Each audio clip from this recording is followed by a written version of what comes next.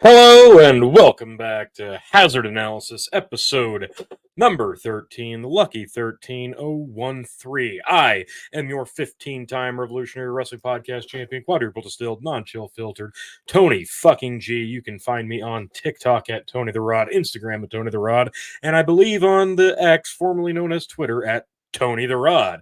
Very on brand, very on point. And yes, I am not just solo tonight. I promise. Phil is in his house, starting the computer, gonna be on any minute.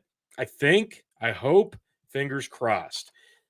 Steven says, I love the 2000s porn jazz intro. I do too. Like, I felt the vibe. Like, it's kind of rock, but it's kind of subtle. It's a little bit of like rocking the boat, rocking the motion of the ocean. I wish we could just play that throughout the entire episode because I think we'd probably get down to the brass tacks a lot quicker. We wouldn't have nearly as much interruption. We wouldn't have nearly as much back and forth of Aiko and Phil ignoring everybody else in the panel for 20 minutes at a time. But I digress. It is Thursday. We are live. It is September 14th, 2023. And the news has essentially fallen off the fucking map. We're going to get into it. We've got Biden impeachment. We've got Biden possibly jail, probably not, maybe, fingers crossed stuff. And we've got what we're going to start out with, extraterrestrials. Yeah, that's where we're at. This year, this timeline, it fucking delivers, folks. We're on the cusp of being, a year away from another election cycle. Like, we're right there. We are right there for about a year out, roughly. We pretty much know at this point Donald Trump's going to be your nominee for the Republicans unless something crazy fucking happens. The Democrats, as it sits right now, Joe Biden, could that change? Maybe. Things could change very quickly. Maybe. Fingers crossed. Or do we? Do we want anybody else?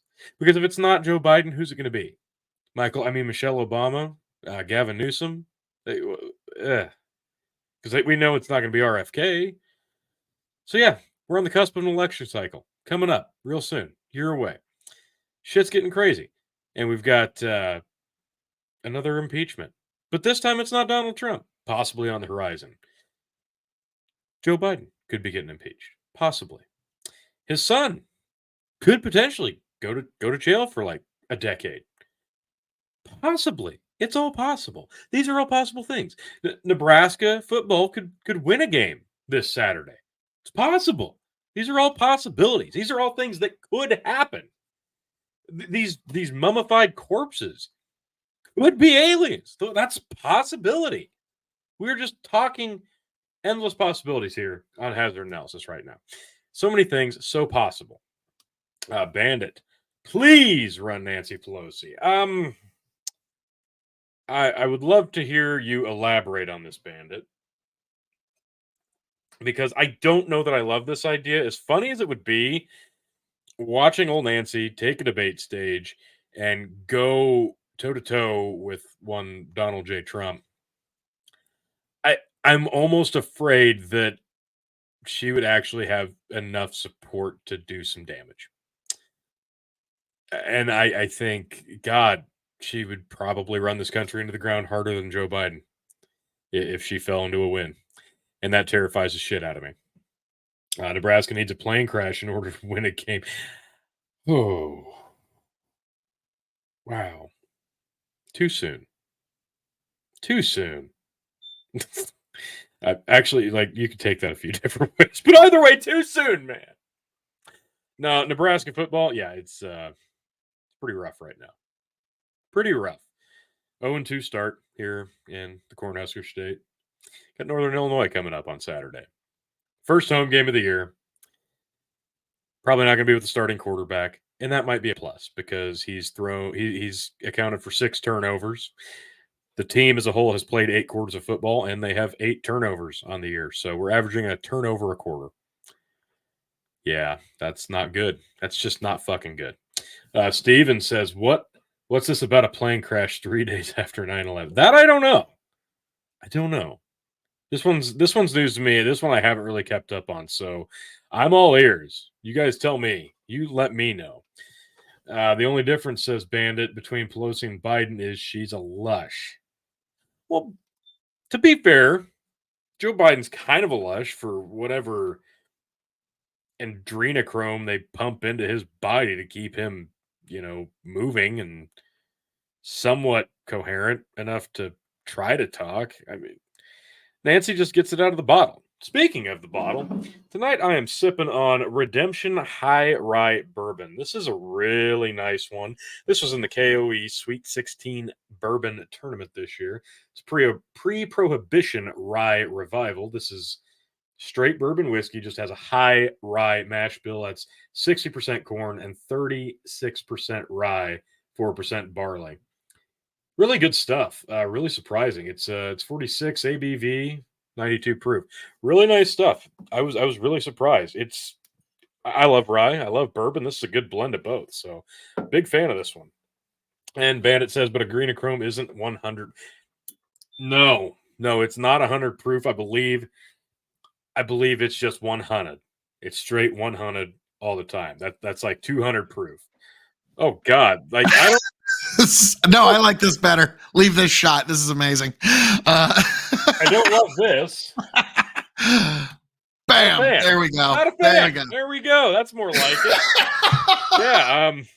That was the greatest intro for Phil to ever show up in a live stream ever. That was amazing. But I had to get on for this Phil comment. Wandering onto a stream just manages to just plaster himself all over my face. That was incredible. Yes, nope. Just who needs to look at Tony G? There's Phil K. You're like, I wish that Tony G shit. Phil's here.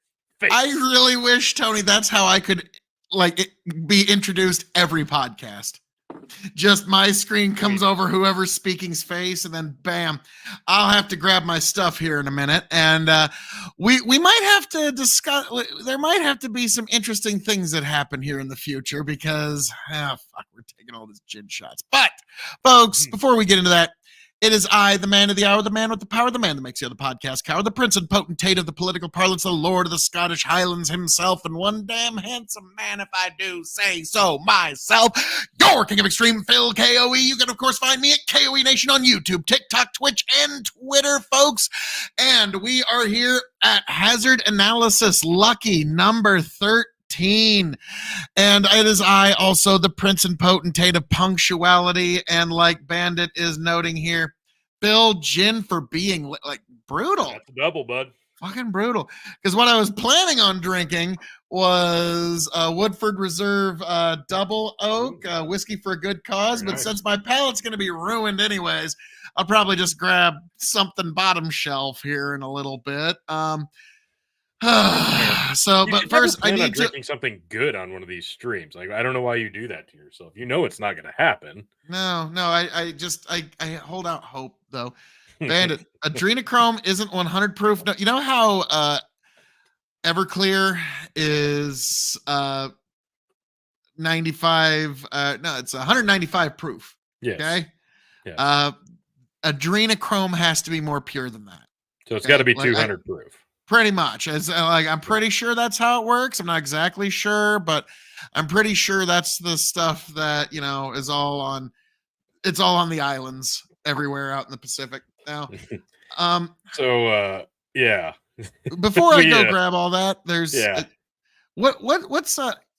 there's something we've been kind of bantying back and forth a little bit about. It's not what you think, but there was a headline out of Mexico. Are we going to touch on that tonight? Yeah, we're gonna open with that because I want to talk about that, and then we've got a double dose of Biden, and I don't know if we've got anybody else showing up. You said you maybe have one or two. Oh yeah, that's right. I got to send some StreamYard links out. Do that, folks. But I'll be here for my allotted normal time, and then I'll probably have to skedaddle in case if you do get some other guests because it is a Thursday night, folks, and I'm trying to be all healthy these days.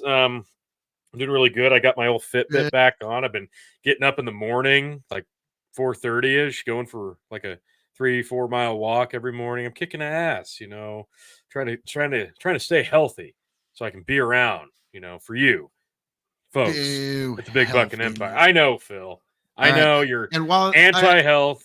No, I'm not anti-health. Actually, strangely enough, Tony, my day one started about 7 days ago. I've gone on a walk every day now for 7 days. It's a short one, but like it's a little route I do. Good start. And I do some shadow boxing on the way, do some Thai knee lifts, and with different, because I do knife reviews. Now I take different ones and like, how do they work with harness techniques and all that kind of stuff. It's the one big hole in my game was I was never into Kali as much as I wanted to get into, and so yeah, that's just one thing I'm getting, trying to get back into shape a little bit because I've talked enough shit that eventually I'm going to be in a boxing match with somebody. Our one shot goes to Tony before he manages to Bandit! You're my hero, sir. I don't even have a shot glass down here, so I'm just going to have to go old just school. rip it. Rip it. Yeah. I got to see this. Oh, it's like rancid, wet cardboard. I cannot stress this enough. Millet whiskey is the worst shit I've ever tasted. It's just, it tastes like wet, rancid cardboard. There's no other description necessary.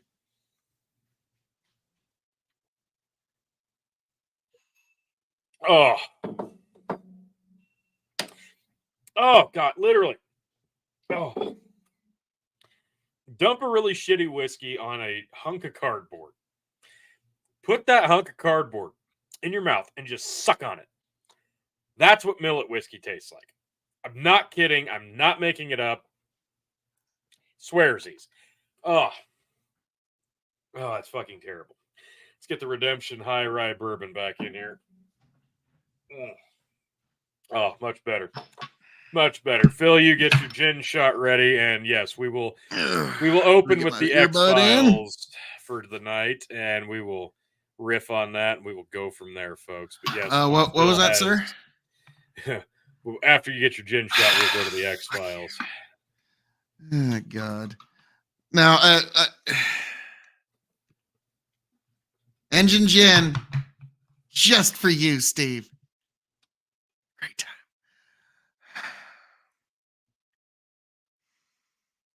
Enjoy. I think I overpoured that. I think that counts as a double. That's okay. You'll be fine. Yeah. Abysmal in what way? Like, that could be taken a lot. Like, yeah, it's looking real abysmal right now. Fucking all of them. Ew. 2-finger fucking pour a straight engine turpentine gin. To fighting, stealing, and drinking. If you're going to fight, may it be for a friend. If you're going to steal, may it be a lover's heart. And if you're going to drink, by God, I hope it's with me. Yeah.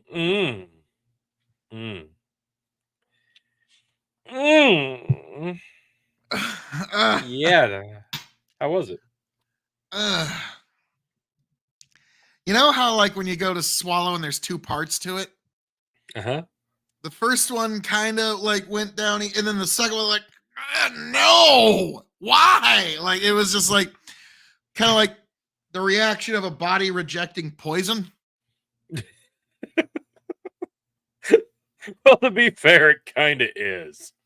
It kind of fucking is poison. No, because I got a bottle of it here. Don't care. I'm actually going to now pour some Old Forester 1870. Which me and Tony look forward to some more Old Forester content coming down the pike soon. Love me some Old Forester. Now, apparently, Tony doesn't like the way I do round robin, so I'm going to let him conduct the round robin. Jesus Christ. No, this Phil's idea of a round robin is so fucking convoluted. It's not like, it's just not. I got it edited properly, and they're going to be dropping real soon. I don't know that I'll be able to watch those, Phil. Oh, it'll be beautiful. Hurt my brain. It'll be wonderful. Your body knows it's turpentine, Phil. Yes, Bandit. Grow the farm up. Too many 5'3", 300-pound corrupt, over-petrified human fudge rounds. I dare them to bring their food stamps to Jason Aldean's small town. Mike drop bomb. Wow. You managed to, like, Piss off Yeah, everybody. he Well kind of done. went after everyone there. Wow. Damn. Well done. Well It's done. kind of like I was kind of joking around about the Oliver Anthony guy. It's like, yeah, some like don't be wrong, I love the song and I like the message, but you always got to remember creative types are sometimes not the most financially literate. He charges $120,000 for a concert, then he's wondering why are they charging $200 a ticket at a 1,500 seat arena? I'm like, if you do the math, that is break fucking even. They're just wanting to have the show. Look, if you know that you're not going to be like a megastar for very fucking long and your window's closing, apparently he doesn't. Probably do that too. No, apparently he doesn't. Like he thinks his like I'm gonna be around forever. Like no, I'm just saying. I think I would get it while it's hot, and yeah. Now I don't have to do anything. Cool. Exactly. Cool. Like, don't get me wrong. Like, you can go one of two ways with it. You can either be AC/DC and your musical style just goes forever, or you're Lou Bega and you're Mambo Number 5. And I'll never like fuck Chris you. Mambo Number 5 is still my jam. Well, Chris Rock said it pretty good. I'll never forget this. Like he was on stage and he was roasting Ricky Martin, and he went. And then Ricky Martin's wife got up and punched him square in the mouth. Right? That's how that went? No, not quite. Oh. No. Ricky Martin was a well-adjusted adult and just kind of took the insult. But no, I'll never forget Chris Rock. He's up on stage like, everywhere you go, living La Vida Loca, living La Vida Loca. Ricky need another hit bad. Ricky need a hit worse than a crackhead need another hit. Like I was like, yeah, that's yeah. Like, I knew when I said it, like maybe I mean, actually, I think mean nothing. So I think he's out of the closet now. So I don't think we're breaking any great revelation. Let's not discriminate here. Steven says Ricky had Menudo, Chris Rock had a slap. Yeah, I was about to say, I mean, does it count as a one-hit wonder if like he was in Menudo, which was actually in its era not a one-hit wonder, and then as a solo star had one big break? Like I don't like that's one of those. Look, Chris Rock had a really great one-hit wonder at the Oscars too. Yeah, from Will Smith's. Yeah. Well, okay, Tony. Produced by Will Smith. But I'm going to be honest with you. Like, there was anger in it, but like at the last minute, he must have pulled back or something because like there's just like, yeah, like he had all the intensive purposes of like knocking a motherfucker out with a slap, and then mid slap realized what he was doing this. Yeah, and it looked like shit. Now, Chris Rock, like I could see it. You know what he was doing? He was trying to like give Will like an out. He had his head out there. He was offering it not to get a punch, but so Will Smith could like headlock him and like give him the little noogie, you know, like get on top of his head. So like give him something to get back there. But then he get like, what the? Now again, like, that guy acted as Muhammad Ali. How did he not like? How that's the best you could do. Like I know somebody trained him to at least act somewhat like Ali, but yeah, that was disappointing. But now, Tony. Speaking of Ali, let's add an EN to that. No, that's a 5-star transition. All right, thank you. I didn't know if it was going to land or not, but we're going to go with it. Yes, Ali, from Ali to EN, alien. And it's is it appropriate that this is in Mexico? No, like okay, Tony, I'm gonna read read the headline and then read 3 paragraphs from the article, and then I'm gonna give you a thought here. All right, that's totally fair. This is from NPR. A ufologist, I assume that's how you pronounce that, ufologist, a ufologist claims to show 2 alien corpses to Mexico's Congress. And here you see the mummified remains of the original Yoda puppet. Okay. Yeah. Mexico City. Mexico's Congress heard testimony from experts who study extraterrestrials on Tuesday, and the hearing started with a huge surprise. Jamie Mausman, a self described ufologist, brought two caskets into the congressional chambers. As Mussman spoke, two men uncovered the caskets to reveal two bodies. Now I'm going to leave it muted and we will just play the clip here while Phil gives his thoughts. This gets unveiled and they're like, oh, alien corpses? All right. Just show us the Epstein list already.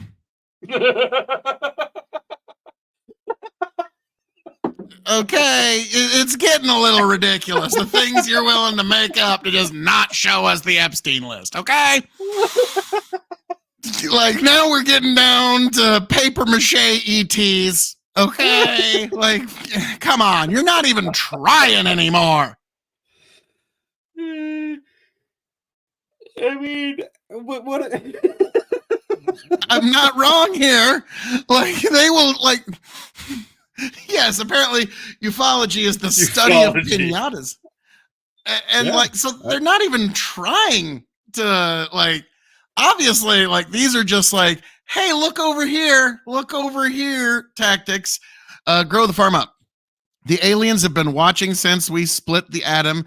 Then they barred us from the universe when we used it to blow up 10% of the planet we lived on. So they just make sure we don't bomb space. The zookeeper theory. That's one that a lot of people hold, is that we're the Oort cloud around our solar system is actually something that the zookeepers of the universe, if you will, put there. Which, don't get me wrong, if it keeps us in for a while, that's okay, so long as it keeps other shit out. Like, I'm like, you know, until we get the technology to break that, I'm fine.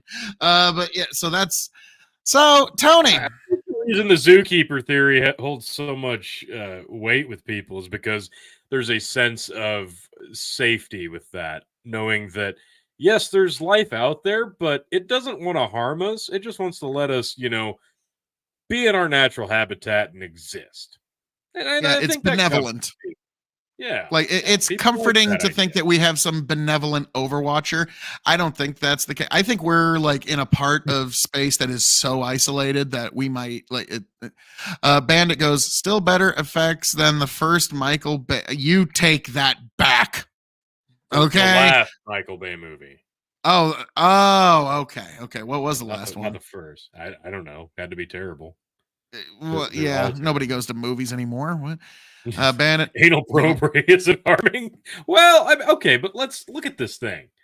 Look at this thing. Like, it's not even that big. Like, this thing's tiny.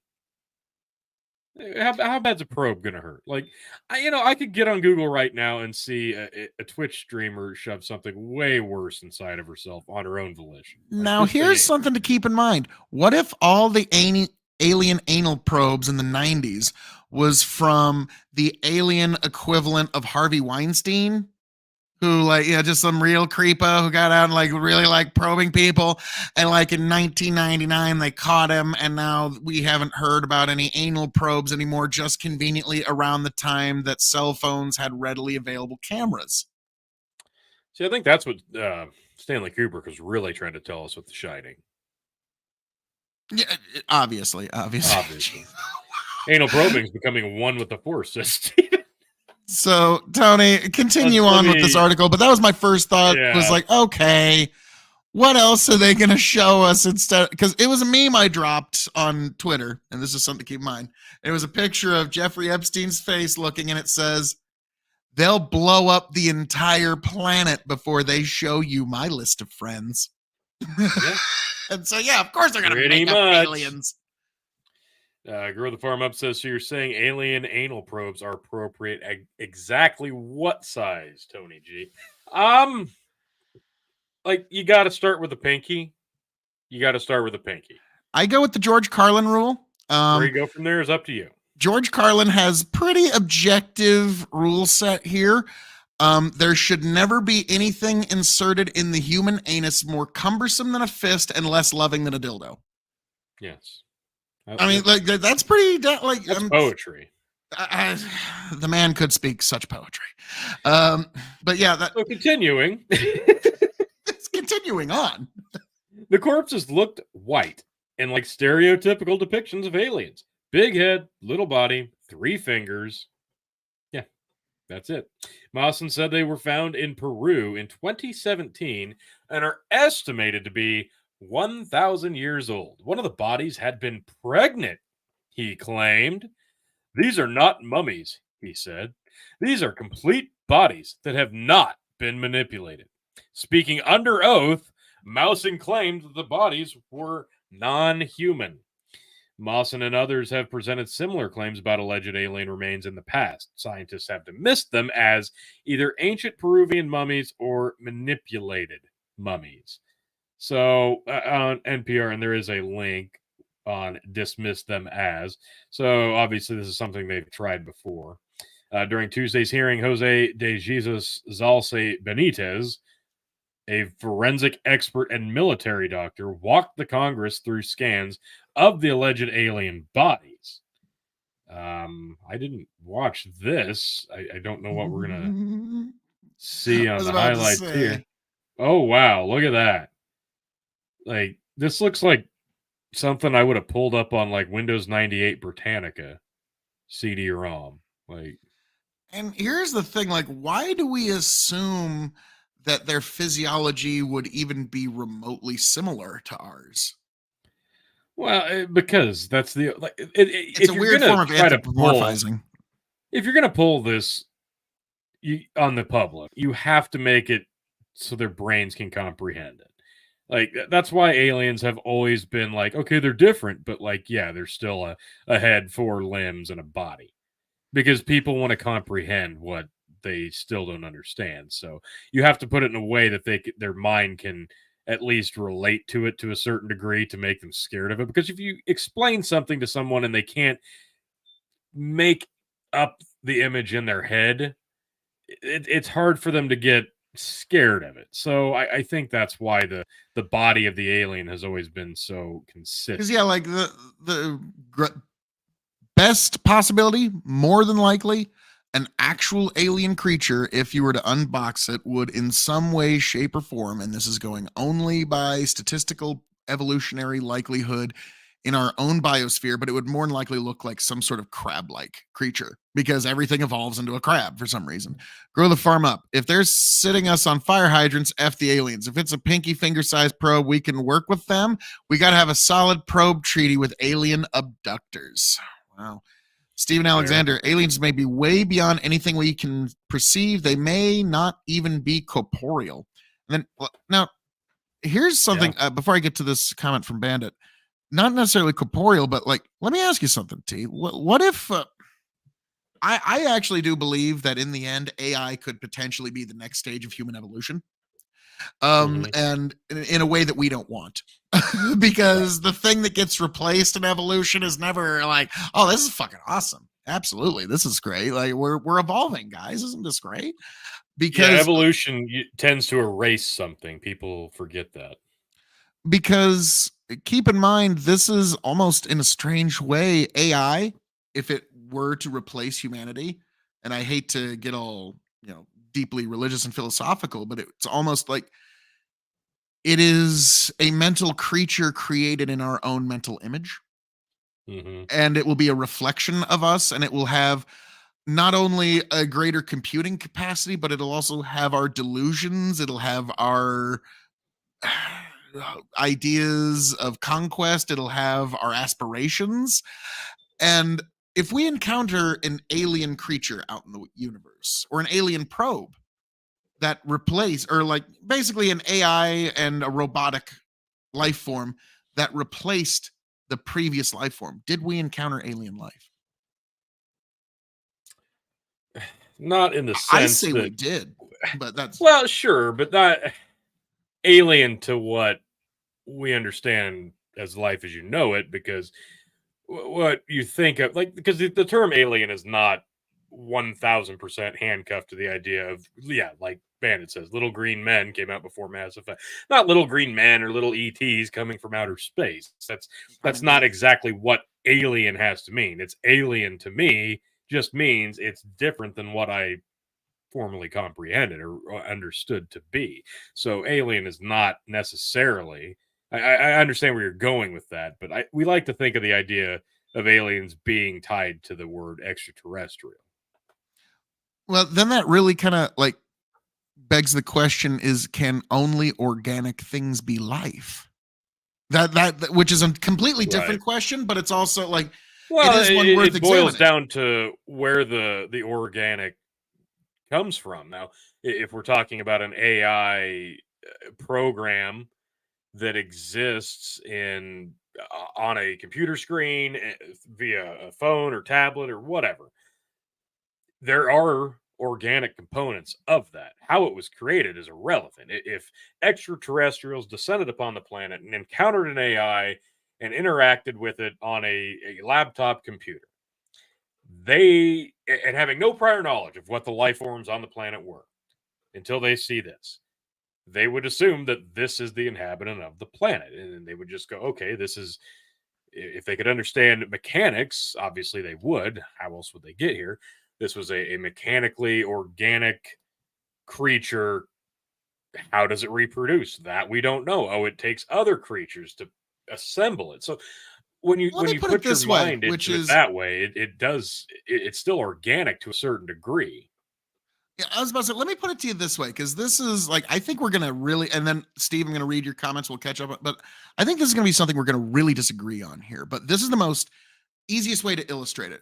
In the show Rick and Morty, the you get butter robot, where Rick programs it with such a complicated AI that it can actually understand the pointlessness of its own Mhm. existence. And he goes, "Yeah, welcome to the club, pal." In a strange way, I think in that moment, Rick actually did create a life. I know a lot of people aren't going to agree with that, but this is a creature that thinks and knows. I think, therefore I am. It's in Right. this world and it's aware of itself, and it's even aware of its own desires and its own motivations. And so that's Sentience is really kind of the precursor. Once something has sentience to a certain degree and it has organic features, like if you take those two things together, yeah, you're basically talking about a life. Regardless of how it was created, it is a life to some extent. Now, we can argue all day about computers not being life or plants not being what we consider alive, but it's all kind of living material one way or another. exactly. Now, Stephen Alexander Martinez, take that step from us and extrapolate it to them on an unimaginably more complex technological level. Doesn't even need, like, I understand that, but I don't even think that, other alien civilizations might even just be comparable to our technology. We always assume they're going to be way above, but they might just, once we get to fusion, we might kind of be comparable. They would live in pocket universe and could manipulate space and time. Um, that's maybe a little far, but like if we could make one computer that's an actual Matryoshka brain, which is completely envelops the sun at 17 different levels, we could get every bit of thermal and light energy out of one sun. And with that kind of computing power, you could literally generate an entire universe in seconds with that kind of computing power. Bandit Phil, we all saw Star Trek the motion picture, and it was amazing. Grow the farm up. Also, the aliens frown when they see how the fudge rounds are bringing the working man down from town to town. Like, Motherfucker oh, spitting. Motherfucker exactly. spitting. No, Chat GPT is not life, but what it is learning for when it does. And it's going to know all of our preferences and all the things we like and all the things we don't like and just the perfect ways to appease us. Grow the farm up. The fifth dimension is real. It's bending space time, which you normally see that in gravity wells and like stars. So, yeah, like grow the farm up. Hang on, go back there real quick. Grow the farm up asked me one time what string theory is, and I don't necessarily subscribe to that, but like fifth dimension theory and the bending of space and time and its ability to actually warp into higher realms of reality for moment, like once you're in the just right Goldilocks zone, that does bear out in even those basic physics. So yes. Grow the farm up. The first thing you learn when you invent space-time travel is that you're not the first to discover space-time travel. Rick Sanchez. Yeah. That's like that'll be like, hey, I invented space time. And then somebody goes like, yeah, you should really not do that. Why? Who are you? I'm you from like 5 years in the future. Shit, really? Yeah, it gets really convoluted. So I would just turn back now, kid. Steven found some really strong bro. Steven, Biden will get us to that Matryoshka brain, and Phil fears that. Oh, yeah. A Matryoshka brain couldn't give Biden back enough fucking cognizant awareness to run this country, unfortunately. I want to go back to this for a second. The fifth dimension's real is bending space and time. Now, I think if you're going to actually look at beings from galaxies far, far away, not, trying to give the Star Wars ideal here, but if you're going to talk about traveling at the speed of light through multiple galaxies, you can't. I know space is vast and the distance between stars is very great, but you can't, even if you had the ability to travel the speed of light, are you going to be able to pass through tangible objects out in the middle of space should your path be crowded by them? Now, I think if you're going to look at multi-dimensional travel, that's much more explanatory, because you start talking about being able to fold intersects of space and time like a book. It's like you're reading chapter 1 and you just can't help yourself, right? You need to skip a few chapters. And you skip like 80 pages and you find yourself in chapter 4 in the middle of it. You just skip all those pages in between. That's kind of what I think about bending space and time, because you're bypassing everything in between, getting around it in a much different way than you were intended to, because the only way you should be reading a book is page by page by page. But in this way, you're crossing a different dimension, going outside of the story itself and skipping to a different portion of it. So I think in terms of space travel, when we think like light speed, sure, in theory that could work, and maybe mass can warp through or around it, or however that would work in theory. I think multi-dimensional travel is probably something much more realistic, which sounds crazy, but it's probably more based in reality than we would think. The multi-dimensional travel theories. The thing is, like, people, like, we see things in 3D. I remember there was somebody who talked about how if a fourth dimension object were to pass in 3 dimensions, we would perceive it very strangely. It would basically be like if a 4-dimensional object was passing through the third dimension, we would perceive it as being very small, then growing very large, and then going very small, and then disappearing again. Because, like, think about a 3-dimensional object viewing a 2-dimensional object, and then how hard it would be for a 2-dimensional object to view a 3-dimensional object, because from the 2-dimensional object's view, everything is still a 2-dimensional plane. I think we had this discussion when we sat down at Chickens, did we not? A little bit. We kind of talked a little bit about this, or was this on a different episode? I mentioned. I think we might have. Which I think that was on that episode this Halloween. We need to be dropping that soon. But yeah, there was an author, William Sleater, I believe his name was, a young author, novelist. I read a lot when I was in like junior high. Read most of his books, and one of his books focused entirely on the fourth dimension and the beings in it. Now, a young teenage girl figures out how to travel from dimension to dimension because she encounters a boy who knows how to travel from dimension to dimension. And eventually it uncovers an entire Illuminati of, okay, there's a 4th dimensional gatekeeper, there's a 5th dimensional, there's a 6th dimensional, so on and so forth, until infinite dimensional, because of course it's all infinite. And yes, like you look at a 2-dimensional being as a stick figure on a piece of paper.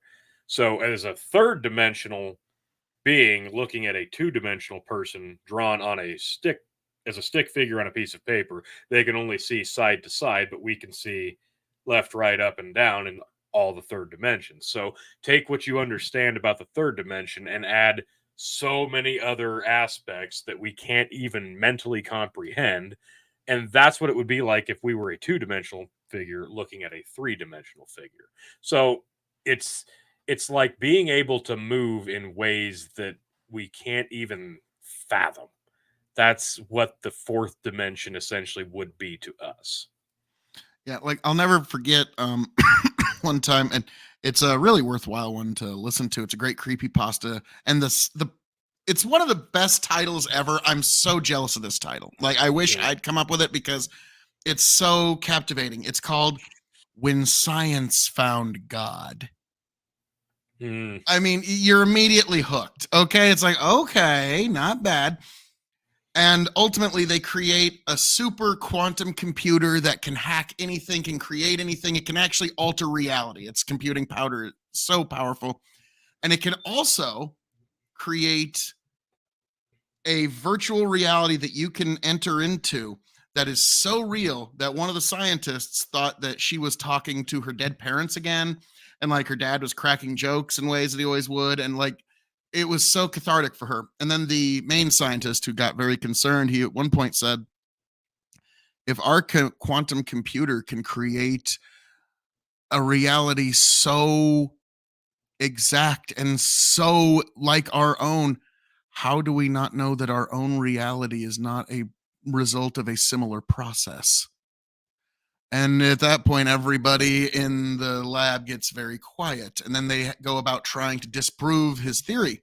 And at one point, they try to use the supercomputer, the quantum computer, to try to break out and try to actually witness these higher dimensions.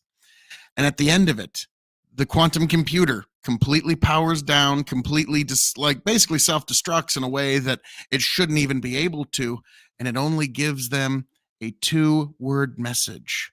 A two-word message to tell them that we are not to try and go into higher dimensions. We are part of a very small island on a vast black sea that we are not to venture out of. And that two-word message that the computer spit back was turn back. Like, yeah, and I remember when we listened to that, you were like, okay, because that's closer to what you think the paranormal is. Like, yes. it's not like, oh, Uncle Unky Frats he's haunting the old barn over there. Like, that's a little simple, okay? Yeah. But Bandit goes, But isn't again, that's what the human mind creates, and it's the same thing whether we're talking about aliens or ghosts. It's the mind creates what it can understand, and what we understand is a physical being that looks like us. So that's kind of what we've always imagined when we talk about extraterrestrials or ghosts. We'll touch on that first here, but how many Bud Lights would it take for the human mind to enter 5D space? Tony, you've done this research. I did before Bud Light started sucking ass because they changed the recipe when they sold to the Germans, and The now Illuminati's it would keeping the original it one would for take themselves. way more than they would even have in production right now because losses of Rice. sorts. Bandit, isn't the fourth dimension just time? I don't know that Not I would exactly. go that far because time hardly even exists. And When by that I space mean and time intersect in a gravity well, that's the closest we get to actually being able to witness and manipulate the fourth dimension. time only exists because we as a society have found a way to measure almost everything, whether it's depth or age or what have you. We measure everything, years, days, hours. Because we have to put some form of understanding of why things decay, why things die, why things age. We like to have an understanding of that. That's why the idea of measuring anything exists, and that's really why the concept of time exists. Otherwise, I mean, find another civilization out there in the cosmos, and is time even a thing? Uh You know, that is a fascinating, because like our time is very, very dependent on gravity and our rotation around the sun. And so, yeah, once you get out into the void of space, like, because keep in mind, even like our astronauts and cosmonauts and blah, blah, blah, they're all in a gravity well. Like, we've gone to the moon and back. We've stayed inside of Earth's gravity well the entire time of our species' existence. Grow the Farm Up Bandit. Yes, the fourth dimension is time. The fifth dimension, I believe, is gravity. And this is a great one. Grow the Farm Up. This is actually a pretty good demonstration to at least try to help people who aren't really getting this theory. To sum it up in our generation's parlance, difference between original Nintendo Tecmo Bowl versus Madden 2023 on PS 5 or whatever gaming system the kids play these. Yeah, or PS 25 actually would be an actually better demonstration. Because yeah, God, can you imagine PS 25? Like, there's no controller. You just put it on your temples and it just beams the game into your head.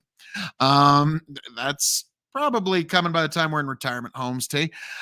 So, but yes, we'll finally get that Star Trek holodeck. But yeah, so in terms of the fourth dimension and fifth dimension, I don't think time is the fourth dimension by any means, but time's just a unit of measurement.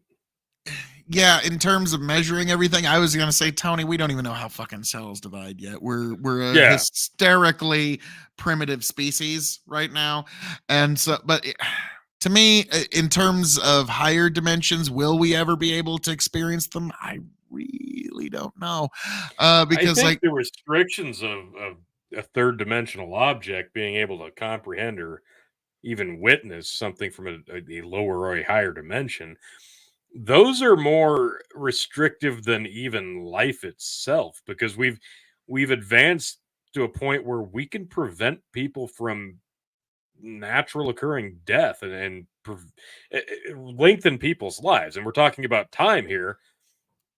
That's one way we've cheated time as a civilization. So I think that alone is less restrictive than what we're talking about in terms of multidimensional. Like, what if we find out that, like, once you get out of a solar system, you age so tremendously slowly, like time just works so differently? Or we find out you get out of a solar system, that you get out of the sun's gravitational pull completely, and you find yourself in a dead space with no gravity pull. You might find yourself dying in like 15 seconds. We don't know. Like, that's a Grow the Farm Up. If fifth is gravity, time has to come first. Hence, it is simply our only way to measure the fourth dimension. If it's even worth measuring, though, because again, we as humans, we like to measure things because that's how we comprehend things. But like you just said, Phil, if we get into a different section of the universe and we start ascending through different dimensions, the laws of physics, time, gravity, that's all off the table. Like, we don't have any inkling of understanding of how, once you reach the outer edges of the universe, the rules are gone. There are no rules anymore. We can't even begin to fathom what might lie beyond that, and how our archaic bodies would react to that. Yeah, we like you said, we could instantly age 100 years, or time could essentially stand still. So again, I remember it was something. It was something you said that I was always like, no, absolutely not. Shut up. When you were like, well, Phil, when you get further out in the universe, the laws of physics might actually be a little different out there. And I'm like, no, physics is the universal law. And I was like, I was doing that. Never have I seen such petulance, such disregard. Like I was not having it. I was like, yeah, once you do realize that time and gravity are tied, then all the other rules can be kind of bent. Bandit, the holodeck proves that communism doesn't even work in Star Trek, because who mops up after Riker is done in there? That's fair. Yeah. Because like time is this very strange commodity. Now I've actually believe Neil deGrasse Tyson's talked about this, and I've heard a lot of other very very smart folks like Isaac Arthur has even talked about this, and he's a guy I put a lot of stock in, that the best way that we could actually extend the natural life, and this is towards the end of the universe, where it's like, oh fuck, we only got like a few million years left in the universe to live. You find a black hole and then you put the kind of craft that can literally just stay on the event horizon of a black hole, and then you can literally, as far as you're concerned, like 1/1,000,000th of a millisecond is like living a billion years.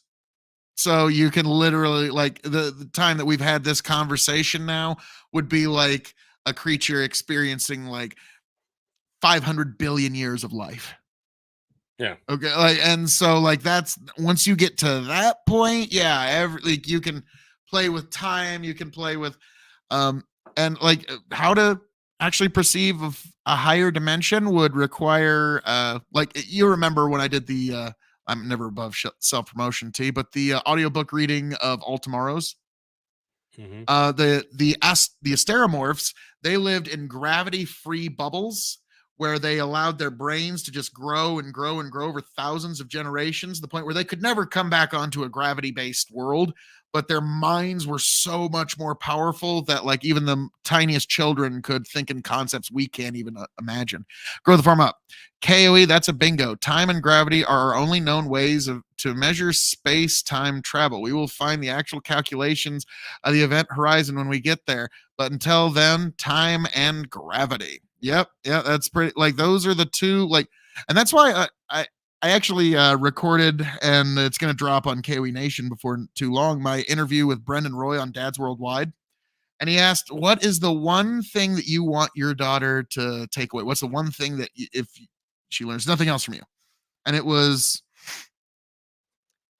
persuasion, if wielded properly, is more powerful than gravity. If you like, now gravity is, as we've established here, the most powerful force in our universe. Like nothing tops gravity. Okay. Like it's what moves all of us. It's why we're here, is because of gravity. But if you are good enough with your powers of persuasion, you can persuade enough people to build you a rocket to poof, break a gravity well.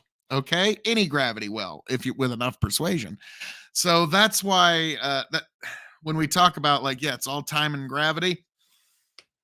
That's the one thing I always think, like, all right, kiddo, next generation, and all y'all that do end up exploring space, because our generation, we were born too late to explore the high seas, and we were born too early to explore outer space. So we have to explore, we have to settle for exploring the internet. Yeah. Yeah. So y'all, when you're looking back on this, all y'all fucking flying out in the stars and shit, look at what these fuckers were talking about way back when. Can you believe that? Yeah, fuck you. You get a fucking fly out in space and shit. Yeah. All right. Yeah. I'm Yeah. a little jelly. Like by the time I'm 90, I might be able to do a space tourism thing where they like, oh, you're out in space for a few seconds. All right, let's get you back real quick. And we're all be like, oh my God, can you believe it? We were in space for a few seconds. And yeah, all y'all in the future laughing your ass off. I know it. No fucking. And all those flat earthers will say, "Oh, this is clearly just like a simulation. We're not actually on a rocket ship viewing space." Yeah, right now the future class, like, wait, that was still a thing? Okay, that was a thing for like a few years. A couple of guys found a way to troll really smart people. Because, like, to me, like, if you're gonna troll Neil deGrasse Tyson in a way that's gonna like almost make him melt down, it's like, well, how do you really know the world's right? Like, you do something like that where like he just like in the trying to explain it, like his brain is gonna melt down. Oh, my favorite thing is the fact that they are so adamant about the idea that gravity is just a theory and it's not provable at all. I mean, Yep. Congratulations, Phil. You just proved gravity. But they won't hear that. Be weird about it, but like, No, that's just theoretical, Phil. You didn't prove anything. Oh, I'm telling you, if you wanna go on an absolute fucking just rabbit hole of stupidity, get on Flat Earth TikTok. Thank me later, because it's amazing. It like, is I've amazing. seen so, but like, I'll never forget. It was kind of funny. It was a YouTube short where it was a Muslim dude and an atheist were standing out in the middle of New York, and this atheist basically like, I don't even know if he's full atheist, but he's like, how do we don't even know if we exist or not. Like, how prove to me that I even exist? You know what the Muslim dude did? Put his hand out, just pushed him a little bit. Yeah. Like, then if it's not real, why did you react to it? Like, it's, but yeah, Grow the Farm Up. The Flat Earth will say it's a simulation of a simulation. Tony G. Yeah. Very M. Night Shyamalan. What Nice. a twist. Okay. If the Flat Earthers were actually inside of an M. Night Shyamalan, like, okay, you break out of the first simulation, and I was like, oh wow, the Flat Earth is real, man. And then you break out of that simulation, M. Night Shyamalan style, like, no, actually the Earth is round, but we just wanted to fuck with you. Okay, that I would be down with that. Bandit, Flat Earthers and Democrats, but I repeat myself, will always be a thing. Well done. Very nice. Well done. Very nice. It's flat curvers. We have to flatten the curve. But God Almighty, the net. So the Flat Earth, Tony. I remember the first. That was actually the first thing that actually brought me on to you and to any kind of political YouTube was talking about Flat Earth, and I was like, huh, really? And you told me that like Alaska is a ring.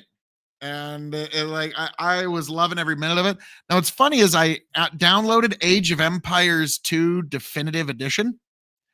And one of the maps is the world map. Yeah. And it's a flat map. And there's like ice on the edges everywhere. And I'm thinking, oh my God, we're fighting on the flat Earth. Who will conquer flat Earth? And I was laughing my ass off about it because, it's, and you can't go around the other way. It's like, really makes, flights from, LA to Hawaii to Japan quite a conundrum there, doesn't it? I gotta find the, oh God. So yeah, the flat Earth theory and the new map, I gotta find it. It's incredible. It basically pushes the idea that the Earth is flat, it's under a dome,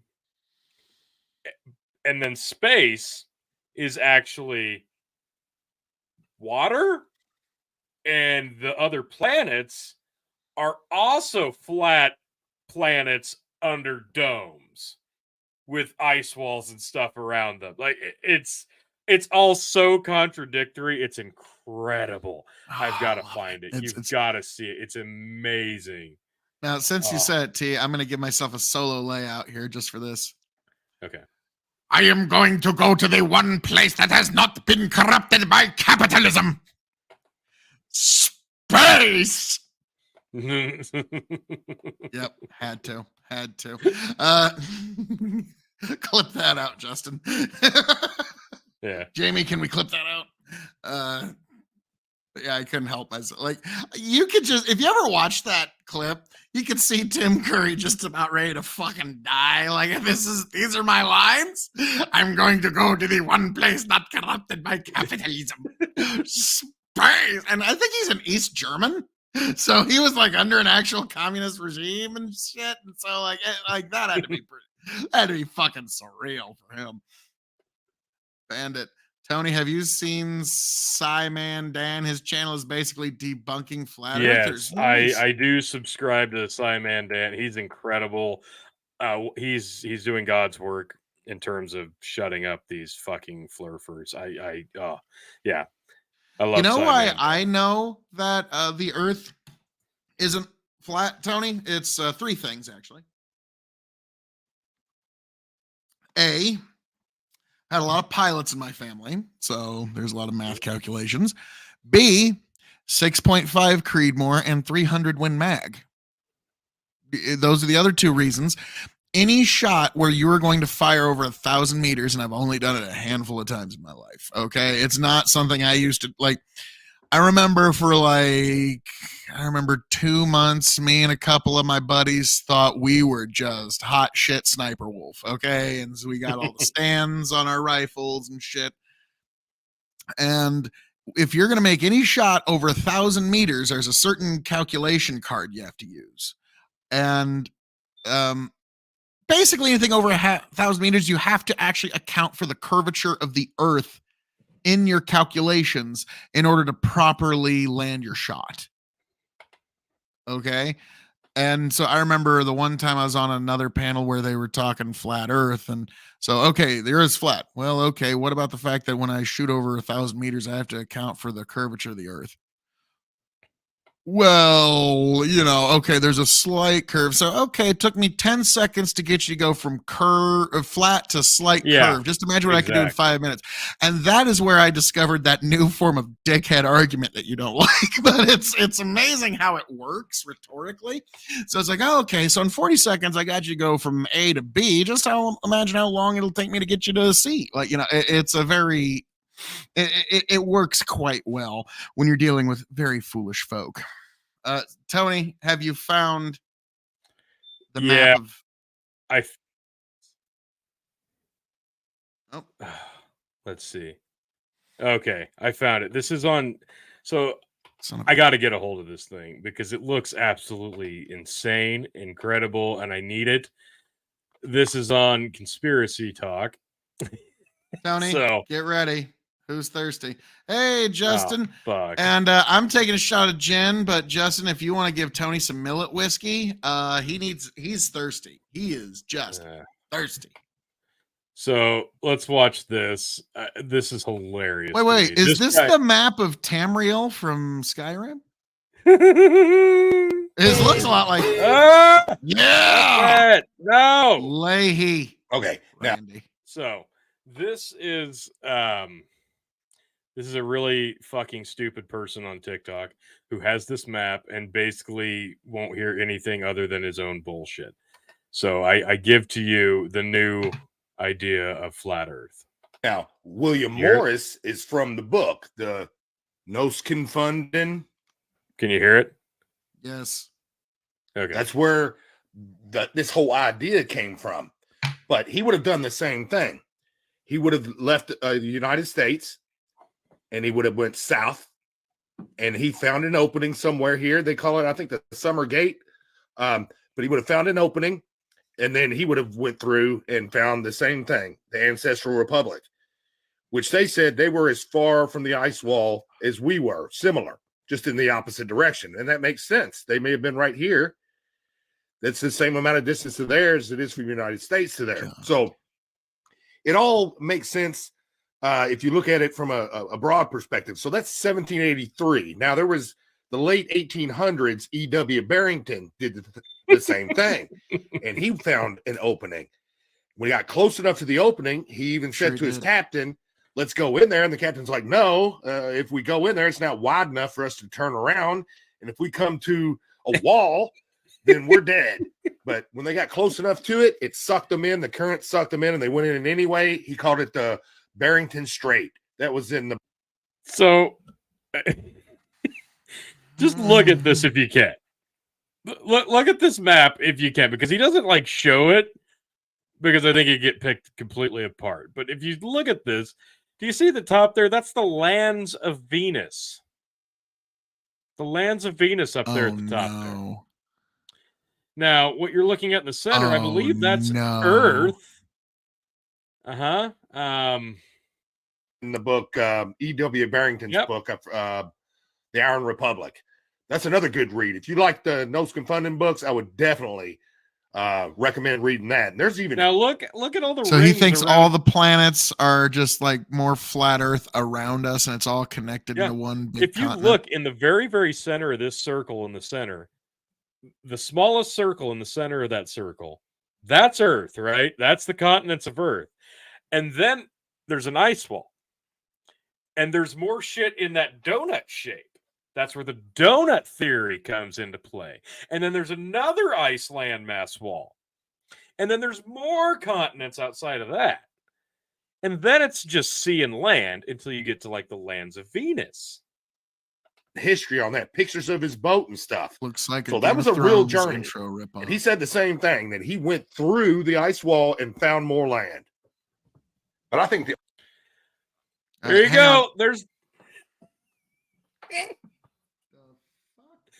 Oh my Lord Almighty! Look at And this. The lands of Venus, the lands of Mars, the deepest seas, ocean, the Anunnaki's lands, the lands of custodians. Look at this shit. the overall Madness. main point is that if you're going to travel long distances between these, the best vessel you could have is a dual purpose vessel, one that can fly and one that can be submerged and go underwater. And that's what we've heard from old sea captains talking about, seeing underwater submerged objects fly out of the water and fly away. So the best means of travel, if you're going to do mass distances, would be a vehicle that could do both.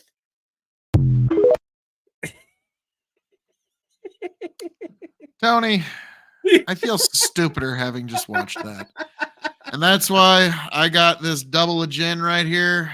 Not looking forward to it. And you got a millet whiskey shot from All right. good old Justin. So thanks, Justin.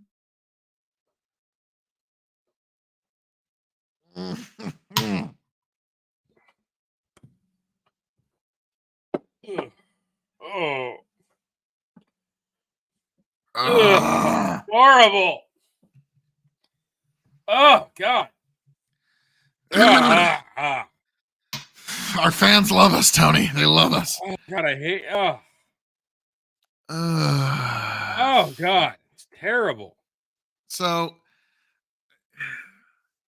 it's one of those things that, like, flat Earth is sort of like the dancing invisible leprechaun on the dark side of the moon.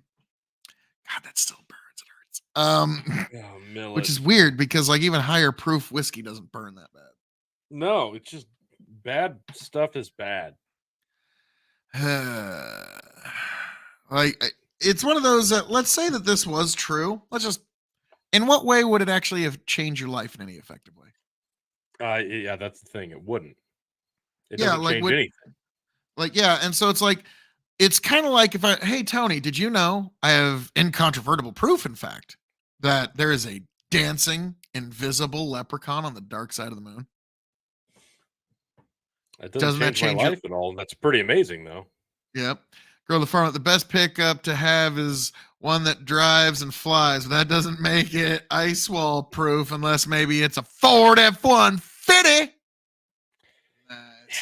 So So yeah, We're gonna like, have so to- what you're saying is the Game of Thrones, the Great Wall is like there's 3 of them, and Sarita's like, All right, so let's talk about the reptilians. This is their world. oh fuck me, really? oh my God, that's his opening line. Look at the top. Isla de los Reptiles. Yeah, Oh, God. yeah, that's what they call it. I'm sure they just use like a little bit of Latin Spanish. Oh fuck. The Lacerta's lands translate to the lands of the lizards. Also, most of them, it says in the book, live on Isla de los Reptiles, which is the land of the reptiles, the island of reptiles. Okay, Oh my so God. let's see what the book says. No, There are- we really don't oh, need shit. to know what the book Worlds. says. I just want to see the map. There, they No, have a I got to large hear the subway insane city, shit. He's And although Right, the right, reality right. is that they live far away from the, there are, oh shit, my bad. This is insane. These This is beings are insane. often mistaken for Anunnaki or other beings, but in reality is that they live far away from the known lands, which is way over here. All right. We're the known lands. That's Earth. Although they have visited them on several occasions and have made contact with leaders, Hang on. they are beings who prefer to live. I like the fact that we're the known lands. Earth, the flat Earth on this crazy map is the known lands. Yet somebody has managed to chart this entire universe of all Yeah. these The exterior unknown lands. lands, even like what? That's Yeah. a very in-depth look. And considering this is a guy in a sailboat, you got to give them credit for covering, because we saw how very little are like. So you got to give them credit for covering literally billions of kilometers of exploration. With a sailboat. Yes, with a sailboat. Now it could have Amazing. been like a Spanish man of war galleon, which those can reach up to like 15 mile an hour with a good wind. It could have just been Superman. Maybe Kal-El himself is the one who charted this map. He'd Keep have the going. power. I got to hear this. This is Far gold. away from other worlds. Their homes are generally built underground, You mean and petri these dishes? advanced reptiles have shown great hostility to humans on several occasions. They have encountered them. Generally, if they visit other worlds, they do so to implant subway bases that can be used in the future, since they monitor everything from there with their advanced technology. Although they have a circle environment for themselves as the Lacertolans, most of them prefer to live in the island near that world, which is right up there, the island of reptiles. Isles dealing reptiles invented piglet. There- That was amazing. Yeah, just a guy say Oh. like, it's sort of Spanishy sounding shit. Like It's all bullshit. all of it. Oh my god. But like this They is have a like I large gotta give subway credit. city, This is like and Skyrim although level. they deep live in its lore. independent lands, Oh yeah. they seem to prefer it that way. They have had in the past great wars with the Anunnaki and are considered of great advancement and development of weapons for destruction. These beings have earned their due respect from the great colonizers, have never been used as beings for inferior tasks, nor have they been able to bend them in any way. It is very possible that if they had to choose a side, they would go in favor of the custodians in a possible future war against humanity. Okay. Oh So, my god. They favor the custodians. Oh no, not that. Anything but the custodians. He pulls back a little and you get a better So we're look going at to the war with map. janitors? Well, look, that's a slur term. I'm sure the custodian people wouldn't like that, Phil. You get a possible kind of a future better look war against after when he humanity. Yeah. pulls back. Okay. Because I want So- this map. That's the Look at this shit. Look at this. This is madness. This is fucking madness. That's gonna be the map you put behind you when you review whiskeys at your house now. Is Oh, the yeah. fucking flat Earth map. Oh, that'll get the attention that I need. Yeah, absolutely. Here's my thing. I like when you buy this map and you hang it up and you really start to study it, and the people that believe this, do they just get total mind fucked when they realize, oh my god, this map ends? So it's not a flat Earth. It's a flat universe. Holy shit, because it just ends. The universe is flat. Bandit, I've heard it takes a long time to get to England a sailboat. Just imagine how long it takes to get to Venus. Grow the farm up. This is great, Ooh. grade A Sochmead Grift. He's basically just writing a Netflix series at this point. And hey, the freak, how we doing there, good sir? Welcome, welcome. We're talking about, we discovered that the flat earthers, oh, that's just the frosting on the cake here. There's many more layers. Turns out it's a flat universe. And apparently what we're finding out is all the planets are in little petri dishes, apparently on somebody's desk. That's the flat Earth theory. Bandit came through big. He found it. He's got it. I'm going to get pulled reptiles, up. the reptilians. Now, if you'll notice on these, Bandit came through. all these lands are named yeah. after gods. You know, you got the Anunnaki, you got the lands of Mars. Mars was a god, a Greek god. You know, Andromeda, you know, Hercules. You got all. So there you go, like the Greek gods and the Roman gods. Yeah, the lands of Hercules. There's a fucking Pegasus land, apparently. Look at this Hercules, shit. by the way. You got all these, you know, Oh my Saturn. God. Saturn is a So god. wait. Jupiter is the Hit pause here. Hit pause. Okay. So the Greek gods. So Mhm. all of this stuff that's billions of kilometers away on this flat petri dish universe all still happens to be named after the legends, mythologies, and a few maybe people in a little area of the Mediterranean in Greece. Well, yeah, obviously. Duh, Phil. Hmm. Like, Yeah. Jesus. You don't God almighty. believe in the lands of Jupiter? No, You science denier. The greatest god back you then, freak. and Saturn was the Racist. greatest god before him. But all these names, Neptune was a god, Uranus was a god. So when Venus was a and god. it's a round So fucking ring. Uranus is Yeah. a round ring. all these myths come from. They come from coming in contact with beings that were much more advanced than them, and they called them gods. All the planets are named after gods. All the moon missions were named after gods. All the space missions are named after gods. Just think about that. So we need to get Have you this thought map about it, and Tony? do a yes, yes, I've thought about it, and I need to get this map, and we need to do a deep dive on it because this is insanity. And This I is think the like we map. need to put our own like wiener, like Wiener. Game of Thrones shit on. Like, all right, pull it.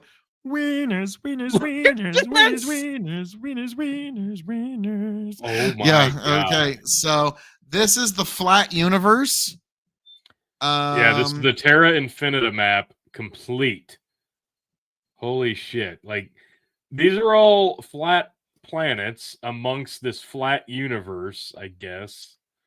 Like we're here. I'm gonna like the pixelation kills it, but like that's us here. Tony. You This need is you're Earth. gonna want to buy the actual map now, aren't you? Oh yeah, I've got to buy this. This is coming home. I gotta get this. Look at this shit. Your great grandkids be like, "Whoa!" Great Oh my god, was like, this is the best part. Look at it down here. The unknown zone. Oh, more unknown zone. Oh, what's up? at the Wait, top? Tony, More Tony. unknown. Tony, in the 5th season, that's when we find out what's outside the unknowns. Whoa, and it's even more flat universe. Whoa, mind blown. Oh, Even that's the beauty of it, Bandit. It's not just one ice wall. It's like 50 ice walls because they're obsessed with the ice wall. Even after India landed on the moon last week or something. Yeah, pretty much. Grow the farm up with the real question. Really, all that matters. Does flat Earth have the same 300-pound fudge round problems the spherical Earth does? What does it matter? Both are clearly doomed by fudge rounds. It's true. They are. Lord, it's a damn shame. And not just that, oatmeal cream pies, nutty bars, zebra cakes, strawberry shortcake. And luckily, True. I'm taller than 5'3", so I'm gonna just snack on fudge rounds. We're gonna have to get the Terra Infinita map and just I'm gonna. I feel like we should lay it down on my card table and like roll dice and do Dungeons and Dragons shit with it. Like I don't know. Like I just feel like that's like I've never played a game of Dungeons and Dragons, but I feel like that is the proper map for it. I feel like Infinita. Terra Infinita map. I'm looking it up on Google or Oh, on God. Amazon right now. Okay. Like Tony's like, please let it be for sale on Amazon. Oh, it's No. not on Amazon. Ah, son of a biscuit. Nope, I'm gonna have to go to a different portion of the internet to find this. Oh Damn God, a part of the internet you don't want to go to, and you're probably gonna have to. I don't buy want the it from- book. I can get the book, Terra Infinita. I don't want the book because it's $20 in paperback. No.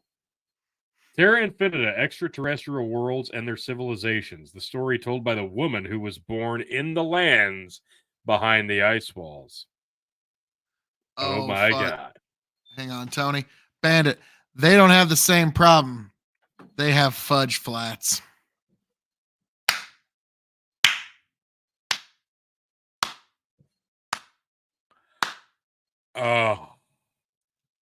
Oh, nailed it.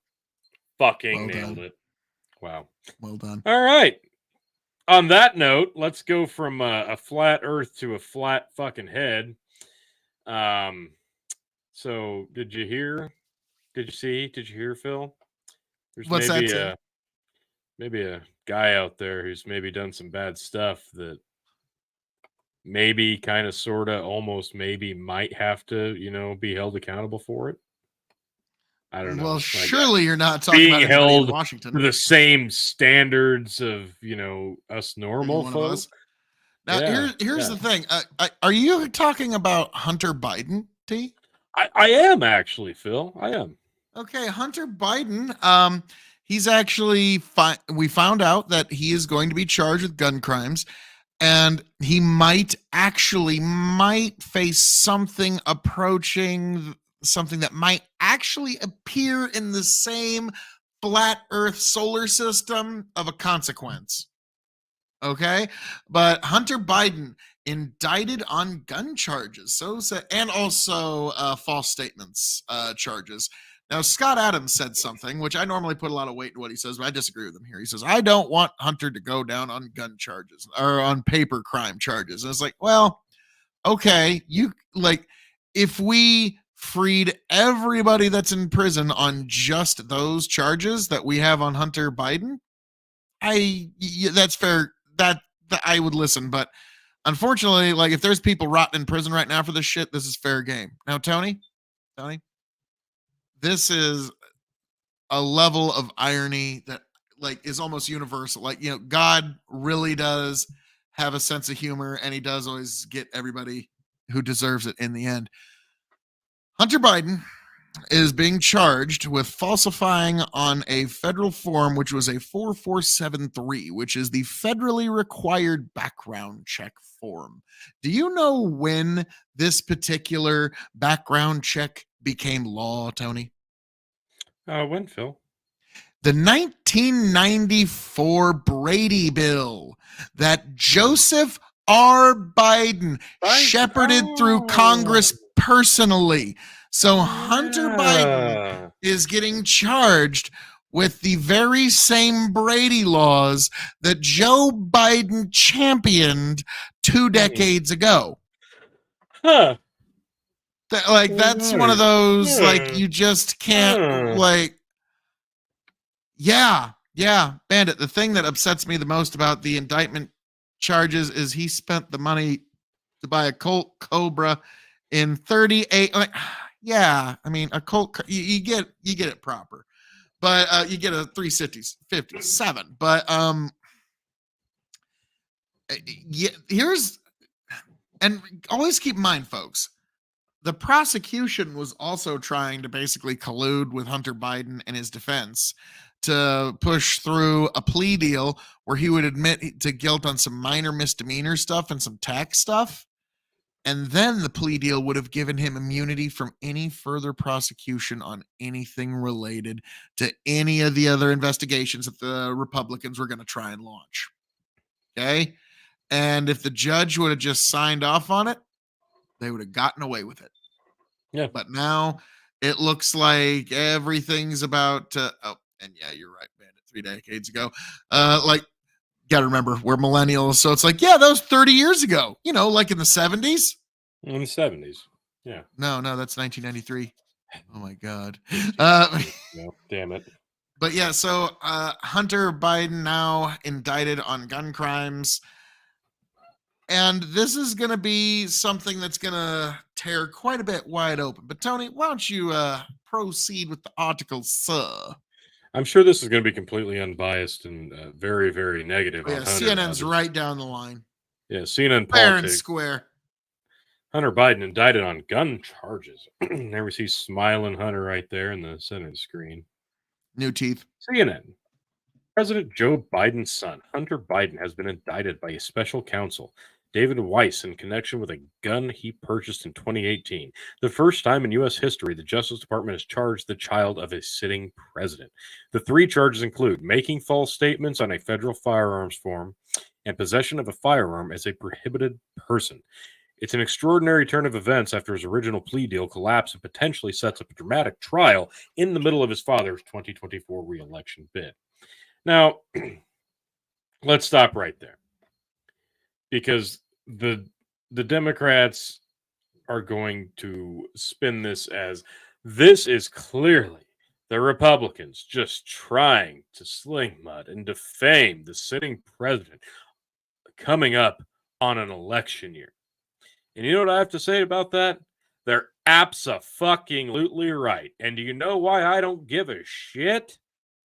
Because this is no goddamn different. In fact, this is pretty fucking mild to what they would do if this were Donald Trump fucking Jr. Jesus Christ. Oh, This yeah. guy would have been in jail 2 years ago, probably sentenced to fucking hanging, and they would have. I was about to say they would have probably party just in the nailed him to a streets. cross. Like they, Yeah. like I don't think they would have even like there wouldn't have even been a trial. Like they would have No, like no trial. Antifa would have just burned his house down. Like it Yeah, would they have would been. have been fine with it. It's fine because he's obviously evil, and we're just going to be okay with that.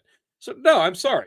It's if you're gonna open these cans of worms, if you're gonna do this shit, when it happens to you back, you just kind of got to fucking live with it. Look, if you want to toe the line and you want to cross the line, once that barrier's broke, the rules change, and this is just the status quo now. So I'm Well, I sorry, keep politics saying- is now this. This is now politics. Tony, Out in the remember when I open for said everybody to see? It's not even happening in the backstage. It's not even happening behind the scenes now. nope? This type of shit is not happening in the shadows. It's happening in front of us on our phones daily. This is just normal now. I said this It's- 5 years ago when the first impeachment came down on Trump, and I said Democrats always remember turnabout is fair play. And we are now Yeah. finally seeing turnabout actually being fair play. Let's see. The Empowered Man podcast. You should have me as the opposition pundit. Opposition to what? I mean, there's nothing but pure correctness here. But T, you continue, and but yeah, we're at the point where we now have legalized lawfare, where the people, whoever's in power in DC is going to use that power to try and make their political opponents no longer their political opponents. And here's the unfortunate reality of it. And I don't like this, but this is going to be one of the most intense elections. Some people say important intensity. This will be the most of our lifetimes, because for the first time in American politics, whoever loses is probably going to prison. Okay. If Trump loses, it seems pretty determined they want to send him to prison. If Biden loses, Trump is sending him to prison. So these guys are literally fighting for their lives. So this is going to be unlike any election we have ever seen. So proud Democrat. Oh my, and proud of president. But oh man. Do I grow the farm up? The Empowered Man pot. Do you drive a Corvette?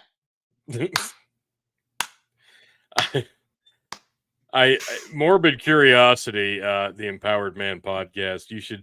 You should get a hold of one Phil KOE on the former Twitter, now X, and visit with him about possibly jumping on with us, because the fact that you can still say "and proud of President Biden."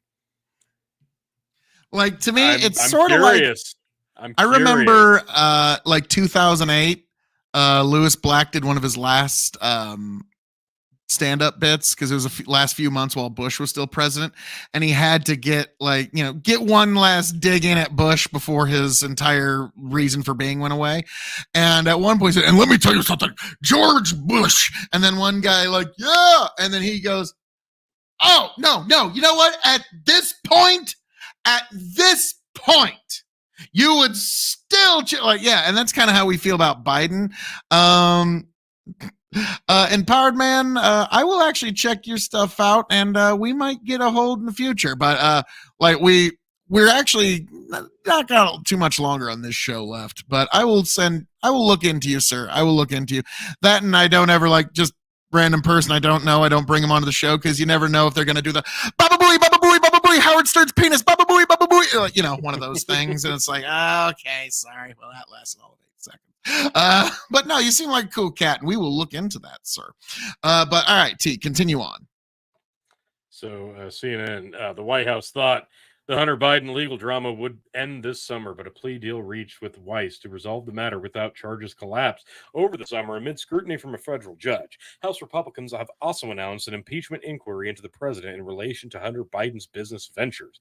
Court filings show that a summons was issued Thursday for him to appear in court for an initial appearance on the charges, though it is unclear when and where the initial appearance would take place. Hunter Biden is currently in California, a source familiar told CNN, adding that any plan for self-surrender or initial appearance, including the date and location, still needs to be worked out. In an exclusive interview Thursday evening, Hunter Biden's lawyer, Abby Lells, claimed that indictment was a result of political pressure. Republican politicians, Lowell told CNN, on Outfront, have been pressuring this U.S. attorney to do something to vindicate their political position. And guess what? They succeeded. Again, turnabout's fair play. Like, I'm sorry. You wanted this. You wanted this. You got it. This is politics now. I don't know what you want. We're heading into an election year. Donald Trump has been impeached realistically about 7 times now, even after he left the office. I got no message. So I said he reached out on Twitter, know. but I haven't got nothing yet. We'll keep looking. We'll yes, we will. We'll get yes. Thank you. We appreciate this.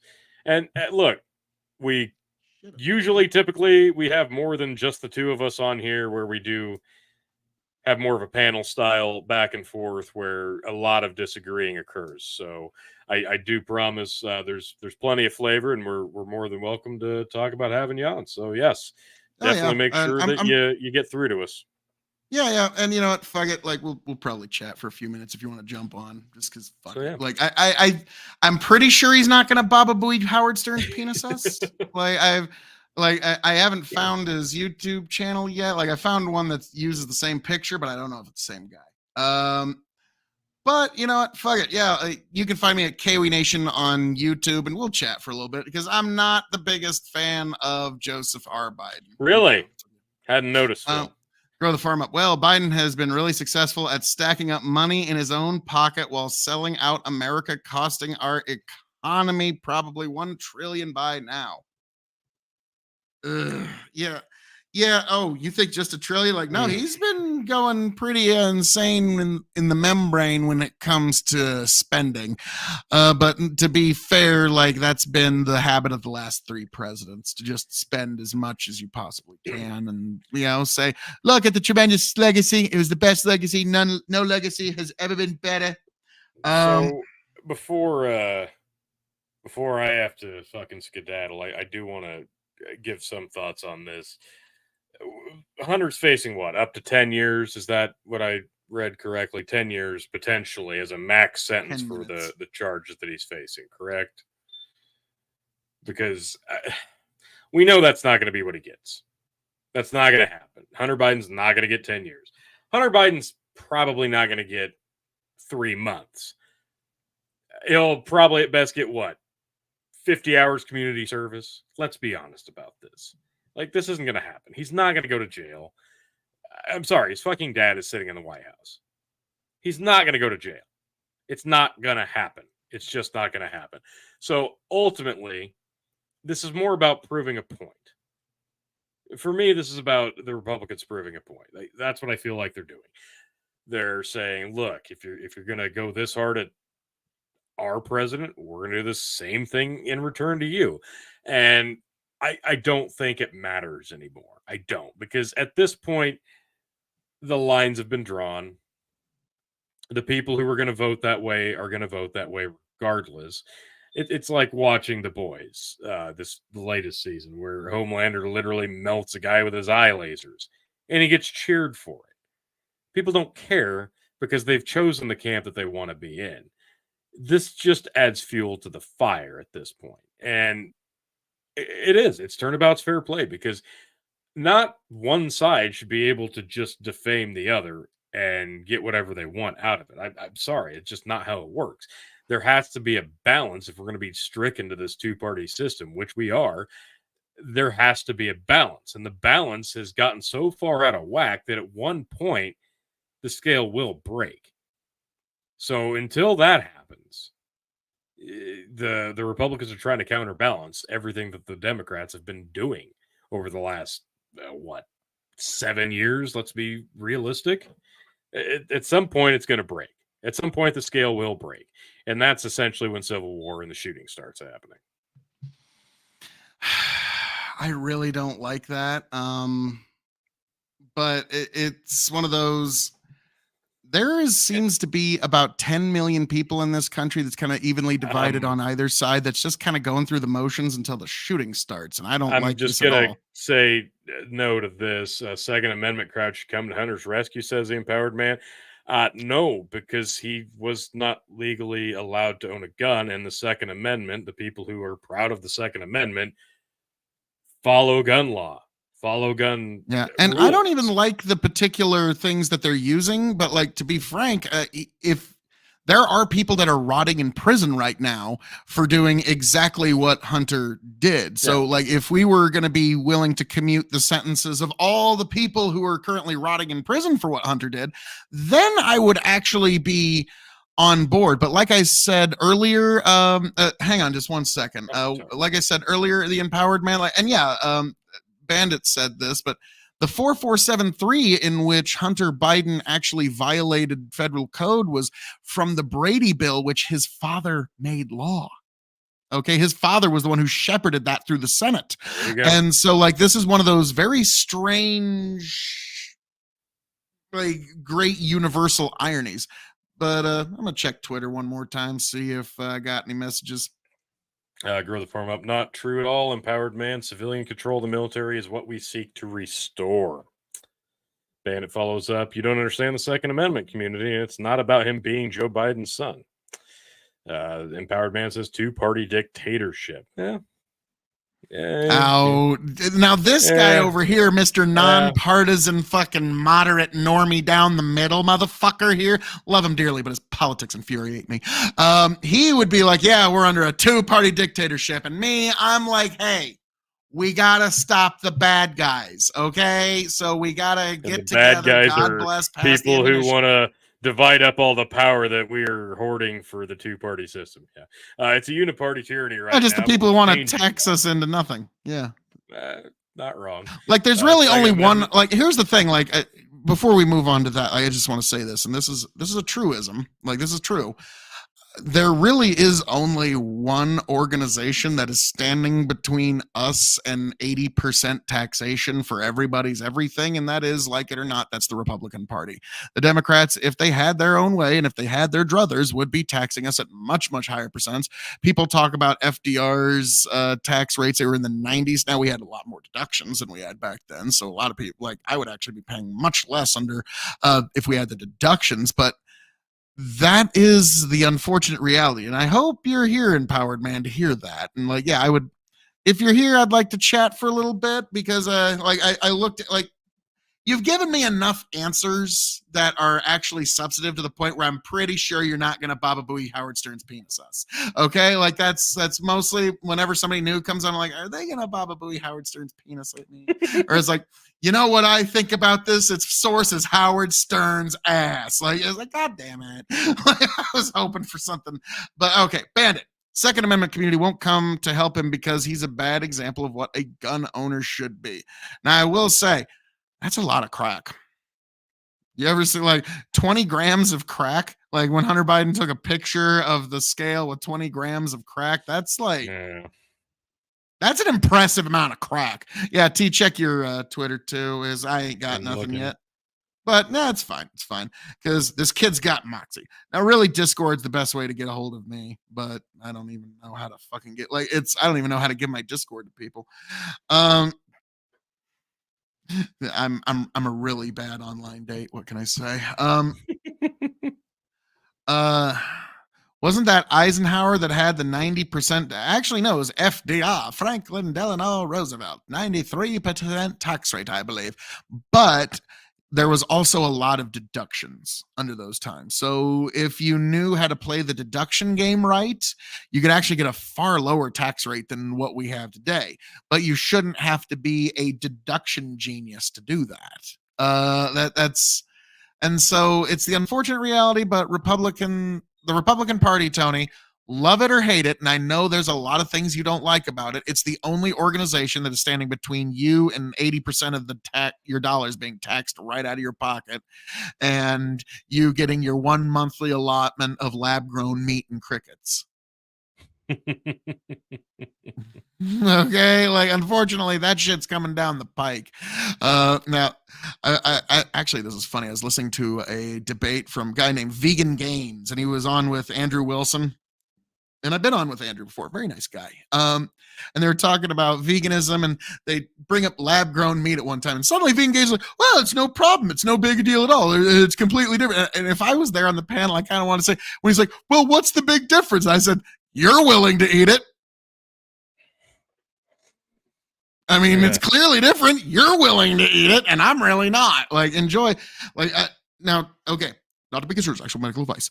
I guarantee you, folks, if let's say lab-grown meat became the in vogue thing tomorrow, and it was mandated, and that's just what everybody ate, and everybody accepted it was just okay. Let's just take for this thought experiment, and everybody's eating lab-grown meat now. What I guarantee you. Because what's going to happen is something very fascinating, because what you're doing with lab-grown meat is you're taking a single cell and you're dividing it again and again and again and again and again and again and again and again and again and again until you get a tissue. Now, there is a human illness in the human injury and illness process that mirrors this lab process, where a single cell replicates itself again and again and again and again and again and again and again and again and again and again. It's called cancer. Okay. Now, I'm not saying it's going to give, that's not what I'm saying, but I guarantee you by like 2050, 2060, people who are going through heavy cancer treatments will probably be advised not to eat lab-grown meat. Unfortunately, that's not exactly a conspiracy theory. On that note, I think I've got him the invite. He's going to be coming your way, and I got to dip out and go maneuver some kids around if they're in beds or couches. Tony's for those who don't know, Tony's got a litter at home. So now if this guy comes up, I'm going to be kind of disappointed if he at least doesn't open with a Baba Booey Howardson's penis now. Oh, he kind of has. Don't open that Pandora's box, Phil. I'll be watching here. Tony, give yourself all the shout outs. Indeed. Yes, it is I, your 15-time Revolutionary Wrestling Podcast champion, non-chill filtered quadruple distilled Tony fucking G, Instagram Tony the Rod, TikTok Tony the Rod, Linktree /Big Buck, and to find me on the Revolutionary Wrestling Podcast, Hazard Analysis, KOE Nation, and the Dog and Chicken Show, all across the Big Buckin' Empire. So many shows, so little time, so strung thin, and you can now find me as the new co-host on Dad's Worldwide with one Brendan Roy. So yes, find me on so many shows. I'm all over the place.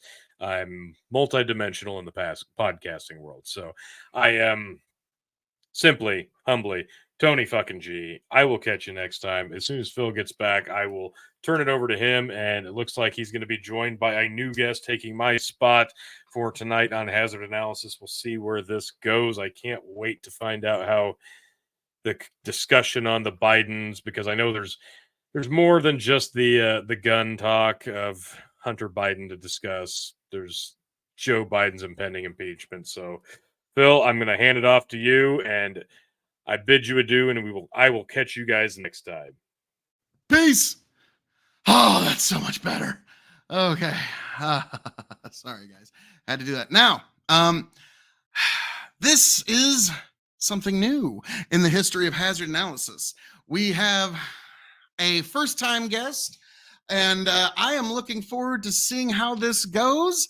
And he is now known as the Empowered Man Podcast. He's also known only as, so much mystery, folks. I'm looking forward to it. And without further ado, Oh, we only got the audio from you. Can you hear us, sir? Yeah, I can hear you. How you doing, my friend? Because I'm already undressed. It's very late here in New York. Oh, New York. Nice, Yeah, nice. it's almost 12 o'clock. Okay, like I was about to say, first, before we get into anything, first, tell the folks at home a little bit about yourself, what you're comfortable, tell you tell it like what corner of the world you're from, your politics, all that good stuff. Who are we speaking to? I'm a proud Democrat, proud of my President Biden, and I think the Democratic Party is the only thing right now that is sane, at least trying to act sane in our political realm. The Republican Party have lost it. They lost their way. They are no longer the party of conservatism or small government or lower taxes. They have become the party of viral embarrassment, idiotic behavior, supporting a narcissistic leader. The party of Reagan is gone. The party of W. Bush, the father, is gone. You only have an extremist organization, and it's going to collapse because the Republican Party is shrinking, because it has become a white-only party. It has refused to open itself to all the other conservative communities in the United States. So it's shrinking every day, and they have resorted to gerrymandering, to recalling, to trying to get judges out of their office before they take office. It has become a joke. Your leader, Ted Cruz? Ted Cruz. The great thing about Ted Cruz is the Ted Cruz impression and the Ben Shapiro impression are the same impression at two different speeds. Mm. Let me tell you something about the Bible and the Lord and the values. Yeah. Let me tell you something, gang. Let me tell you something, gang. Can you believe it? I just cannot believe it, gang. So when you do impressions, that makes it a lot easier. Now, I got a question for you, sir. Go ahead. Yeah, no problem. And something I'm always like, you're saying, obviously not a big fan of Republicans. Not the party of today, no. Okay.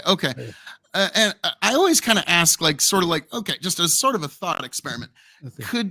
Can you steel man why you think someone might vote for Donald Trump in 2024? Well, the Donald Trump is a New Yorker. I'm from New York. He's nothing but he's a grifter, a liar. He doesn't pay his taxes. He has sexual affair with high mileage women. The person let me just stop here. The man is everything that the Republicans are not, and they follow him. I don't understand why.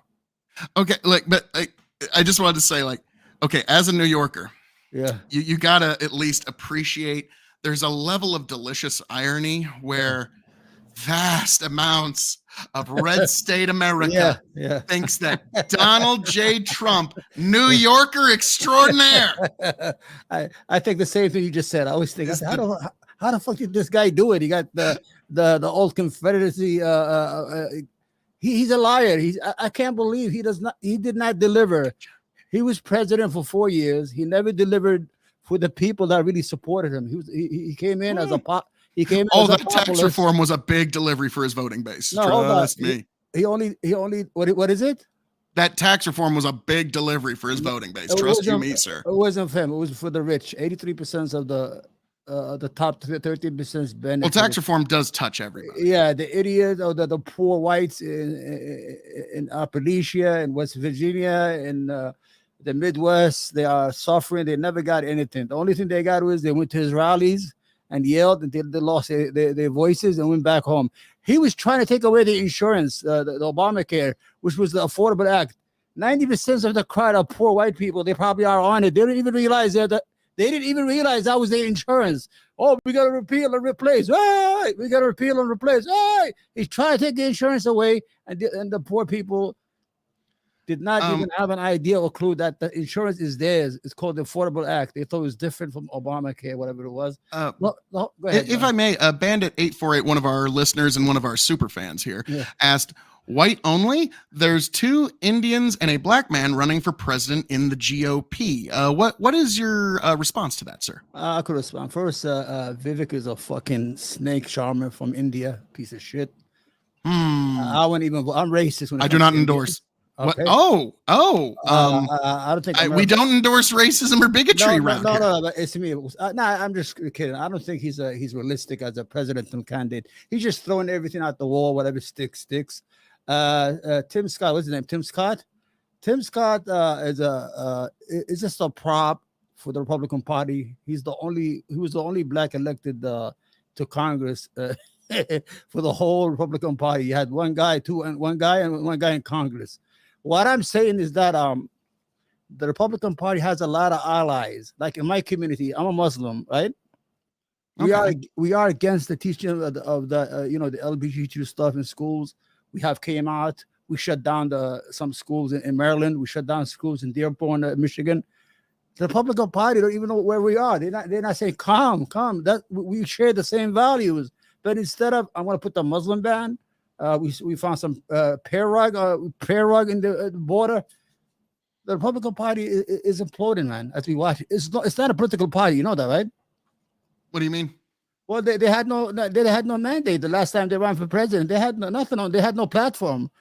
Their platform was Donald Trump.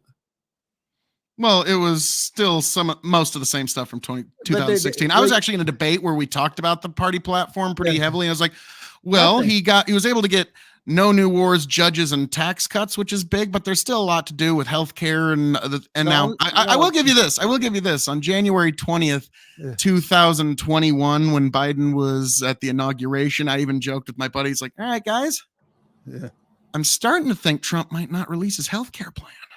There is no health plan. It's so so that's kind of fun. I get what you're meaning, this is a seemingly conservative community that isn't being outreached to. There's now why do you think actually I'm going to ask you this is a question that fascinates me, and I'm curious, and you would have a much better perspective of this. You mentioned the fact that you are a Muslim, and so you would be able to look through that lens a lot easier. Why do Muslim Americans gravitate specifically? Because if you're from anywhere in the world, you're 70% likely to vote Democrat when you move here. Don't worry about it. Ask any But question why you do want. Muslims in particular gravitate? Like, what is it that pulls them to the Democrat? And I know it's kind of silly, like speak for all Muslims now. But I'm just curious in your opinion. No, see, I'm a different individual because I'm liberal. Most of my community is conservative, and I argue with them when I go to coffee shops. They're like, "Yo, Omar, what the fuck you doing with this stuff? You don't need this crazy." The whole idea is that the Republican Party is becoming scarier. It's not welcoming. It's becoming you know how organizations overseas, like you have the military aspect and you have the political aspect of it. The Republican Party has become the political arm of white grievances. That's all they do. They sell you grievances. Oh, they come for your rights. They come to take your privileges. You don't have no privileges. You are as poor as me in Brooklyn, New York. We have the same common denominator. We're both poor. We're not making enough money, and we're being lied by both elites in both parties. But how can I convince you in the Midwest and in these areas to vote your interest? And stop. Republican Party is not offering you anything. Nothing. Look what they do right now. What? Ted Cruz will get on here's TV. something to keep in mind. Like, as a Republican, we're very pro-gun, pro-Second Amendment out here. And look at the huge victory that we got from the Supreme Court last year, which basically secured gun rights for 30 years now in this country. And so, like, for things like that, where it's an individualism issue, the Republican Party tends to deliver very heavy. I know, but there's nothing on. They don't deliver for the common man, the common person, like the guy, in the poor guy in West Virginia, and the guy in Kentucky. Kentucky has the 12 poorest. What's the Democrats delivered lately? Well, I mean, you see the blue states. We have more services. We have more insurance. But that's from the people there in those states that are doing that. So what have the Democrats delivered from you on? Like, you act like they just deliver on high all these blessings. What are these blessings that the Democrats? I'm going to tell you. Well, when you look at the policy and their platform is, they try to pass as much as they can. They delivered on the infrastructure bill. You guys couldn't do it. 4 years, you had it every week. The infrastructure week. They had the relief, the COVID relief. They had the child tax credit for 1 year that cut child poverty by half. But what's his name? That guy Manchin and the Republican Party refused to renew it. Now child poverty went up to 12.5%. They offer you free the universal health care, free public college education. We don't have leave. those things in this country. We don't have free universal health care, college education. Those are just those We are have carrots it that here. the Democrats dangle in front of you No, we have that will it here. never get solved. It's kind of like I never thought Roe v. Wade was ever actually going to get a conclusion because the Republicans did such an amazing job of just campaigning on, well, you Both know, sides. yeah, it's been Both 50 sides. years, but we'll get to it someday. And the Democrats are doing the same thing with with their own voting base of, hey, maybe we'll get some more health care for you this time, and it never actually comes to fruition. No, And but so it's I one of can those things tell that like I gotta give a little pushback there, sir. No, I'm going to tell you, like in New York, you have free community college here in New York State. If you're a citizen of New York State, you get free college, 4-year college. That are public colleges in New York. The Oh, majority- that's wonderful, but that's you don't just have for that. citizens of your state that are already paying into taxes. yeah. So that's a little different from like if me from old Nebraska, if I show up in New York, I'm probably going to have to slap some cash down if I'm guessing. Yeah, I know, but the income is high. You make more money here. You know, a deli man here makes now like $17, $18, $20 an hour. That's like what that's a lot of money. New York. Actually, like now this is a bit of a shift here, but Yeah. I'm just curious because I've heard this many times from a Yeah. lot of people that the cost of living in New York, yeah. it like just like it, with the exception of rent, is Yeah. actually not too terribly bad compared to other cities, but the rent is what just fucking kills you. It is high. Remember when we refused the Amazon factory? We refused it under the idea that it was going to create traffic and take away living apartments from affordable apartments. The whole idea is that when I look at the Republican Party, I see what's her name, Lauren Boebert, getting kicked out of a fucking concert. I like how every time I try to like do something slightly to your credit, you're like Cato the Elder, the great Greek politician who he ended every single speech with, and Carthage must be destroyed. Like he just stayed on point. I got to give you credit. You're not a fan of Republicans because you never actually did answer my first question of can you steel man why someone would vote for Donald Trump? Can you give like an actual like a positive, like the best possible argument as to why you think someone else would do that? Well, I cannot understand it, but a man tried to overthrow the government of the United States. He lied more than 30,000 times. The guy lies in your face. One time, listen. One time and so does Biden. We've actually got proof of it. He's probably going to get impeached over it. No, yeah, but this impeachment thing. You guys don't even have the vote. They selling you lies. You know what I call the Republican Party? Turnabout's fair play. You know what I call it? I call it a moving target with an empty pocket. They always move the target on you guys, but they have nothing to show. The pocket is empty. Oh, it's CRT. Oh, it's the drag queens. Oh, it's Bud Light. No, he claimed he didn't talk to people that we now know he talked to. He claimed he never met people that we now know he met. He lied. It's now just a matter of determining how illegally he lied. And so if you think this is a baseless impeachment, unfortunately, I have to say turnabout is fair play because Donald Trump, like a lot of folks on the right feel that everything that you're saying about the Biden impeachment exactly applies to Donald J. Trump, that it was simply to try and tear him down politically and it was done for politicized reasons. And so that like everything that you're saying, every objection you have, flip it on the other side of the coin and now you understand how Republicans felt a few years ago. Yeah, this guy was named Defrick. I don't hate white people. I'm saying that white people, poor whites deserve better.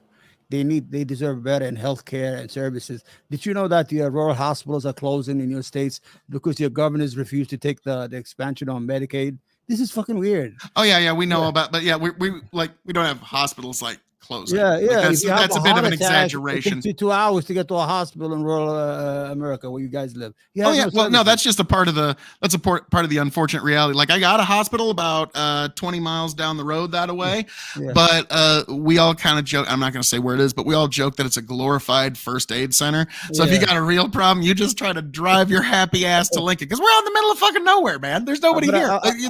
What's your name? I want to address you by your name. What do you call yourself on the channel? I am Phil KOE, folks. Good sir. Imagine that the federal government has offered to expand Medicaid and they're paying for it. And for some stupid reason, some of the governors are refusing it, like Georgia.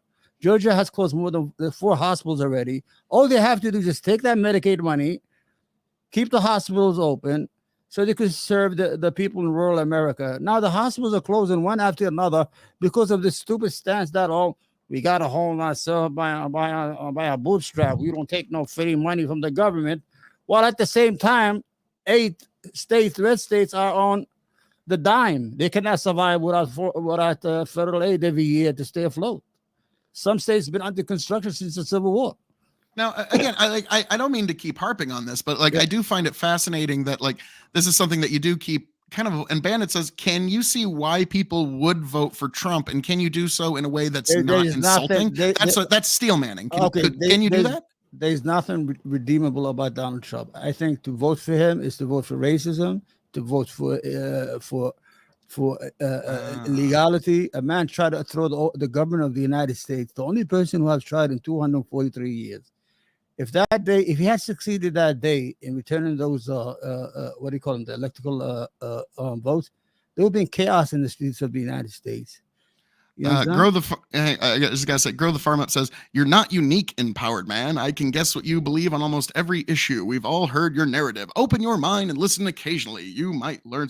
Now, again, what I'm saying, the reason I asked this is because if you look at your political opposition in the worst possible light and give everything they do the least generous interpretation, you're eventually going to arrive where you look at Republicans like there's some sort of comic book villain, or like there's some sort of villain from Captain Planet, where it's like, I got done with my day job of polluting. Now I'm gonna go home and really start polluting.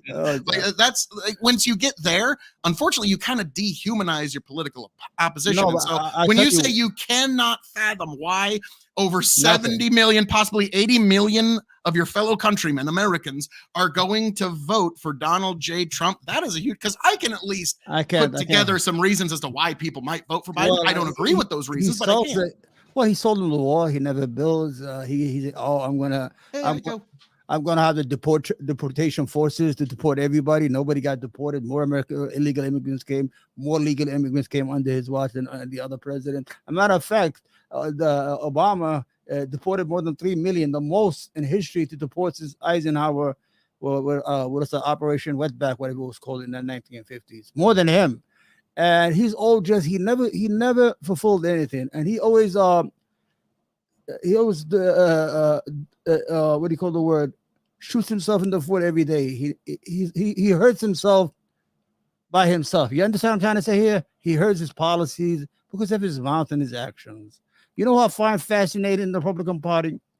The New Hampshire governor's name, I think Chris Sununu. That's a good guy. That's a good Republican. I will vote. I will even vote for him. Oh, Chris Christie? No. Chris Sununu. Okay. He's the governor of New Hampshire, I think. He's a good Republican. You understand? Okay, but yeah, let's keep it TOS here, sir. Let's keep it good in TOS within terms of service.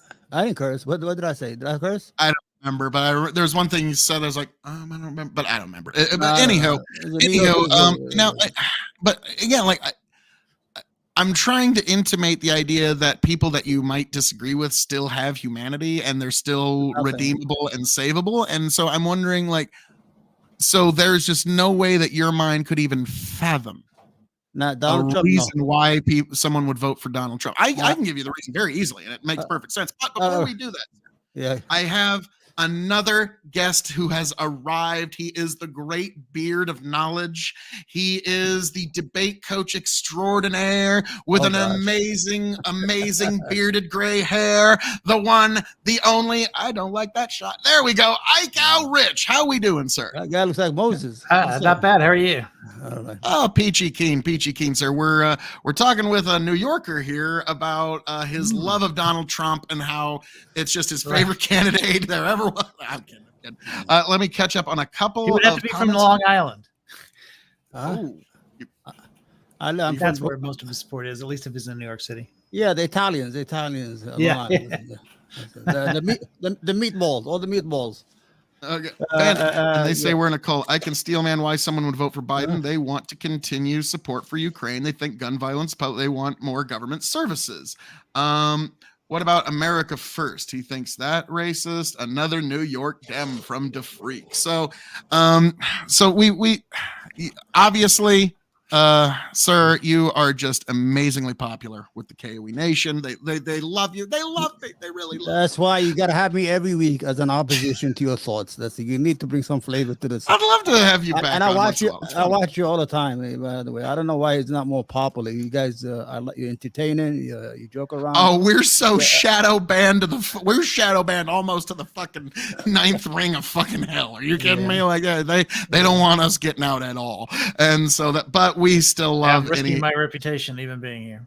Yeah. Pretty much. Like, I don't know why he even comes. Like, it's like I feel like it's more like ministry outreach at this point. Like I was like, just trying to save your soul, Phil. That's all. Grow the farm up. Classic Trump derangement syndrome has come to the show. You can't even attempt to put yourself in the other person's shoes. That's a definition of narcissistic narrative, ignorant politics. He's not Now- redeemable. Yeah, Well, that's the thing. Like there is an element of truth to that because, like, No, Eichau, I bet, like, if I gave him like 2 minutes, he could easily steel man. Like Eichau is not a Trump loving guy by any means or measure. But if I were to give him like 2 minutes, I bet he could put a beautiful steel man argument as to why someone would vote for Donald Trump. I think I've done that before. I think I've done that on this show before. Probably. And so that's what I mean. Like, if you have the kind of sharp intellect that can actually see why other people take their viewpoints, and that's something I always try to encourage people who are viewers of the show to be able to do. And that's why when you said no, I just can't. It was very alarming for me. Like that's a huge red flag for me because it's like, okay, there's some work to do here because it's kind of like I've had to say, like, basically on either side of any war. The other side isn't orcs, okay? They're not like the orcs from one of the Lord of the Rings novels, okay? They're still humans with families, hopes, dreams, aspirations on the other side. What's orcs that? are themselves tortured elves. So there is nobility at their origin. They just, experience has like beaten it out of them. So even orcs aren't orcs. So what are the redeemable things you see in Donald Trump, Phil? Oh, like, here's the thing. Like, it's very easy to see I don't why think anyone thinks Trump needs redeeming. like, That's a vote for Donald J. Trump at this point in this year of our Lord, which will be 2024, is a vote of no confidence in the American government.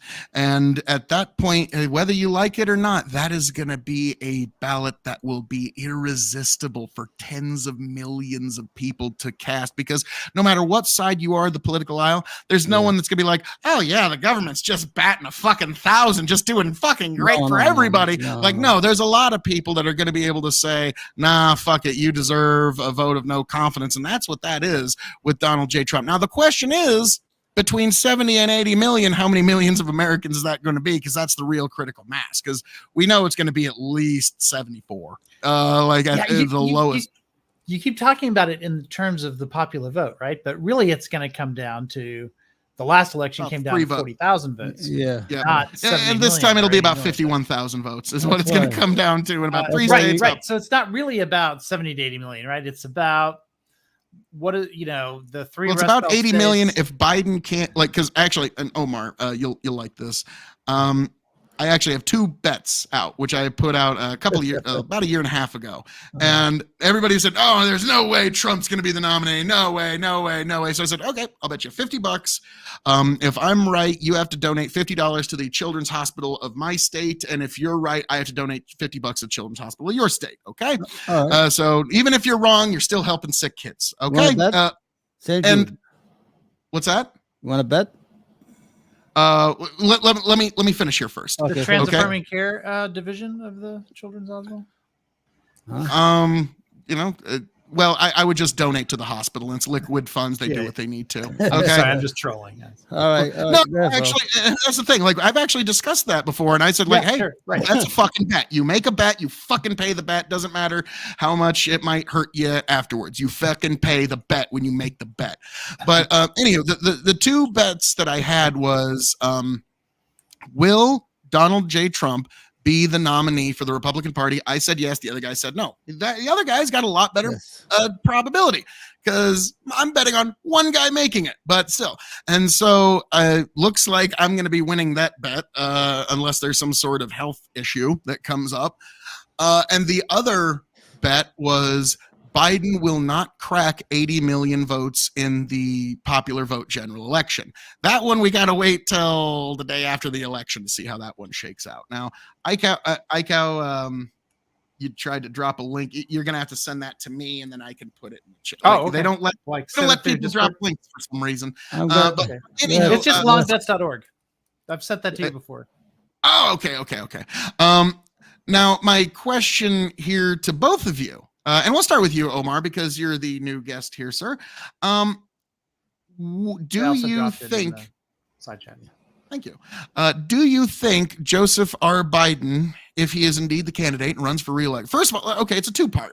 Yeah. Do you think Joe Biden's going to be the candidate, and if not, who would you pick? And the second part, do you think he's going to crack 80 million votes again? Yeah, if Biden doesn't make it, I think Newsom is good from California, the governor of California, because Harris is garbage. What's her name? Kamala Harris. Kamala Harris. She's a total idiot. She just claps her hand all the time. I think Biden will clap the 80 million, not because they like him, because they're gonna go out and vote against Trump. You guys don't understand. Most of those votes were against Trump that came out for Biden. The reason that Trump won in 2016 is because of overconfidence. We thought we had it. Nobody voted. Nobody's going to vote for this clown. We thought we had it. Everybody thought we had it. A lot of people did not go out and vote. But now they learned better now, especially now, like we said, they have the slogan for the abortion thing. They've been using it for 50 years, one party against the other, to use it against the civilian population. Right now, they have a rally cry. All the women are going to come out and vote because they know they think that their right has been taken to. I'm against abortion, by the way, to abort their babies, whatever it is, and that's what that's what's going to happen. Donald Trump has no policies. He could be a comedian. He's a good comedian, and right now he's using the same material he used in 2016. It was just a coincidence. It was just a freak thing that happened. He hasn't won since 2016. He lost the House and the Senate to 18. He lost the presidency to 20 and the Senate. Could not win the Senate. He lost a lot of governorship. And 222, they did not have the rate wave they needed. All the candidates he picked, 90% of them lost. The guy is a loser. Everything he touched dies. He has nothing to do. Go ahead. It's too funny. I mean, the guy's turned himself a billionaire a couple times over, even post bankruptcy, and he made himself the leader of the free world the first time he fucking tried. And people act like, he's like he actually won more votes than any sitting president in the election he lost. So the idea that he can't win and he's like, I think that's trying, like, I feel like you're trying to convince yourself of that. I don't think you're trying to, like, the Republicans have not won the popular vote in 20 years. You guys are not winning. You're losing. No, they won the popular vote in 2004. They won with Bush. That was since W. Bush, but now Clinton, nothing. But here's the thing that everybody always forgets: the contest is never who wins the most popular vote. That was never the contest. It's who wins the Electoral College. And like this time, he's got Kellyanne Conway back on the team, and she's not bogged down with divorce or having to deal with her teenage daughter or anything. She is now fully committed, and she's the one who delivered Trump the 2016 victory. I'm convinced of it. So, I don't think so. Just overconfidence. I agree. Overconfidence. It was Conway. By the Republican, by the Democrats. They thought they had it in the bag. Everybody thought Hillary was going to win. I didn't even vote. Nobody voted. As a matter of fact, I had Sanders, Bernie Sanders, during the because he's a populist, just like Trump, but from the left. What I'm trying to say is that the Republican Party is shrinking as America becomes more urban. The rural area will no longer have that grip on that they do. So eventually, the Republican Party won't be able to win statewide elections or national election. They'll be able to win district, congressmen from districts. Maybe they will not be able to win wide state elections. You know, it's kind of funny. I've been hearing this for like 30, 40 years. Strangely enough, every election night is still a fucking nail biter, despite all this. Like every election night when it's presidential, we're like, oh, fuck, it's coming down to the margins. And so, like, Phil, that the Republican Party is a minority party. They don't have a lot of people. It's only 22% of the population. That's all they are. I would concede it's a rural party. I'm not going to say it's like, they're selling you lies. Oh, they're taking your privileges that you don't have. You poor as fuck. What privileges I want to take from a guy in Appalachia? What privilege? His rotten teeth, his fucking run down home.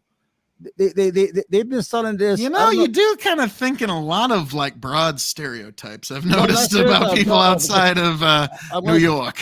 I'm going to tell you what it is. I want you to look at this later when you get a chance. In 1666, there was something called the Bacon Revolution, the Bacon Rebellion, when poor whites, poor blacks, indentured servants, and slaves got together and started a rebellion against the elites in I don't know what is it called, Virginia.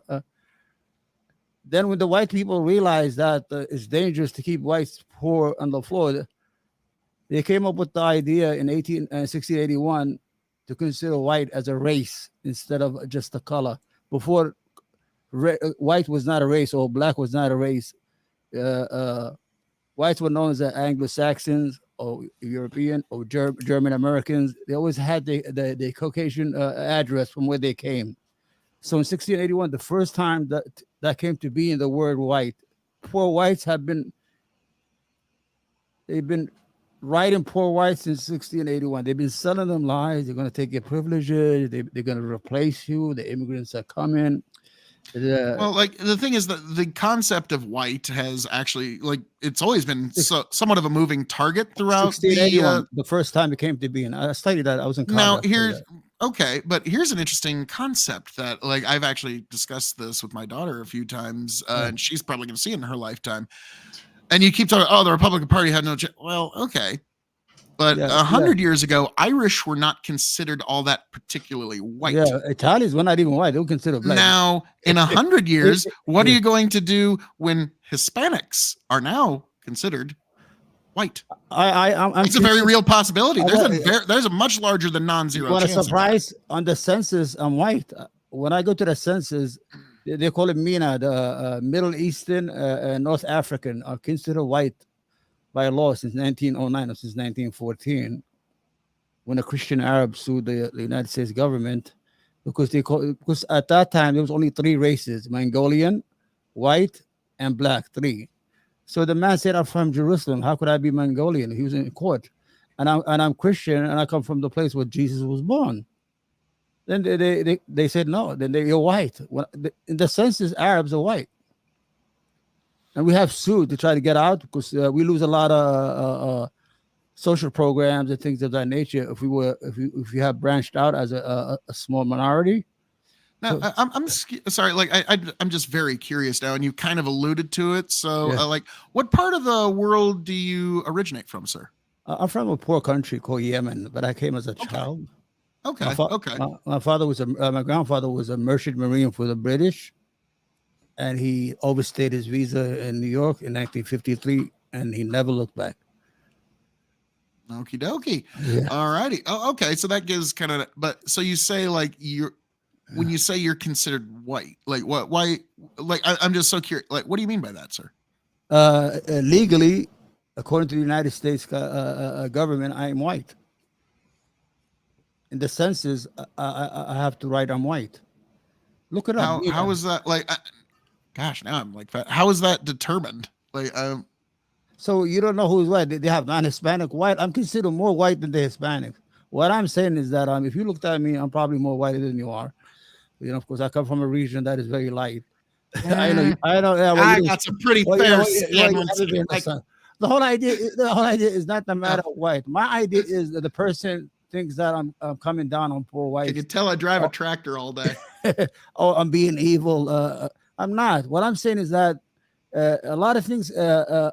Poor whites have been the victim of both parties. NAFTA destroyed all the factories and closed down, and people just drank themselves to death and stayed on bars, never moved from their towns because they did not chase the jobs out of their towns. The opiate crisis, the Stockwell family and Purdue Pharma purposely introduced opiate to Kentucky, to West Virginia, to all these states that where people work with their hands and their bodies and they need painkillers. And they created an army of addiction, killed almost 1 million kids. 200 people die a day in rural America due to the opiate crisis that was started by Big Pharma. I have never saw the Republican Party fight for these people or these kids who died needlessly. Instead of putting Al Chapo in jail, they should put the Sackler family. Look it up. The Sackler family were fined $10 billion, but they should have been in jail because they killed kids on purpose. And if you don't believe it, go see the movie called Dope Sick. The movie Dope Sick was about how Purdue Pharmacy introduced Oxycontin, I think it's called, on purposely and got people addicted on purpose, and how they continued for 20 years and nobody said nothing. Oh yeah, I actually did. TikTok did show me some shorts of that movie. Yeah.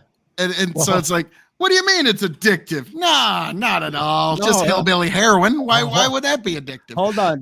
Let me just finish one more. The census, for the first time in history, the white people did not grow because of the death from the opiate crisis, because the people who died are between the age of 17 and 45. That is the prime age for people to start family and have children. So what they do, if you killed 1 million white kids or white people, that means you lost 2-3 millions of families of children, whatever it is. You understand what I'm saying? My purpose is, I'm not trying to say I'm better than you, I'm poor as you are. I'm not trying to say I'm rich. I work hard. I work on my hand. I'm in the retail business. But I could read the room. I'm seeing that whites are falling for the same bullshit. Dr. Seuss, Mr. Potato Head, Ted Cruz will get on Fox News and drink a beer and say, "Kiss my ass," and all that. Shut the fuck. What's his name? What's his name from Missouri? What's his name?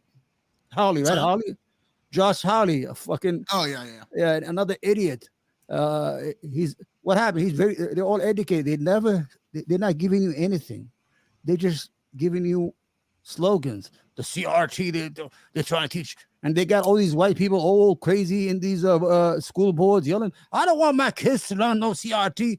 I don't even know CRT. Whoa. Okay, that I got to give some pushback. It's not necessarily CRT, but no. If you got a kid in school, because I do have a kid that's in school right now. I have 6. And if you do, any parent, if you're not wondering, what in the fuck are these teachers filling my kids' heads with every day? If you're not at least a little worried about that, your head's not in the game. Like, you got nannies and shit taking care of your kids for you. And I'm not talking about you personally, but anybody in the sound of my voice. If you're not a little worried about that. Phil, I have a lot of students with nannies. CRT is not taught in school. It's taught in academia. I went to a 4-year university. I didn't even know what it is. I never learned it. And I think that's largely true at the public high school level. I'm an exception to that. I'm a debate coach. CRT is something that debaters talk about at debate tournaments. Yeah, but not in public schools. You know what to worry about? They're not giving children the right to opt out of sex education, out of LGBT teaching. That you should be fighting. But I agree with you. I'm with you 100% on that. And you know what? You need Michigan. I think if the Republican Party reach out to that community in Dearborn, Michigan, they have about 400,000 Muslims and Arabs there, and Christian Arabs who are very conservative. You get Michigan, but the Republican Party, you have Marjorie Greene, fucking idiot who used to be whatever. You have Lauren Boebert walking around with a gun on her ass in Washington. What is that? Don't give me no slogans. I don't want to hear shit. I need some ideas. What are you gonna do for me and my kids? Why are my children dying? 200 kids are dying every day in rural America, and you're not saying nothing. Have you ever heard him mention the word? Now, this is a thing that Grow the Farm Up hits on, that there's just two different world perspectives and two different outlooks, because it's literally like you're asking, what can the country do for me? And it's literally the difference where a lot of folks in the Midwest, red states, well, what can we do for the country?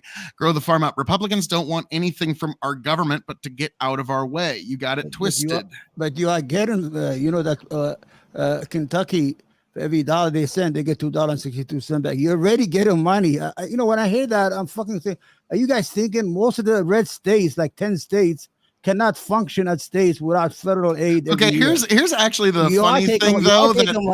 You are taking money. You think Minnesota will survive? You think West Virginia will survive, or Kentucky, without Washington every year sending them? We in New York are sending money in blue states. We send more money than we get back. And our money is taken and given to red states that cannot survive. Well, actually, it's the red districts that actually pay a tremendous amount. No, 71. All of the cities in every state, because guess what funds every single city in America? State taxes. And that is a tremendous amount. If you want to talk about you're getting your money, like the red states, no. It also works this way too, where the big blue cities are getting all their funding to keep their skyscrapers a standing, comes from the tax dollars that come from state taxes, which are largely land taxes from the rural areas. So even the states even the big cities talk about, look at all the money we send out to. Hold on. You're funded by state taxes, which are from those very same districts that you denigrate so quickly. No, 72% of districts are blue that send the most money. Hold on. That send the most money. Where do they get their money from? From state taxes from the rural areas. Wait, hold on. All right, I'm not wrong here. No, hold on. The audience will find that everything I've said is quite verifiable. No, Phil, I'm not denying anything, but I want to give you an idea. What do you talk? You don't have any people in red states. I live in Brooklyn. We have about 3 million people. Here. Hold on. Brooklyn is just a borough of five boroughs in New York City. That's about 4 states that are red, like South Dakota, North Dakota, Wyoming, or whatever. That's almost 4 states in population. One borough is equal to 4 states, and those 4 states got 8 senators. So you are overrepresented. Most of red America is old trees and mountains. Not really. I can make the argument that you're overrepresented in the electoral college. You don't have no population because we have the population. You guys don't have no population. You got all cows and horses. That's all you got, unless you want to count them as human beings. And you got a lot more sway in the House, and we get some sway in the Senate. So it all evens out. I know, but what I'm telling you that you are overrepresented. If you see by population, you are a minority. Really. You are a minority party. Do you think that we need a South Dakota, North Dakota? Really? Do we need to? Yeah, we got them now, and it was a condition of their statehood that they get 2 senators in the United States Senate. So, are you saying the United States government can't keep to its own promises? Because that was the deal that they made when statehood was offered. The whole Civil War started because of states. No, Nebraska was founded after the Civil War, so you don't get to use that argument. No, my great state of Nebraska was founded after the Civil War. Our state's capital is actually named Lincoln after Abraham Lincoln. Okay, so we were founded long after the Civil War, and it was still a part of the deal of if you go from being a territory to a state, you get 2 senators, and that was huge, and also you get full constitutional protection. Before we move too far away from this whole city versus rural thing, like in terms of taxes collected, the taxes overwhelmingly come from cities. One of the reasons why we pay attention to this here in Texas is because we have something called I think I've talked to you about this before. It's the Robin Hood law, because the problem is most, like for instance, let's take property taxes, for instance. The vast majority of property taxes are collected in cities. And so urban school districts, especially suburban ones, like in areas like Plano, which is sort of a famous, like wealthy suburban district, collect the most money. And the ones that collect the least money are in the rural areas because there's just not enough people to collect the taxes. And so until we instituted the Robin Hood farmers laws, pay an ungodly amount of taxes, and that's one of the ways that you get a lot of your taxes from the cities.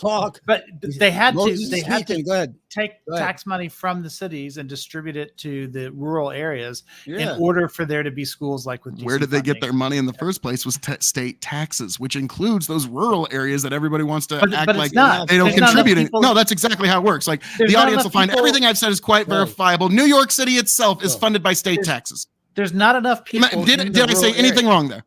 Did I say anything incorrect there? Wait, states include cities. You're double counting the cities, because if you're saying states all come the state from taxes areas, of the people, including the rural areas, that fund the cities. And then the cities send those monies out to the federal government. That's where they actually get it.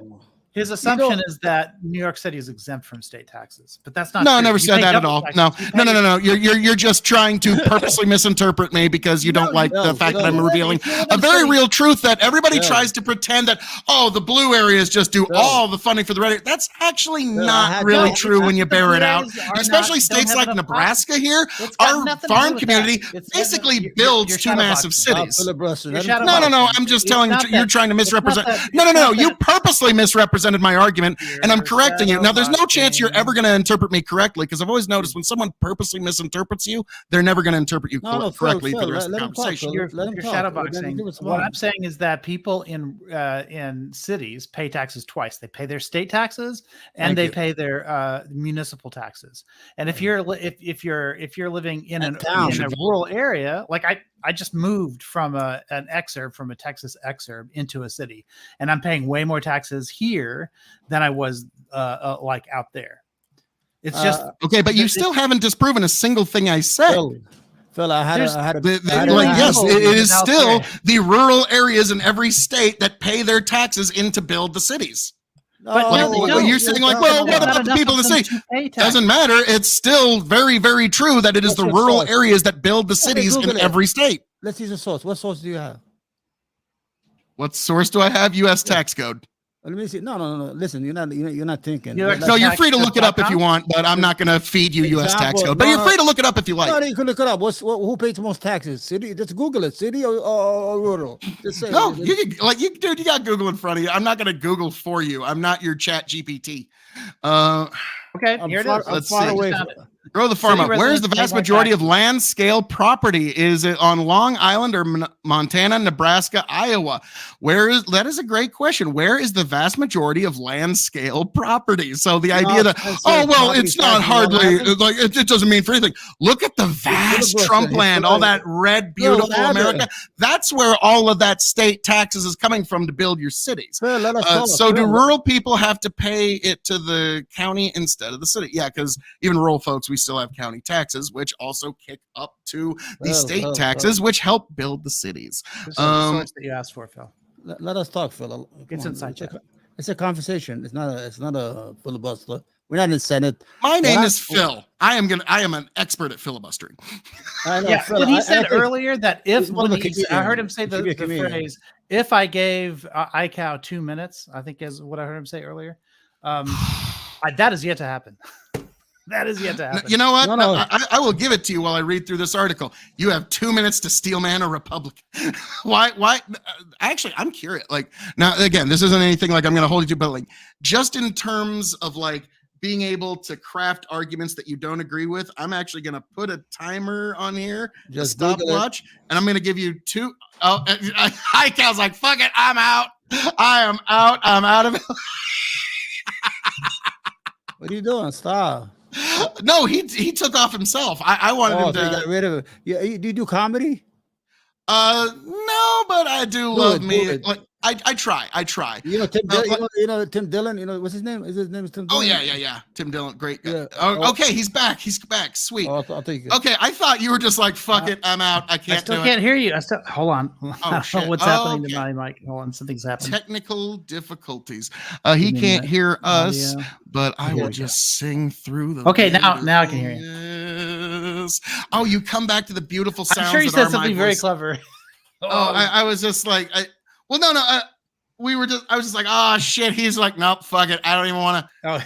I can't do it. Like, no, I'm out. Can't even. So, all right. I've been installing this new software for some classes I've got. Blue State has the most. New Mexico only, but the other West Virginia, red. That these are dependent on tax money at the end of the year. Mississippi, Alaska, Kentucky, Vermont. Vermont is blue, right? Yeah, you're talking about maker versus taker. Hold on, Montana, Arizona, Maine, Alabama, Louisiana, Wyoming. Yeah, I see. I've got that same list. Yeah, well, the problem is the people pay more in taxes because they vote for people that like to raise taxes, and rural people vote for people. Phil, I had a business in Long Island in Hempstead Village. You could look it up. God, that must have been a headache. Hold on, the taxes, the real estate taxes was $30,000 a year. It was about 1,100 square feet. It was like a freestanding building. The taxes was high because I was paying. Listen, I was paying village because the village was incorporated. state, then county, Nassau, then state. I was paying 3 different taxes. You understand? So it is high because I think one street in Manhattan probably pays more taxes than probably South Dakota. One street in Manhattan, New York. You understand?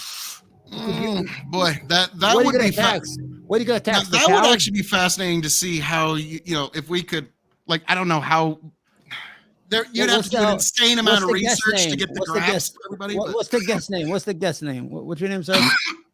Well, here's the thing: South Dakota, in terms of farm property taxes collected, you would be quite shocked. Nothing. Yeah. What, $1, $2, $3? What are you talking about? South Dakota's unusual because they've got all that oil.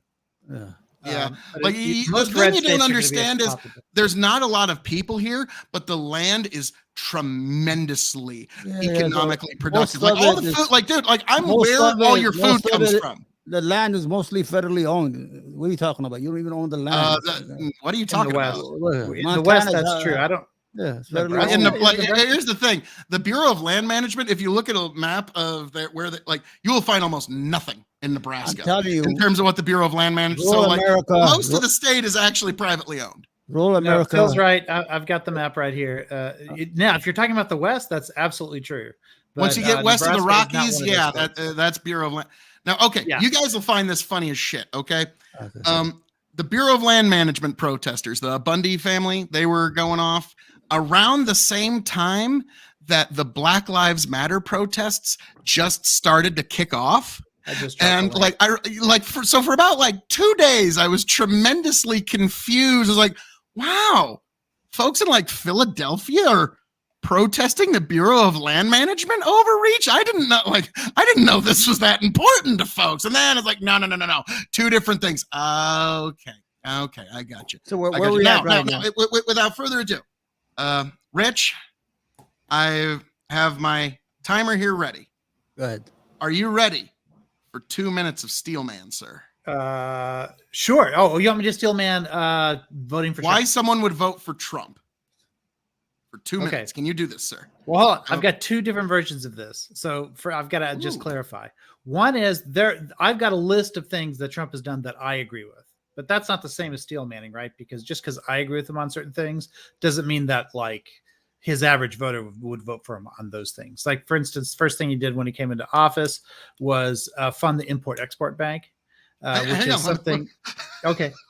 All right, but that's not, okay. Start off with your strongest Steelman, and if you find yourself struggling for the last 20 minutes, all right, we're about to fire it off now. So first thing he did when he came into office is refund the Import-Export Bank. But then you could argue that Trump was kind of like dominated by the establishment wing of the party in the first 2 years of his administration. Yeah. So maybe a lot of the stuff they did in those first 2 years wasn't so great. I don't know, according to from the perspective of his voters. But I think funding the Import-Export Bank was very important. I think he had a point on China, and in fact, he and Biden, the thing that they have in common is they're both want to take more aggressive posture on China. Like it's a weird thing, but Biden and Trump are on the opposite side of Obama and Bush, like on issues like that. So I think that's another one. I think he was right about NATO having to get to 2% of GDP. Honestly, I think they should be at 3% of GDP, and there are countries like Poland that want to go higher than that. I think we now have 18 countries in the EU that are funding a greater share of their GDP than the United States is, and a lot of that was because of pressure that was put on them by the Trump administration. I think one of the things he did that I supported was like relaxing regulatory standards on mining for precious minerals, because that's one of the things that helps. I don't think this was his reason for doing it, but by doing that, we become less dependent on the international community for those same minerals, and it also like speeds up the growth of EVs. I think that with regards to domestic drilling, I agreed with him on a lot of the shale oil stuff that he was doing. I actually am more to the right than you are, Phil, on Keystone Pipeline, because I was actually in favor of his position on the Keystone Pipeline, and I oppose Biden on that issue. And so those, So that's my steel manning for Trump. Time. Well done. Well Rich, do you have done, sir. a Twitter account that I could reach out to you? Twitter, yeah, it's the same. It's iCow Rich, ICOW. iCal Rich. Huh? And of course, RICH.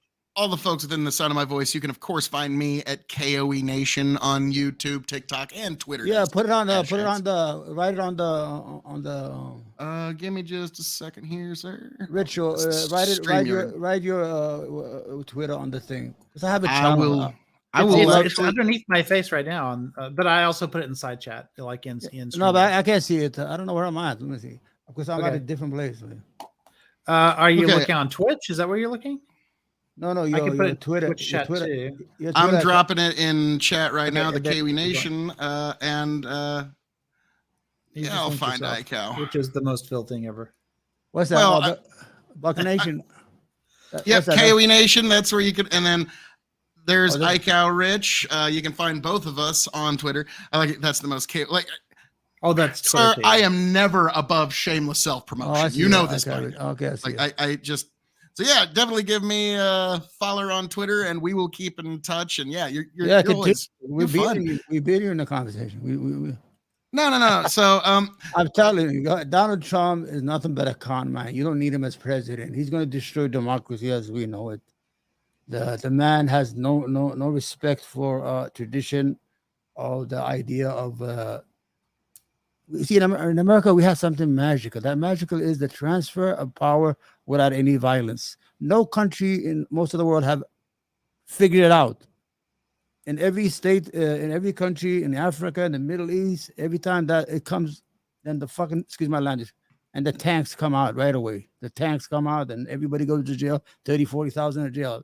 That is something that nobody figured out. It's an American invention. When you win and you go give a speech and the president who lost sits in the crowd and cheers you as you give your speech, everybody goes home. And then next time we go and vote again. This man tried to upend that tradition by creating havoc. He sent those people that day to die. His whole reason was to create chaos that day. If God forbid the National Guard were there or the Capitol Police overreacted and killed 100 or 50 or 70 or 80 people, that would have been a massacre or created havoc. And he'll be able to say, listen, we got to call out martial law. Or if the people went in and killed 10 congressmen or senators, that's another crazy thing that's going to happen. He wanted to create chaos that day. They had it all planned. These people will go in, get killed, whatever's going to happen to them. He didn't give a damn. He sent them to die. The certification will stop. Will be delayed because they were trying to get Pence out of the Capitol. Yo, you got to get in. He said, I'm not getting in that car. You got to quit. Mike Pence, they said, you got to get in the car. No, he said, I don't know where you're going to take me. I'm going to stay right here in this building. If that certification did not go through and Trump, let's say, got his way of delaying the certification of the presidency past January 20th, you know how much chaos would have been in the United States? Cities would have exploded into outright violence. The blue states, red state, everybody. And he will put the United States on a tragedy that is dangerous. I have a question here. Yeah. iCal, Yeah. how much of our guest, what he just said, how much of that do you agree with? How much do you think is actual reality? I don't know how to put a percentage on it, but I would say the majority of it I agree with. Like, I think Do you that, think Trump was trying to get people killed to cause a massacre, to cause martial law? No, I don't think that. But I do think that. So near as we can tell, the plan that Eastman put forth in his memos and stuff like that to Trump was the idea was to delay certification to the point where there was not a winner of the count by the next day, and the delay was supposed to come from enough senators objecting to stretch it out to the next day. But then also those senators were supposed to be pressured by the protesters who were going into the Capitol. Right. I think that was the plan. That's what Eastman seemed to believe would happen. So, And if there was enough violence as a result of all that, according to Eastman, Trump would be able to declared an insurrection under the Insurrection Act. And then Alito was the one who was assigned to DC. So Alito would have been the one to then give the okay for Trump to then go and seize the voting machines. And that was Yeah. that would cause the electors to be sent back to the states. There it goes. And then, according to the what was it called? It's not the unitary executive theory, but the other one, independent legislature theory. The legislatures of key states that were dominated by Republicans at that time would send the alternate slate of electors, which is why the fake elector scheme happened, back to the Capitol with different electors. I think that was the plan. At least that's the plan that Eastman outlined. Now, it will be argued in court how much of that plan Trump actually agreed with or not, or whether the Eastman's plan was in play on that night. But that is what they're going to have to work out in trial. Remember what I always say about mind reading analysis? Well, I'm talking about memo reading analysis. These are but no, you say and if this would have happened, he would have been able to do Well, that's what Eastman this said. was Trump's plan. That's you're trying to read a man's mind. The question as to whether or not Trump was endorsing that plan or not is one of the things that's going to come out at court. Yeah. So I'm being very careful about this. This is Eastman's plan. This is what he wanted to do. Yeah. You want to create I'm not chaos. saying it's going to be the courts who decide whether or not this was what Trump was planning on doing that day. And they've got texts and memos and emails that we don't yet have. So I would like to see what those things say, but one of the things we do know is what Eastman's plan was. That's all come out. And that's one of the reasons why Eastman is in big trouble, regardless of what happens with Trump. Okay, I follow I the was gonna say, explanation. Trump will probably I'm guessing now again, I don't really I don't see the possibility of Trump really getting a fair trial here because the goal here is election interference.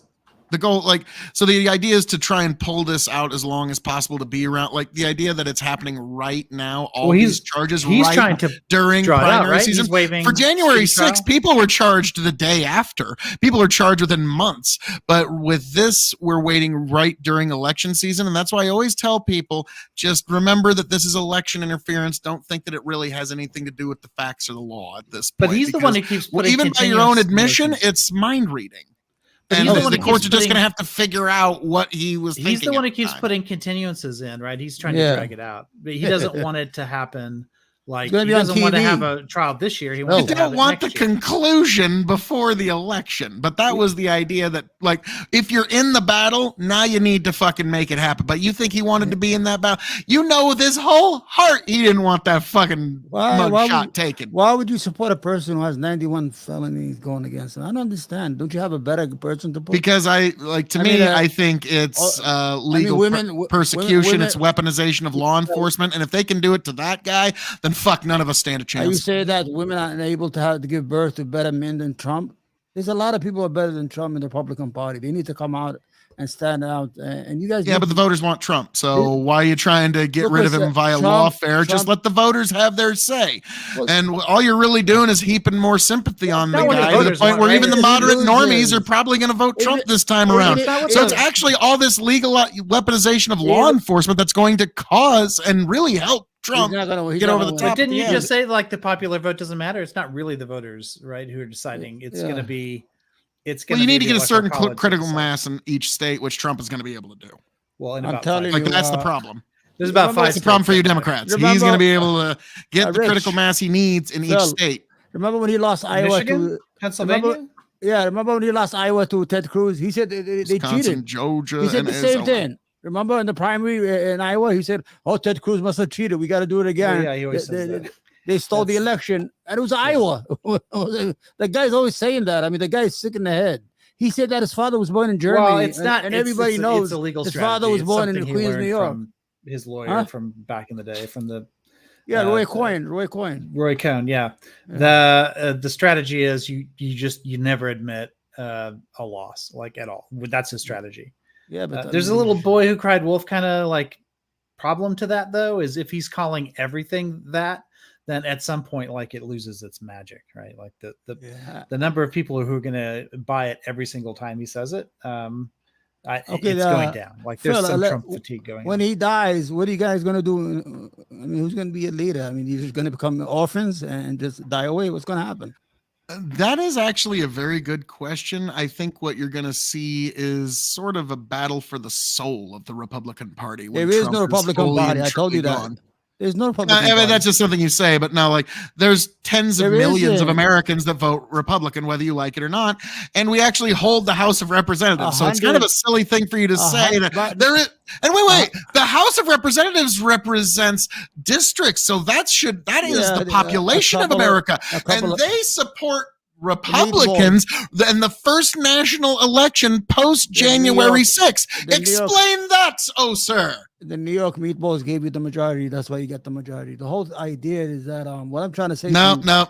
hold on, hold on. Okay. So Imagine accept your 100 concession on that argument. 147 senators and congressmen voted against the certification of a free election. These people are sick. And these people are educated. Ted Cruz, Harvard. Josh Hawley, Princeton. All these people are Ivy. Could be that they Ivy wanted more educated. auditing, that they wanted to look into it deeper. Do you think there was cheating? You trying to say that there was? Let me like- ask you a question. no, I Phil. think Trump didn't think he lost cleanly.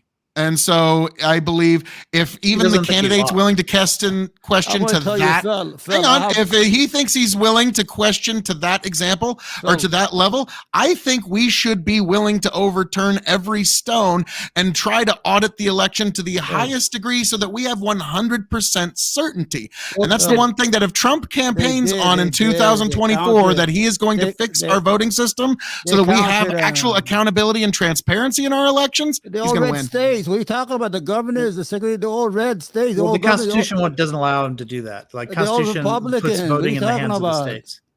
Arizona, states decide. Arizona was Republican led. What's his name? You can Georgia, still mandate federal and standards. he still lost. We count them 4 Of times. Doug transparency. Ducey. Two things Americans don't do: they don't cheat in sports, and they don't cheat in voting. But also, like the president Where? can't define the voting system. The voting system Yeah. is determined by the states. So it's If state Congress gives governors- him an actual voting reform law and he's going to say, "Oh, I'm just going to veto everything until you." well, give me Congress this that reform wouldn't law." work either. Unfortunately, it wouldn't work. I Oh, wish you it could make would, a because no. because it Like would solve a lot of problems. you for can make a Democrats federal with that. standard for transparency in elections, can't. and I think Well, you unfortunately can't we're going to because need it's in to. the Constitution. Oh, well, You would if we need a can't do it, then we don't really have a country anymore. Why do you think the Like, Republicans? I'm No, sorry, we never because have. well, no, if we can't do that and there's no will to do that, then we don't really have a country Phil, anymore. Because if you make Phil. something easy to cheat and the awards for cheating are tremendous, people are going to have a huge incentive to cheat, and they're going to. Nobody yeah, cheats. you're responding to something I didn't say. What I said was that the Constitution doesn't allow the federal government to tell states how to conduct their elections, Yeah. unless Local. And they're not allowed Unless to one say of what the- their speed limits are, but they just withhold federal funds until they Yeah. do, and we can well, do the yeah, same. exactly. So you can try that, but the problem is this Supreme Court is very much in favor of state control. So, like this Supreme Court, like the conservatives, They're also on the in Supreme favor Court, of transparency. yeah, but not federally mandated transparency on the states. I wish they would. Like this is something that I think Okay. the federal government has a core competence in. I think the federal government should be making sure that elections are uniform across the United States. But the problem is right now, We like don't care about I'm on your uniformity, side on just this. I think transparency the and federal government auditability. should- I And it don't be think audited and transparent to the point where we know I with don't think- 100% certainty that this person cast Well, okay, this so ballot let's take and it was there. And so we're not there yet. Let's We take even the found most out with transparent Arizona, thing. every time the audits tried to find more information, they were told, no, you don't get access to that. You can't see that. We're not going to give you the see, results that's here. exactly what I'm And so talking we about. the found out we Arizona don't audit. actually have an auditable election. We The don't have Republicans- a currently Republicans- fully auditable election. The So Can you Republicans tell we're me going to are have the- to if we want to keep a country in 40 years. When Otherwise, these we're states- custody was handed Phil, over to Phil, the these Arizona states- audit, and they these swept it away states are and they hid it controlled in a by- warehouse somewhere. Like They- that wasn't transparent either, right? Like it should have stayed. The federal government should have been able to monitor those ballots throughout the audit, and those ballots just disappeared, like for weeks at a time, as the people who were running the audit were desperately trying to find something that would flip the state election for them. And even so we their both agree it's own lacking. audit- It's fantastic.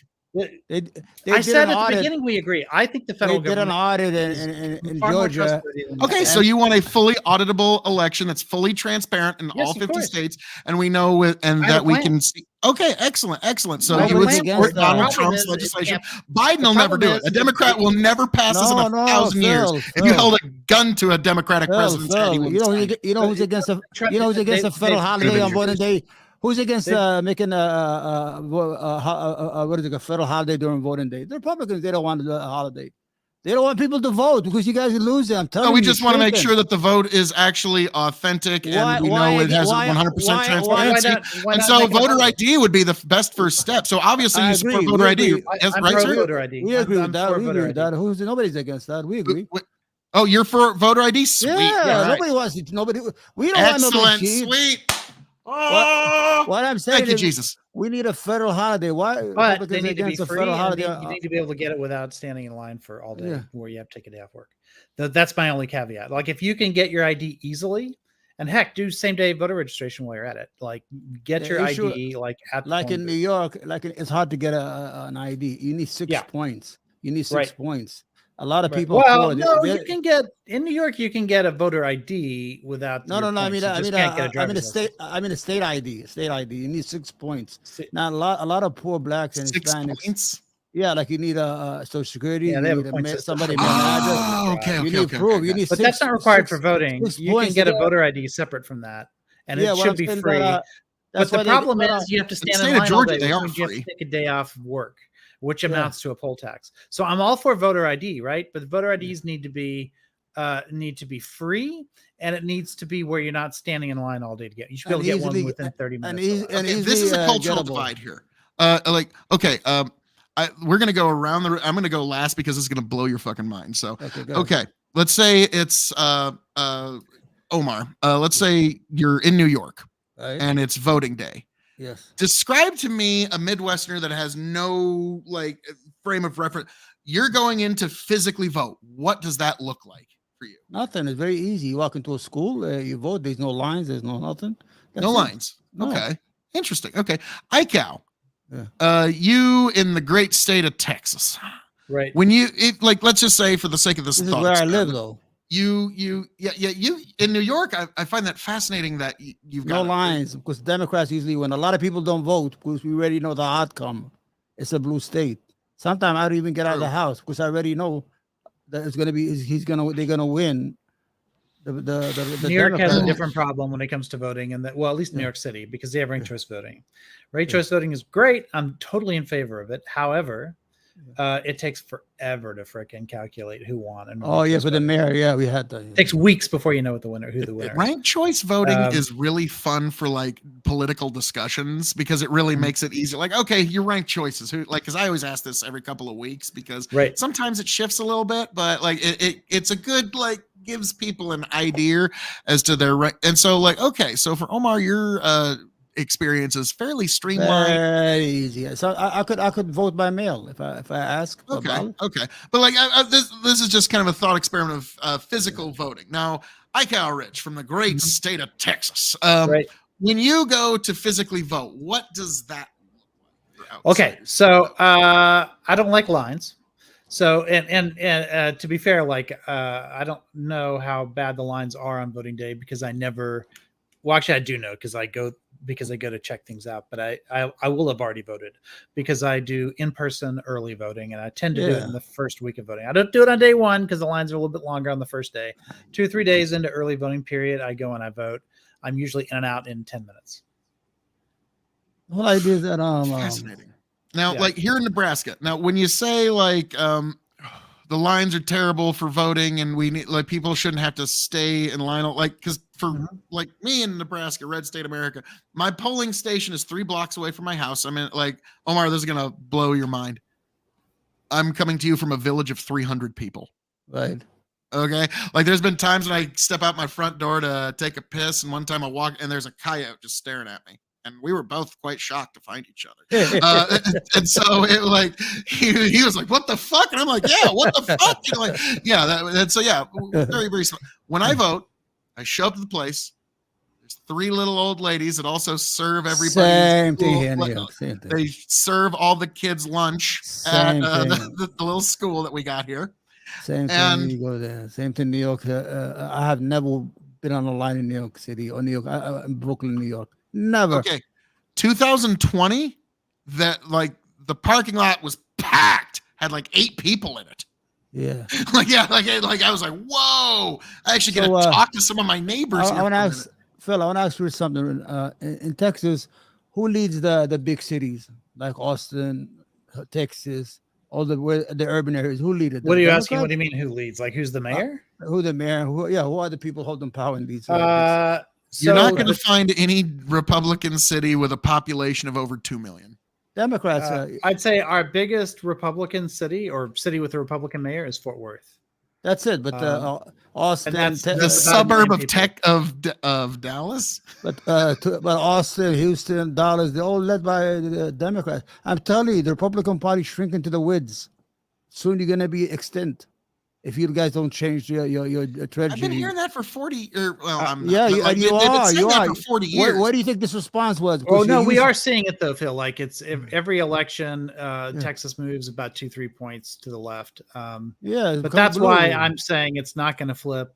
Well, I remember in this year. 2004, people are saying, "Oh fuck, it's You know the Democratic population of Party's pretty much Texas. done." It's Phil, like there's hold on, Rich. always shift events. Like 2004. now, I understand Hold what on. you're Phil, saying Phil, here go- now. If all trajectories stay the same, Rich, I wanna going ask you into the something. future forever, then Rich, you could. But well, with, what's the- like, unless Rich, the thing happens, because when does the thing ever happen? Phil, I want to ask you a question. Don't say nothing. What did happen What do you- in what- Texas, what- except what the do you other think- way around? Hold on, Rich. What do you think the population Of of Texas is? Well, what's the ratio of the Phil? What do you think the ratio of Texas population is right now? Don't Google it, please. No, like I don't know. Like, God, What do you mean ratio? What is it, like Ratio- 30? What I'm saying, why to what's their minority? population? Like, Yeah. fuck, isn't it like? No, Okay. minority to white ratio. Oh, fuck, I don't know.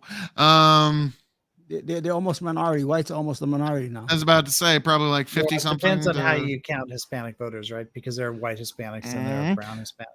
And But yeah, that was, here's the thing: in 30 years, what if all Hispanics are now considered white, and that completely changes the voting? That's okay outlook? if you have good policies. And I then vote. Republicans if you are had- so like, by if you your had- standards, and I'm not even saying that's how it would shake down, but by your standards, the Republicans would be in really good shape then, wouldn't they? No, the old party is good. Okay, these guys- so Phil, let me ask you a question. You said 2004, right? So I just looked it up. In Texas,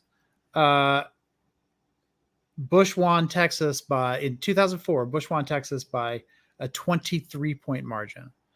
There was nobody in 2004 saying that Texas was going to be a blue state within 5 years or whatever it was. And that's when people were saying Now- the Democratic Party's done for.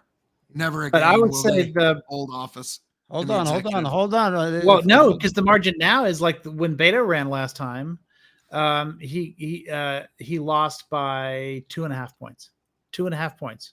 That's From it. 23 points in 2004 to 2.5 points.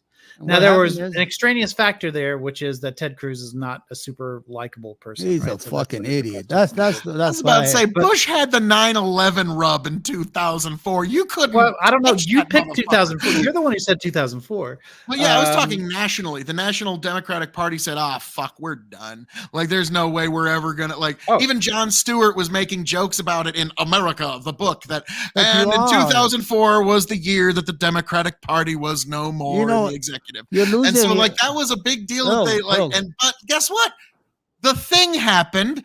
The Great Recession, and Phil. it's changed the also trajectory the of war. American politics. So I get what you're Phil. saying here. If Phil. all trajectories stayed the same, but there's always going to be the thing. You know what's going to happen right now? Listen, you guys, the Well, hold Republican on. It Party. sounds like you're saying what he's saying. Then it sounds No, like hold you're on. saying that No. Texas could flip blue Mm, because you don't know what's going to happen economically. anything. Well, yeah, anything could happen. Like the South used to be a Democrat stronghold.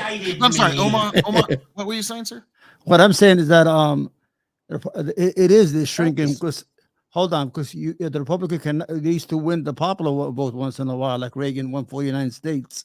Then what happened is you started losing the popular vote now, like for the last 20 years. Now, when you're starting to lose the electoral college, then you're going to become violent. And you're going to say, oh, they cheated, it must be cheating. Then you're going to create a lot of chaos because you're not going to accept not winning national elections no more. You're not. Even in Texas, you're not going to win statewide. Now we got. I'm telling you, you're not going to No, we're win. getting to the core. This is the good part. All I'm right, keep telling going. you, the Republican Party, if they stay the way they are with all these nut jobs, you're not going to be able to win white states like senators or presidential election. At the Treasury, you're going right now. You need new leadership, real leadership, not like the weak Kevin McCarthy Lauren Boebert, Ted Cruz, all these idiots. Robert's not in leadership. They're not Leadership. offering nothing. You don't have no party. There is no Republican Party. What we have is an extreme organization who's become every day is becoming dangerously violent. It's going to become more violent as time goes, because when they cannot win, they're going to react badly. Because what they're selling bad food to white America. They're telling them bad, damaged goods. They're telling them your grievances. They're trying to take over your kids. They're trying to take over your country. They're trying to replace you. They're trying to do this to you. They are selling them damaged goods. They're not selling them real policies. They're not opening the Republican Party. It used to be called the Big Tent during Reagan. You said we have to open it when Reagan was president. Now you don't have nobody. It's a white party. It's like Reagan would have hated the term rhino. It's like South Africa. You're going to be like the why did Trump do better than any other Republican with quite a few different minority groups in 2016 and 2020? Well, no, the company, the president that did best with minorities still was Bush. Yeah.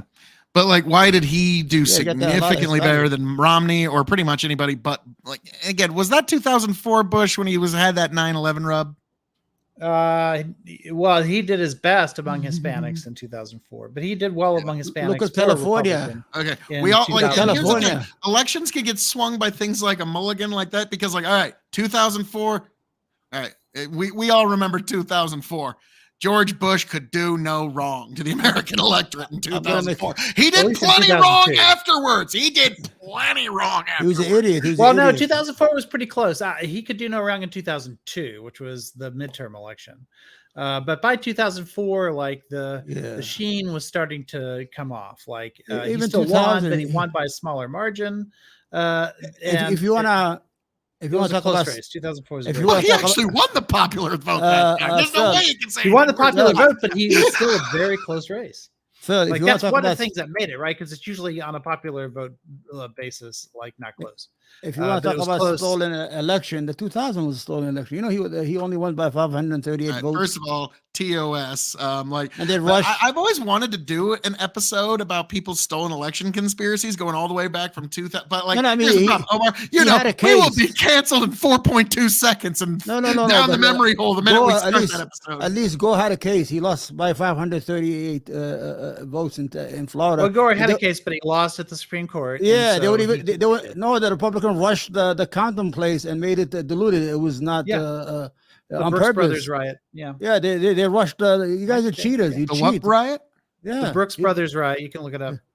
It was a Roger Stone operation. Yeah, they rushed. Okay. So there was some chicanery involved. They rushed. Some dudes in nice suits came here and fucked everything up. What the hell? They rushed it. They rushed it on purpose. Then it became unclean, and they cannot count them no more. That's why they resorted to the Supreme Court.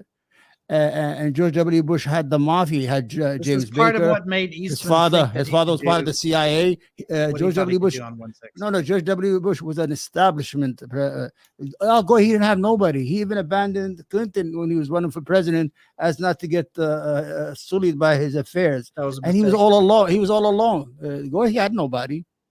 James Baker went to him to Florida. He said, "Listen, boy, take $500 million and go home. If not, you're gonna lose everything, right?" That's how you talk to Jim Baker. Well, now here's the thing. Like, I find it fascinating because I always tell my you guys my cheat. You guys cheat. Well, no, hang on. Violence. I always tell my listeners that you always need to be aware of the fact that your opinions are assigned to you. Largely, your opinions are assigned to you, and like if you think you're the one person that's exempt, lost iCow again. He's like, nope, I'm out. He's actually still in the I'm still had my camera. Okay, sweet. But like when you realize your opinions are assigned to you to a very large degree, it kind of makes the world make a lot more sense. And a good example of this is I point to 2016 and 2020. If you are on the left and you think 2016 is completely debauched and you think 2020 was as clean as the wind-driven snow, and you also happen to be someone on the left that believes that climate change is going to destroy the world, that's probably not a coincidence. And if you're saying, hang on, and on the inverse opposite side of the coin, if you are somebody on the right who thinks that 2016 was just pristine, clean as the wind-driven snow, and 2020 was completely debauched, it's probably not a coincidence that you also believe in low taxation and gun rights. I'm telling you that. Okay, there's a very good chance your opinions are assigned to you, The folks. 2016 election was not cheating. So nothing. that 2-minute steel man I gave was assigned to me. Where are you? No, that was predestined. Where are to you? I according don't to see you. I Calvinism. haven't seen you the whole time. No, you're Yeah, not I was about to screen. say, hey, bye, Hucky. I'm being camera shamed by someone who's not using. No, you can go to my channel. I would do a Twitch channel. You don't have no Oh, content. you're streaming? Yeah, I have a stream channel. It's called the improved. What do you call it? You should shout him out. I was about to say, I'm looking it up right now. What is your Twitch channel called, sir? I'm going to type it in. No, me. Yeah. Oh no, it has a different. It's called True Crimes. I was gonna do like True Crimes, and I stopped. But it's called. But I usually do on YouTube. My channel used to be an Arabic channel. I had almost 3 million followers in Arabic, but I got tired of it because it was so Okay. fucking- I am following you now, sir. No you problem. are now followed on True Crimes on Twitch. I And followed you. I followed you on YouTube, but Rich, I wish I had his Twitter because I love to have him as a guest on my I channel. gave it to you. It's like how rich. Yeah, that's. Hang on, also I'm my just going to Twitter look handle. up the actual links for a few things. It didn't come Because, up. You want me to send you my link to my? give me just one moment. So What the do you whole want to idea is send me, that, sir? You said you could find my channel. You can't find my channel. No, I found your channel. Oh, No okay. problem. True Crime. I'm No, already on followed. on YouTube, and I followed you on YouTube. But Right, Rich, yeah. I followed him on Twitch, but he has no content. But I would love Okay. to. Oh yeah, no, I'm not a streamer. I'm just. I mean, I have a Twitch channel. So one of where's your these days I'll Twitter? I don't see your Twitter. stream. My Twitter. It's like how rich. So write it down on the thing. I did it. I couldn't find it before. You It's the can same name. try- Same name. Yeah, ICOWRICH. Oh, okay. I So found the it. whole I'm idea about is to that, drop. Now, this is something very rare that I'm about to do. I'm What's going that? to promote something that's not my there you go. There is iCow Rich's Twitter right there. I dropped it into chat. Like, see iCow Rich. You're right. We can all grow. We can all Oh, grow. thanks. I've grown as a person. But yeah, iCow, like he has the great beard What of I'm knowledge. telling He's you a fun guy. Phil. Yes, sir. You see when I talk, it's not out of hatred, like for people in the Midwest or in the Rust Belt, whatever you want to call it. It's the idea of that you being sold lies and you being used to go to the poll every time to vote for people who vote for corporate America. They are about taxes cuts for the rich. They're not for you. They don't do nothing for you. Donald Trump. Strangely enough, the Donald Republicans Trump, think a Donald lot Trump, of you. hold on. Donald Trump never delivered anything for his hardcore followers, the poor, whites, unemployed, or low income people. He delivered for who's around him. All the people from Goldman Sachs. He brought them to his cabinets. Everybody from Wall Street. He said he wanted to clean the swamp. He was the swamp. He took the swamp from New York and overflowed the swamp in Washington. You guys need to find a different leader. He is not. Trump did make a good point though in 2016, right? He made Yeah. the argument that we cannot elect somebody who's being investigated by the FBI. Yeah. Which I Hold think he had a good point there. Yeah. Yeah. Now I'm gonna say this, because Omar, what you were saying about how you view Republicans, how they're misled and they're being You've been a lot of Republicans view you and a lot of Democrat voters in exactly the same light. This is what I mean when I say, well, hang on. Just give me a moment here. Give me a moment here, because it's what I call we're watching two movies on the same screen because Yeah. you and me are getting the exact same data, but we're seeing two completely different stories. And I think I I'm gonna found tell you why. what it is. I'm gonna tell you what better than you guys. I'm gonna tell you why. 'Cause we have Well, better give me just a moment here we have because better hospitals, we have better schools, we have better healthcare, we have free access to healthcare. Medicaid is easy to get. Anybody could get. We even have free lunch for school, free breakfast. In summer school, we have free breakfast for parents and families. They come to eat with their children. In Florida, you have to pay for your student has to pay. So these states are delivering for their poor people. You understand? I have never paid $1 to a hospital all my life, and I worked. It was always either on Medicaid or on my children was always on Child Health Plus you've never paid $1 in your life in a New York hospital. and health insurance. Never paid $1 all my life. I'm gonna be more than a little skeptical on that one. I'm gonna be honest with you. I will swear on anything you want. I'll Because my- investigate that no, claim a little because my- later. I'm But gonna like, tell you I why. wanted to get to I'm gonna tell you something why. like I'm gonna tell you why. Because I have Okay. I have 6 kids, and I'm married. That's almost like what 8 people in the household. So whatever income I made was always within the range of getting Medicaid or Child Health Plus, Child Health Plus, which is free for children. They give Chip. WIC, free food for women who are pregnant. This is what you guys don't even have a hospital. If you had a heart attack in rural America, the maggots will eat you before you get to the hospital to rescue. You don't have no services, nothing. What they doing? Nothing. Well, we don't believe in free government help. No, the government's supposed to help you. Shut up, Rusty, whatever your name is. Get some help. You know what I'm saying? Your children are dying like flies because your governors, we don't want to expand Medicaid. Medicaid, if you expand, people will get access to clinics to get clean from opiate addiction, from drug addiction. You need that money. Why would you take it? It's free money. I'm just going to be honest with you. I'm seeing a lot of things here saying that there's people that are having problems in the insurance coverage gap in New York, and there's a Florida, lot of people that are Florida. not like. So, like, I'm sorry, the Wait, which picture that gap- like your which personal gap do you mean? situation, you might have been able to situate yourself, but let's not act like every single person within New York has got the exact same outcome in life that you have been able to majority achieve. I mean, Poor I know people have about that. several states with the insurance gap, but I'm not familiar with the one in New York. New York I has don't the doubt best, that there is one, but just free- which we have- one do you mean? You know, Rich, we have free college. The public is free. Yeah. Yeah, no, I'm aware. They don't have that. These guys are, well, we are about free America. We need our guns. We need our guns. The guns are not They don't gonna have feed you. free anything. There's no such thing as free You don't anything. get it It's taxed from because- somebody and then it's But if given to you. So if it comes you- from somebody. The problem is It's like Bandit says, there's no such thing as a free if lunch. you don't take these services, they're gonna make wars. The government that has a lot of money makes wars and makes problems. Instead of giving money to other countries, why don't we give it to you to eat? Stop being a hot-headed Okay, person. now this motherfucker's spitting. Okay, because yeah, we are sending way too much money overseas, to different Yeah, well, places. we give- I can think we of give one in $4 billion particular, but I'm not going to set. We give Rich Israel. We give $4 billion to Israel every year. For what? They're like the goyim. They call you guys They're actually an goyim. ally. Like, Well, there's a reason for it, right? Because, like, Yeah. for instance, it got very popular about 10 years ago to start saying, oh, let's stop all this foreign aid. Yeah. And it turns out when we cut foreign aid to thank South you, America, Ron Paul.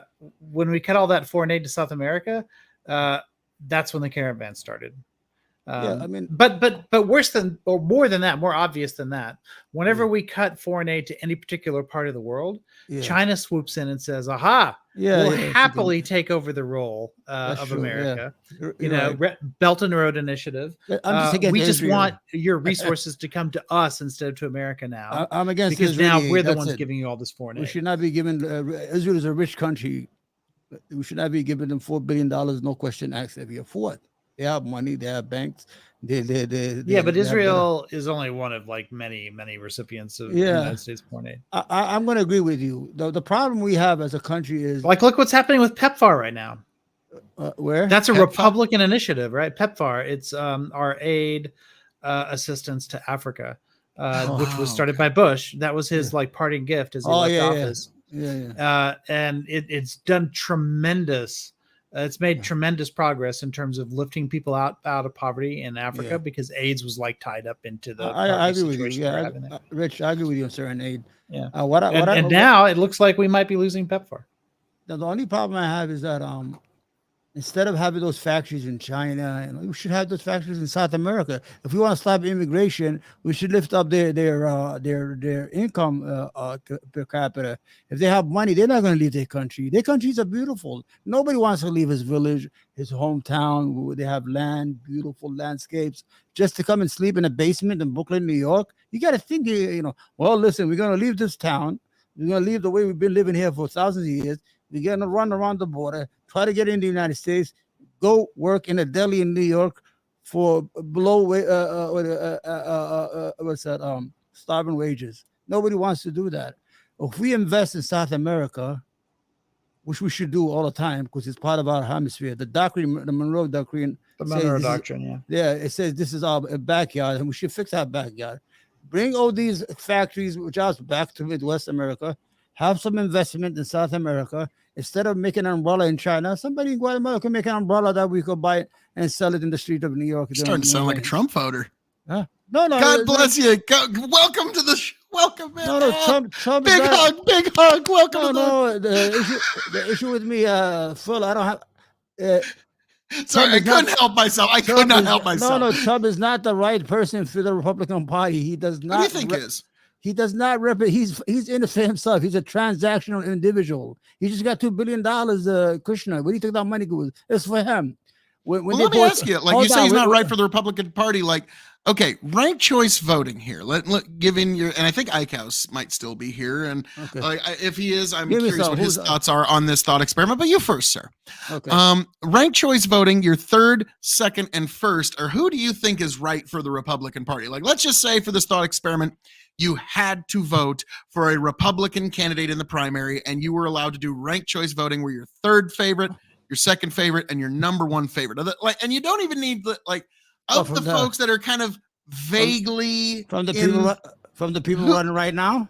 I was about to say, not even necessarily the people running like right now, but even folks that might vaguely jump in. So number three, Chris Sununu is the best candidate you guys could ever have. He's like you. He jokes around. He tells a lot of jokes. If you look at him, he talks just like you. He's human.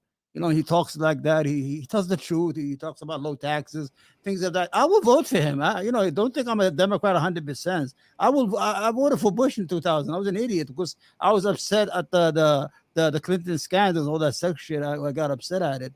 But the whole idea is, listen, you guys are holding on to a false prophet. This man is not in it for you. He's in it for himself. It's what's in it for me. There's literally a golden calf of him, by the way. Yeah, the Saudis started a golf company. Phil, you've seen that, right? I showed it to you on screen. I can't see. What is it? I can't see you. We can't. It's a golden calf of Trump that was at the RNC. Yeah. The whole idea. Do you know the Saudis started a golf called LIV, spent $1 billion so they could play in Donald Trump's golf courses because he was being boycotted. Yeah, because he was being boycotted by the PGA. Imagine he got Saudi Arabia, fucking people who like soccer and live in a desert, don't even know what a golf is, to invest in a golf league, to compete with the PGA so they could play at his resorts and keep them alive, then force the PGA to integrate with that, to become one company with that and go back. Okay. So you like Chris Sununu, that's your number one. Let's say he can't run. Okay. Who would your second favorite pick be within the Republican side? You don't have you don't have any stars. You don't have nobody. You don't have a deep bench. You don't have anything right now. You guys. No, I'm just asking, like the people he's even seen, like Vivek or Nikki Haley or Mitt Romney. Nikki Haley is okay. He's good. She's a mainstream Republican. Okay. Yeah. And Vivek is a con artist. He's a scumbag. You don't need that. What's funny is I think Vivek was the only one that did where the fuck in that debate. Everybody else. It was funny when Ron DeSantis like, oh shit, okay, I better put my hand up. Mahdi Hussein dismantled on CNBC. Dismantling. He said, "Oh, you're against the Soros, but you accepted an affirmative action. What do you call it? Scholarship, and you have $300,000-400,000 in the bank, and you said that affirmative action is reverse racism, but you took a an affirmative action, what do you call it, scholarship. He's living a lie. He started a company, what do you call it, a pump and dump. He said, "Oh, we got the drug. We're gonna cure Alzheimer's disease. We're gonna do this." And so he bought the stock, sold his stocks for $37 million, and dumped the company. And the school unions, all the left hand holding the bag. He's a thief. Can I give you a piece of advice here? Like, this is just like when you're talking to Republicans about this kind of stuff, just in the future. And yeah, I think Iko might kind of have a clue about this, but like, I always hear Democrats, like, and they did this with Mitt Romney, they did this with Donald Trump, and I'm hearing you do it with Vic. Listen to this person made money in a way that I don't like it by cracky. And like, to be honest with you, like that just kind of like bounces off Republicans when you say that, because what most Republicans will think is something along the lines of, well, he's a smart son bitch. He was able to make all that money. Good for him. But they say the same things about the Clintons, right? That they made their money in the wrong well, they made theirs from Asa. Well, see, everybody else they're talking about, they're actually private people. Republicans really respect people who can make money in the private sector. Well, they did too. It means that the Clintons made most of their money off book deals. That was private. I like Asa. Yeah, Asa Hutchinson. Using their political influence. Asa Hutchinson is good. Yeah, of course. Asa Hutchinson is a good man. Okay. He used to be the head of the DA. He's not my favorite, but like, you know, he's good. Okay. He's normalcy. When I look at he's basically just trying to be like, hey, I'm not Trump. No, when I look at a candidate, I want to see a Republican candidate. I want to see normalcy.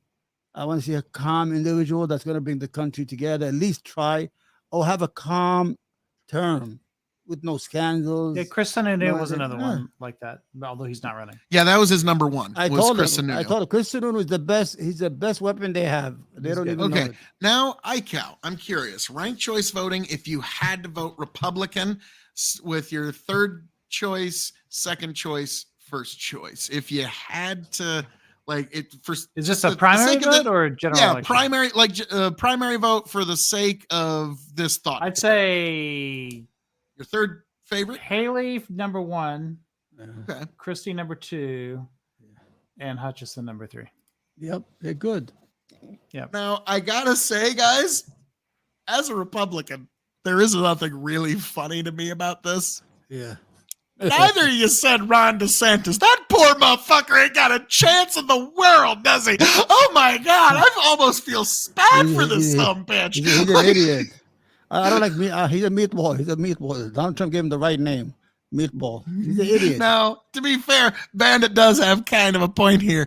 You want to see boring, unelectable Republicans. Oh, God, I can't. Much. Yes, I want whoever wins the presidency, I want it to be the most boring person possible. Yeah, you want to calm down. Absolutely. Yeah. Now, the unfortunate reality what I like about Biden is that he's boring. Nobody wants scandals. The most nobody wants scandals every night. Usually the most likely. I'm telling you, Donald Trump was trying to overthrow the government. He depleted the State Department. Remember, Bush was the guy you wanted to have a beer with. That was like the talking point for that election. Rich, Donald Trump from day one, he depleted because nobody wanted to have a beer with John Kerry. Yeah, he depleted the State Department. He depleted the Pentagon. People used to retire. He did not replace them. And this is one thing I hate to say. There was no ambassadors. There was nothing. There was a coup in the making. Right now, what they have is dangerous. Let me tell you what the Republicans are doing right now. They're trying to deprecate the military. You know, when they cut somebody's head by a guy named Tuberville, some idiot who became a senator. He didn't even know the branches of government, how many we have. They asked him. He didn't even know we had 3 branches of government. He's holding all the promotions for the military for almost now, 2-3 months. There are 300 people. They cannot get their promotions. What they're doing is, you know what? I fear the Republican Party. I think they're evil. Maybe they're trying to. Well, to be fair, most Republicans are also mad. Like they're not as vocal about it, but most Republicans in the Senate are mad at him too. Like they don't. But what he's doing, they're not holding up these promotions, and they don't want to see. They don't want him to hold up these promotions. Yeah, he's doing it in the name of abortion, which is not anything that like Republicans are like benefiting from politically right now. So he's sort of hurting them politically, like on that front too. Rich, did you know he didn't know that we had 3 branches of government? Yeah, yeah. Oh yeah, he, I didn't, know. he didn't know. followed that And- whole election, yeah. And they elected him senator. I thought you, they're I mean, it's Alabama, Republicans- though. I mean, what are you gonna yeah, do? Republicans will elect a rock. They put a No, rock in here's there. the funniest thing though. When you're talking about like, would you want to have a beer with Bush and stuff like that? Right. Here's the unfortunate reality. All three of us, if we heard, hey, you get a call, hey, dude, there's a party tonight. Trump's gonna be there. You're fucking going, okay? Like you got a Trump is- story, Trump is okay? The funny, next yeah. day, like, yeah, I was at a Yeah, yeah. party with Trump last Trump, night. yeah, You fucking Trump is kidding me? funny. Trump is funny, but he's the drink. Yeah, but would you turn down a party that has any president at it? Like, I would absolutely want to go listen to stories about corn pop. You know, I don't know. I You got know, street Donald Trump, cred. I'm there for I it. might, I'm like, there for it. I might. Donald I Trump. might pass on that Donald one. Trump is a good talker. He has charisma when he talks. He's a comedian. He makes me laugh a lot of time when he makes those noises. Do you My hear this? opponent's Listen, gay. do you hear this? Do you hear this? I did everything right, and He's a they great dancer. indicted me. Does it come on there? Oh no. Do you hear this? Yeah, I did heard it. everything right, and they indicted me. did everything right and they indicted me. I did Who talks everything like right. that? They indicted me all the Who same. talks like Shameful. that? Who Shameful. talks? Who talks like that? Now, also, like, I remember 2020, I did have to say, it's like, yes, I also need Trump to really win. I don't have a Biden impression. I need him to win. I need Trump to win. And now, like, Tony's got one of the or funniest just put Biden Jack impressions. at the end of every sentence. That's fine. You'll be fine. Trump is not. Let me gonna tell you win. something, Jack. Like, you find a way to get there. You get there, like, eventually with the thing. You're gonna Okay, lose there was the something you House. guys were talking about earlier before, that I wanted in on, and you guys Right. moved on before I was able to get in. But you guys were talking about the impeachment, like, and the point that I'm sorry, what was your name again? Omar. Omar. What Omar was bringing up was that there's not enough support within the Republican caucus in the House in order to like get the articles of impeachment passed. And I don't think you understood that that's what he was saying, because you responded by saying, aha, the shoe's on the other foot. But that's not like the shoe that was on the foot, like with the first two impeachments, right? Like they didn't have Yeah. any problems getting the articles of impeachment passed. Yeah. And They with don't the have the second vote. impeachment, they even got a majority of the Senate to vote to convict. It's just that majority isn't the threshold. But here, if he's done two things. One is he's doing an impeachment what do you call it? An impeachment inquiry. Inquiry, yeah. But he- And he's doing he's Yeah, but there's no commitment to schedule a vote, because it'd be really embarrassing for Republicans if they they don't have the vote. And in order And to do an nobody inquiry, you have voted to have the for- vote. You have to have the whole vote. They don't right? even You have to- the votes for the inquiry, let alone for Yeah, they impeachment. don't have it. It's so Um, silly. It's silly. You've got to Well, get- we'll find out eventually in all the coming investigations. Have It's you- going to have to be a Have you ever heard long, of the saying? thorough investigation. It's going to take years. Whenever Okay, it's, like I'm I'm it's good with like that. I'm when good you with cut that. the- no But way what this I gets think wrapped what- up by. But Gates isn't Or good the- with that. the elections. Gates wants impeachment before the election. That's what he wants. That's what he's insisting on. He's insisting on this happening fast, and the people in the Freedom Caucus are insisting on that. And but the centrists who like want to keep their seats in the next election don't want to be focused on that. They want to be focused on economics. They want the focus to be on inflation. They want the focus to be on the coming recession, which I still think there's a recession at some point it's going to be coming around the bend. But if you don't do that and you make it about an impeachment vote that either never Yeah. comes or fails to materialize, that hijacks like the whole narrative. Like that's one of the that's the reason why the centrist Republicans like aren't voting for this thing. Heck, it was who was it came out The against base it isn't just the going other to day? like guys. I'm just telling you. I think his As a name was, Republican his voter, name, as a I guy forgot. that's pretty in touch with the far right Who's base, the football coach guy? they will not tolerate Biden not being impeached, and that's why telling McCarthy you, had to make that fucking speech. you He, just gotta- he wanted what you know with his your whole heart. He didn't want to come out there and say we're thinking about impeaching Biden. You know, with your whole heart, that was the last set of words McCarthy wanted to put together that I know, day. but And he had to come out and do it anyways because his Go back fucking to Trump. voting base. What are you will going to not impeach him on? tolerate it. Why? There's nothing to impeach. Just you're going to embarrass yourself. Oh, actually, here's the funny part: is we actually, when they say This is there's the no big guy, evidence, there's right? no evidence. Big Actually, we guy. have evidence. We have the Biden laptop. We know that he lied about who he spoke to. We know he lied about who he met with. So we know that he's actually lied. It's just a matter of now determining how illegally he lied, and that is going to come out in investigation. It's going to have to be a full, thorough investigation. We're going to have to start auditing checking accounts, especially Joe and Hunter's joint checking account. We're going to need to start getting into all kinds of stuff here, and this is going to take a long time. It needs to go. It needs to go into 2025. But the problem is Matt Gaetz, like in the Freedom Caucus, don't want that. They want it to be concluded long before the election because they want to use it for political purposes. We should take the time that's necessary in order to find out a bunch of stuff. There's another thing that's happening because of this Hunter Biden lawsuit that's happening now. We're going to find out who, because there were files that were added to that laptop, like at later dates. And now we're to the point where the investigation, like the Republicans on the committee are themselves admitting, like there was a bunch of stuff that was planted onto that laptop. And we need to find out who that was it's not fake stuff. It's stuff that it's stuff that was his, that was on his like online accounts at Burisma, and in the Burisma hack, they were able to pull some of that stuff and then put it onto the laptop. So it really is like legitimate Hunter files. So they hacked the laptop that they just knew Hunter was going to leave. It had it for 5 years. It was after the fact. It was after the fact. That's like. They have. This is everything that's going to come out in Discovery. Like, this is one of the reasons why I want the investigation. This is one of the reasons why, like, I was over the moon. You've heard me say it from the beginning. Like, I want to see, not only do I want to see Hunter in prison, but I want to see everyone involved in all of this on both sides to be held accountable for like what they did, which means I want Hunter in prison as well. And I also want like, Joe, why you want him in prison? Joe for taking bribes? Okay, because he committed a crime. People should be held.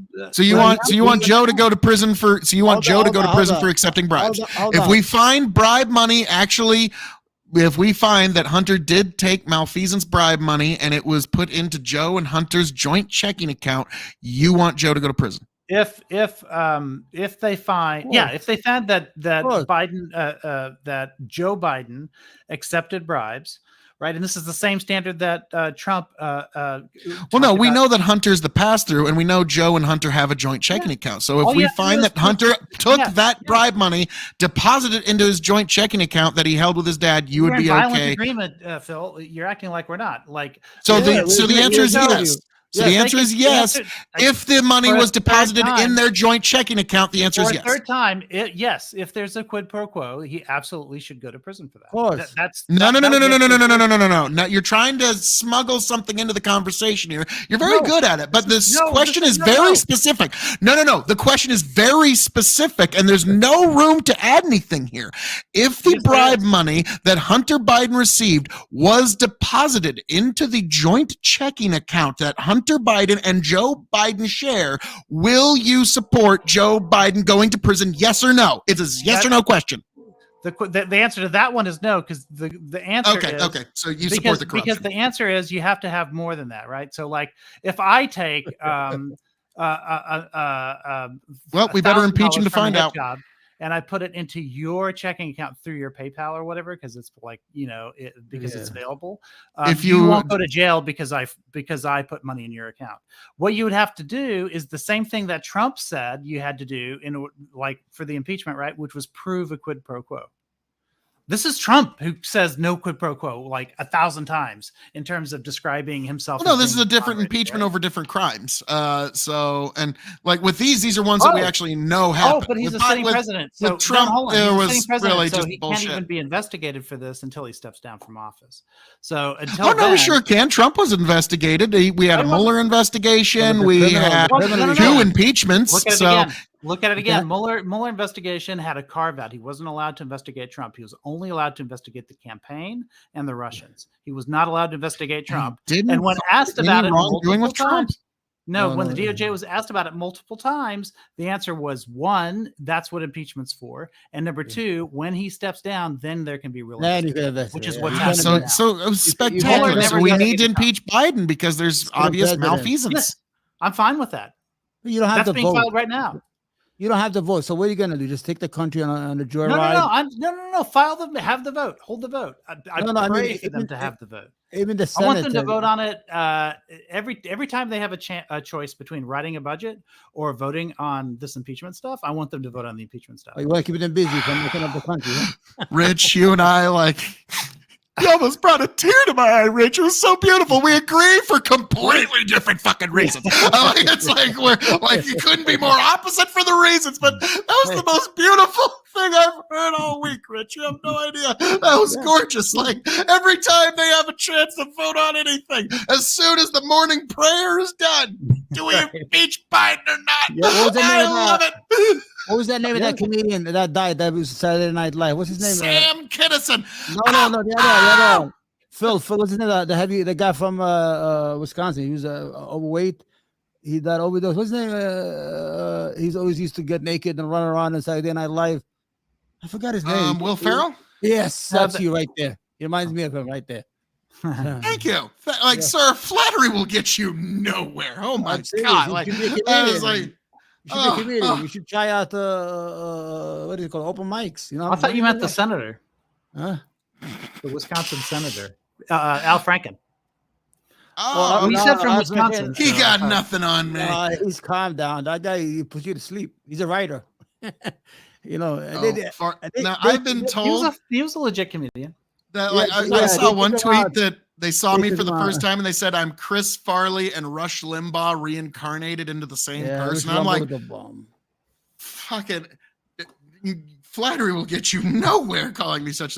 Now, here's the funny thing: like all content creators kind of owe a debt of gratitude to Rush Limbaugh, like it or not, because he He's the originated the idea of the content godfather creator Of all everything connecting with that's the wrong. audience regardless of platform. Yeah, he's the godfather of everything that's wrong. Wait, with wasn't America right that that was someone before him? It was what's his name? now. What's that? Who am I thinking of? You know who I'm Was thinking of. Grant? That guy. It Get out of my was, phone. Cronkite? phone- No, it was. I was like, he was on a Howard very Stern. defined. Oh, Howard Stern is different now. Oh, no, Trump came before. No. Trump came. I was gonna say Trump came before Rush, and I was like, Rush kind Limbaugh- of. Rush But like, Limbaugh I was gonna say, Trump- Rush has been going since like in Rush one form or Limbaugh, another. He's been going since like '79, and then Rush Limbaugh monetized all this problem we're having right now. Everybody, all these small Rush Limbaughs like Charlie Kirk trying to be Rush Limbaugh, like what's his name? That Ben Shapiro, all the grifters. They They're all can't trying to measure be, to me. yeah, they're all they are all the children of Rush Limbaugh. Rush Limbaugh was the biggest. Howard the Stern most- started in '86. I suppose I'm talking But about he's national funny. Howard syndication. Stern- Now. His yeah, but Howard Stern was national funny. syndication was in '86. Howard Rush Stern was not- Limbaugh might have been yeah. about the same time, maybe slightly earlier. I'm not. But not sure. their products are different, Rich. Everybody they're selling different products. Howard Stern was just having fun, a good time, and they get naked women in the studio, while the other guy was selling hateful and divisive. Yeah, Limbaugh's national syndication started in '88. So yeah, 20 million. Stern was a little bit earlier, like maybe Yeah. 4 years earlier. All right, guys, I gotta go. It's what is it? 2:00 in New York. My wife is Two in going the AM. to So let me ask you before you go, sir. Yeah. We can contact each other through Twitter. I'd like to have you on in the future because it's always good to get a. No, I You don't was get a lot of New Yorker perspective. No, I always come stop by and just listen to you guys. You and the other guy, the cowboy with the hat, and I just pass by. And I'm always saying, why there's not a lot of people? It's first of all, these guys are talking about serious subjects, and the channel is lively the way they talk. I mean, better than some other channels. But you guys are not. But giving remember, the Ted opportunity. Cruz. Here's a point of agreement. Ted Cruz always said that, or said in 2016 that Trump represented New York values, right? Yeah, remember, that was yeah. his big and they thing. gave him the finger. The next to the Yeah. newspaper, they put the Statue of Liberty. They gave him the finger. Right? Yeah, exactly. Ted yeah. Cruz. I can't He believe managed to it. piss off both sides of the political aisle. He's in New York. smart. He's smart. He's Ivy League. He has won more cases from the Supreme Court than anybody else, and he'll sleep so low. Like, oh, you drink the beer. You could kiss my ass. The other day He was drinking beer a on top of him. debater too. He was made it He's to the finals good. of the national. But tournament. how come he's qualified to be president? He's born in Canada. I don't understand that. Well, because his You know, parents that were- was one of those reasons that in the 2016 primary, I, Yeah. at the end of the day, didn't really support Ted Cruz. I know people come up with the kind of like, well, technically, kind of, sort of, but like, I can't, like, you know but I how mean, It's not the even attack in ad would have been question.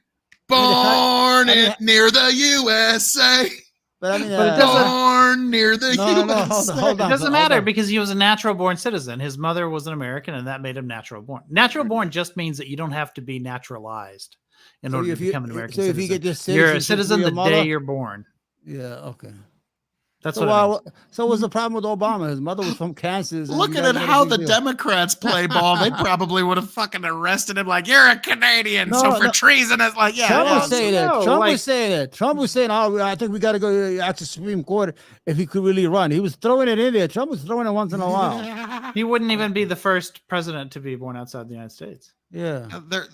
You're right. There was one that was technically born in Canada. What the fuck? Which one was he? It was like 100 and some odd years ago. I heard, but- Sink Ugar from the Young Because Turks. if your parent, if and one of your technically, parents is an George American Washington citizen, then wasn't you're born in natural the United States, too. No, they're saying that the 14th Right, that's Amendment, right. that the 14th Amendment that gave citizenships to the slaves actually gave legalized people to become citizen. You can become a citizen even if you're not born here under the 14th Amendment. I heard the Sink, Ugar Sink from the Young Turks, and he's very Ivy League educated. And he said, "No, you don't have to be born here. The 14th Amendment gives you the right to be a citizen because slaves, black people, were not considered Americans because they were slaves. But when they became Americans under the 14th Amendment." And Alexander Hamilton was born outside of what became the United States, and he still could was an have been immigrant. president if he wanted to be. Like, yeah, it was so funny. Like, the founding fathers were all from the British Empire, but because this motherfucker was from Scotland, like, ew, you immigrant. Like, what the fuck? Like, dude, he's like a I mean, the 10 thing days is, walk it- away from you in Scotland. yeah, it's just become an argument of convenience. All right, Like, Phil, I gotta go. Rich, nice meeting you. all right, Peace, Phil, see you sir. later. God Phil. bless. Travel well, sir. Phil, my advice to you: go to open mics, try it a couple times. You trust me, you're funny, and I can feel funniness when I see funny. I know what funny is. I'm a New Yorker. You understand? We see a lot of crazy shit going on. That's why I know that Trump is a con man. I could see a con man from New York from a mile away. I could really do. I could tell right I away. don't know what to say. To As, you, sir. as a New Yorker, I could tell when somebody trying to con me from New York. As soon as he starts talking like, nah, that doesn't sound right. All right, see you guys. Have a good night. Okay. God bless. all right, see you later. Nice meeting all of you. Bye bye. Okay. Phil, have you heard about the news coming out of Ukraine? Wasn't there like a subway or a submarine got subway. fucking blown? The like, submarine yes. blown away. Yeah, they only had 7. So, and who knows how many of those are actually in operation? Because this one was not in operation anyway, because they were repairing it and they got destroyed. So now they're down to 6 subs. Ooh. But Got also it when there it was in like, the shop too. Man, I hope Yeah. you really needed them repairs done. yeah. Fuck. Well, that thing's gone. It's like it's irreparable. Another carrier, another one of those big boats that basically they've been knocking out a lot of boats that like carry men to shore, like for like D-Day type invasion type stuff. So they've basically their amphibious capabilities are gone now. It's like And I said at then the there was beginning of the black grain deal thing expiring. It's like I don't think Russia's got the assets to lock down Yeah. the Black Sea, No, they don't. man. Like that's they've been doing weird stuff with Romania too. Like they've been going to Romanian territory in the Black Sea and basically like annexing it as if it's Russian territory, which is fucking weird because Romania is NATO. oh no. Like they're just Yeah. like, let's see how much we can fuck with them. Like, oh fuck. Well, I think they're just getting desperate. Like they're trying to stop the grain. They're kind of hoping to use food as a weapon if they can. I mean, they tried this last year too. Like if it's just that ultimately they had to agree to the deal to placate Turkey because they were afraid like Turkey would because Turkey was kind of on the fence about Russia last year. Now they're not. Like they're very much like anti-Russian now. And so that's sort of like changed the calculus, but they've been wanting to use food as a weapon for a while just to like create pressure, but then also there was an anti-missile system, like the best one that they have, and they're not capable of making these anymore, that cost $1.2 billion to make and just took one down with a Storm Shadow missile. Like that's the problem when any major military tries to invade any sort of insurgent population. Fight a hard fight, you shall, but you're always boxing in a shadow because you don't know if you actually even beat the enemy. Is the enemy just hiding in the civilian population and then it just sprouts out again when it like, and we learned this in Afghanistan. Russia learned it in Afghanistan. You thought they had learned it and now they're learning it again the hard way in Ukraine. But now Ukraine has big, shiny, modern American military teeth. Well, in this case, like, UK, but yeah. Well, the Storm Shadow is it's all supplied like by NATO. It's kind of like it's all NATO. when it comes from like, we all know who's really pumping that shit out in the factories. So but the problem is like, it's this weird inverse problem. Russia's equipment keeps getting decimated, but their numbers are just overwhelming. Ukraine, their equipment is overwhelming, but they keep running lower and lower and lower on people to run all of it. Like it's a very like for each soldier that's left on the Ukrainian side, then some hardened motherfuckers in like 15 years. Those are going to be the people that you hire for your. That's the other thing too. Like work. One of the things that we found, I remember this finding this out in the 90s, like when we were talking about all these new Middle Eastern wars and stuff like that, especially after 9/11. It had been so long since the United States had been involved, like in a protracted military engagement, like since Vietnam, right? So it had been like 40 years. And there's something about a military that's like been battle tested. Like, like one Ukrainian soldier that's like been through the shit for like a year is going to be worth a lot more than a handful of those same Ukrainians a year ago who like had no experience in this stuff. So yeah, you're right. Like the way like going through this stuff is like sort of like how you top off your military.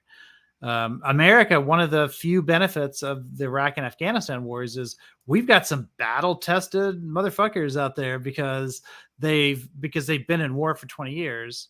And that's something we did not have before 9/11. So like these things kind of shift sort of up and down. With Russia, their best men are just dying. So, and they're not being replaced. They're not even training the people that they're replacing them with.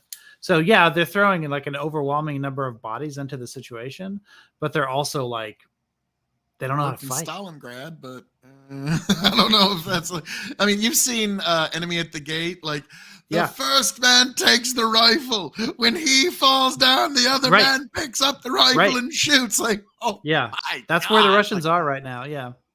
I mean, if you talk about Stalingrad, like the Battle of Bakhmut was longer than twice as long as the Battle of Stalingrad. Now, just unbelievable. This is the way, though, I kind of look at war. Like, have you ever seen Lone Survivor? You ever seen the movie or even just like bits and pieces of it? Okay, it's basically about 4 Marines who they're in the mountains of Afghanistan. Right. They're just really fast, like very fast story. They find these 2 little 13-year-old kids out in the mountains, and then they tie them up and they have the debate. Okay, what do we do?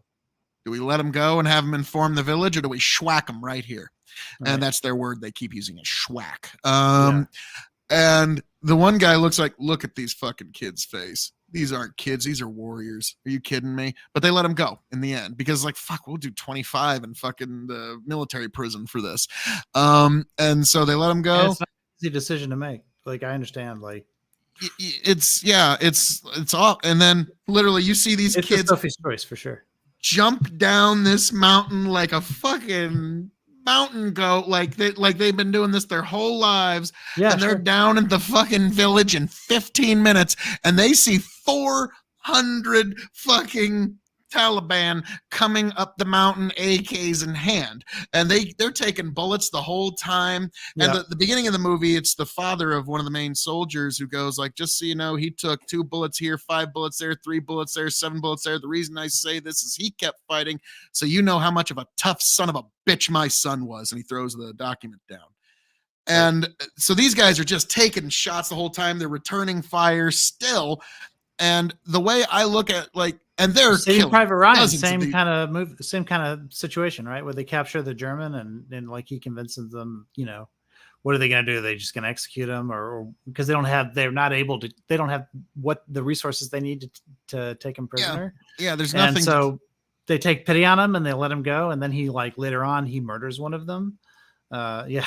Yeah, but so literally these guys kill like dozens of these Taliban people. And like, to my way of looking at it, the time, the effort, the energy we put in to training 4 high-class Marines, if they take out 400 Taliban, but they still take out 4 of our boys, that is an unequivocal victory for the bad guys because of how much money, effort, and and I know that sounds kind of cool, but like, yes, and these are also American lives. I do value them I value them very highly, but also but you also in have terms to have of their kind ability, cold pragmatism when you're at war. Like there's just What's because the moral system that normally applies during, I mean, this is what just war theory is all about, right?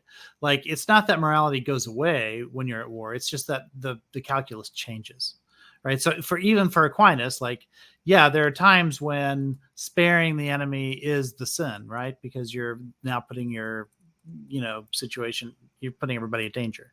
So it's like, this is the way the Catholic Church looks at the death penalty, for instance. The state has the right to do it, but the calculus is you have to be protecting society, and if the death penalty doesn't protect society, then you can't do it. That sort of thing. It's a very different calculus than when you're not looking at wartime situations.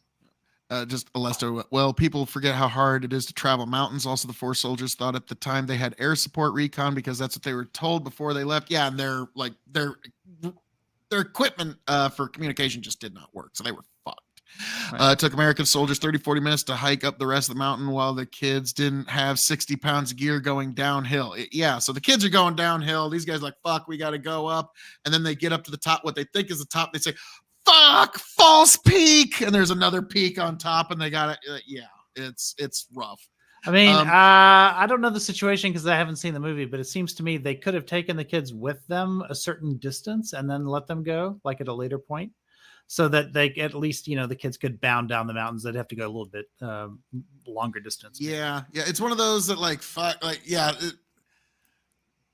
there's just a lot of. With the hindsight being 2020, we're like, but I see that same thing kind of with the Ukrainian soldiers. Is the people that come out of this are going to be in 15 years, all of the movies are going to be and yes, this is my guards made of former Ukrainian soldiers. That's going to be the sort of movie metaphor, if you will, because. Well, certainly I think within Ukraine, there will be propaganda movies made about it for a long time, for sure. This is their revolutionary times, right? Zelensky is their George Washington, I suppose you could say. Now, Bandit goes, or left them tied up. The thing is you're leaving somebody there to basically you've got to dehydration. You've got to take them with you and feed them and water them and whatever, and let them go at some later date. That's what you'd have to do. But I'm sure there was some story reason they came up with as to why they couldn't do that. That's the thing. If you're just leaving them there to die, basically, then you've made the decision to kill. You got to you got to take them with you. Yeah. And so now, granted, it's probably this is the mountain everybody's on. It's just kind of hey. The minute they're going, somebody's probably gonna cut. But no, that was a very real. What the fuck do we do here? Do we leave them to that was something they discussed. We can't just leave them tied up. But also the Taliban is they're fighting for, I mean, it's always an advantage to be fighting on home ground. I remember when I was in high school, I had a really cool history teacher who was telling me all the reasons why it was improbable that the Americans defeated the British Empire, at its height in the American Revolution. And I remember thinking, no, we had a whole ocean between us. We had all of our native resources. I gave this long list of reasons why my teacher was wrong. And he loved it, of course, because good teachers love getting pushback from students, on topics that they care about. So he was a history teacher, so he had a student who actually gave a shit about history at that time, so he liked it. Yeah. But that was an advantage that we had, was that we had this sort of home turf advantage. And whereas with the British, once they load everything up on a ship, those are the resources they have to live on, the whole time they're in America. Like, I it's remember like- one of the guys said, we can't leave them tied up here. Do you Right. know what some of these guys are going to do if they find two young boys tied up on a tree? right. And it's like, oh, oh, I didn't think about because guess what? Sick fucks are everywhere. Okay, it's like there is a Right. certain percentage of them everywhere. It doesn't matter. So you don't want to. And so that's one of those like, oof. Now in terms of, has there been any big moves in the lines lately since we talked last, or has it been kind of? Since Or we is it talked, just well, we fog of talked war just we a few don't days know? ago, so a week last Yeah. week. That same area that I was telling you about has moved, and there's another one a little bit further east that sort of pushes like into the Donbass. That's been moving to the east, but the biggest developments have been all these sort of naval things, all the stuff that's happening in Crimea. There's something big being planned for Crimea, and I don't know what it is, but my suspicion is that, like I said last week, they're going to try and starve them out. So, but the fact that we keep taking out radar systems in particular and anti-missile systems makes me think that they're going after Sebastopol. Like they're going to try to do that thing that Elon Musk tried to stop last year. Okay. Try to take Okay. out the Navy, Yeah. which they're Yeah, like- taking out one ship at a time, one sub at a time. Like they're getting it done. like Scott Adams was saying the other day, and I caught on Twitter. It's like the media is literally trying to get Elon Musk killed because it's just like the way they're portraying him is like he Well, tried he did to that to stop himself. the war. Like That he it did to is- himself. Like he put that in his book. That's from his book. He literally published an account of this in his book. And now he's surprised that everyone's found out about it. Oh, don't put it in your book then. Well, no, he listened to Frank Luntz. Nobody actually reads books. Okay. Like if you ever read Frank Luntz's book, Words at Work, it's an essential book that everybody needs to read at least once in their life. I read it when I was 20 years old, and it was very Sure. there's this point where you get to like the middle of the book and he goes, congratulations. You're less than 3% of Americans that actually read books. If you've actually made it this far, I'm going to give you some free secrets because I don't believe anybody that buys this book is actually going to read it. But if The he only wanted reason to any keep of this a us secret, publish books is for merchandising. maybe not putting it in his book would have been a good way of keeping that secret.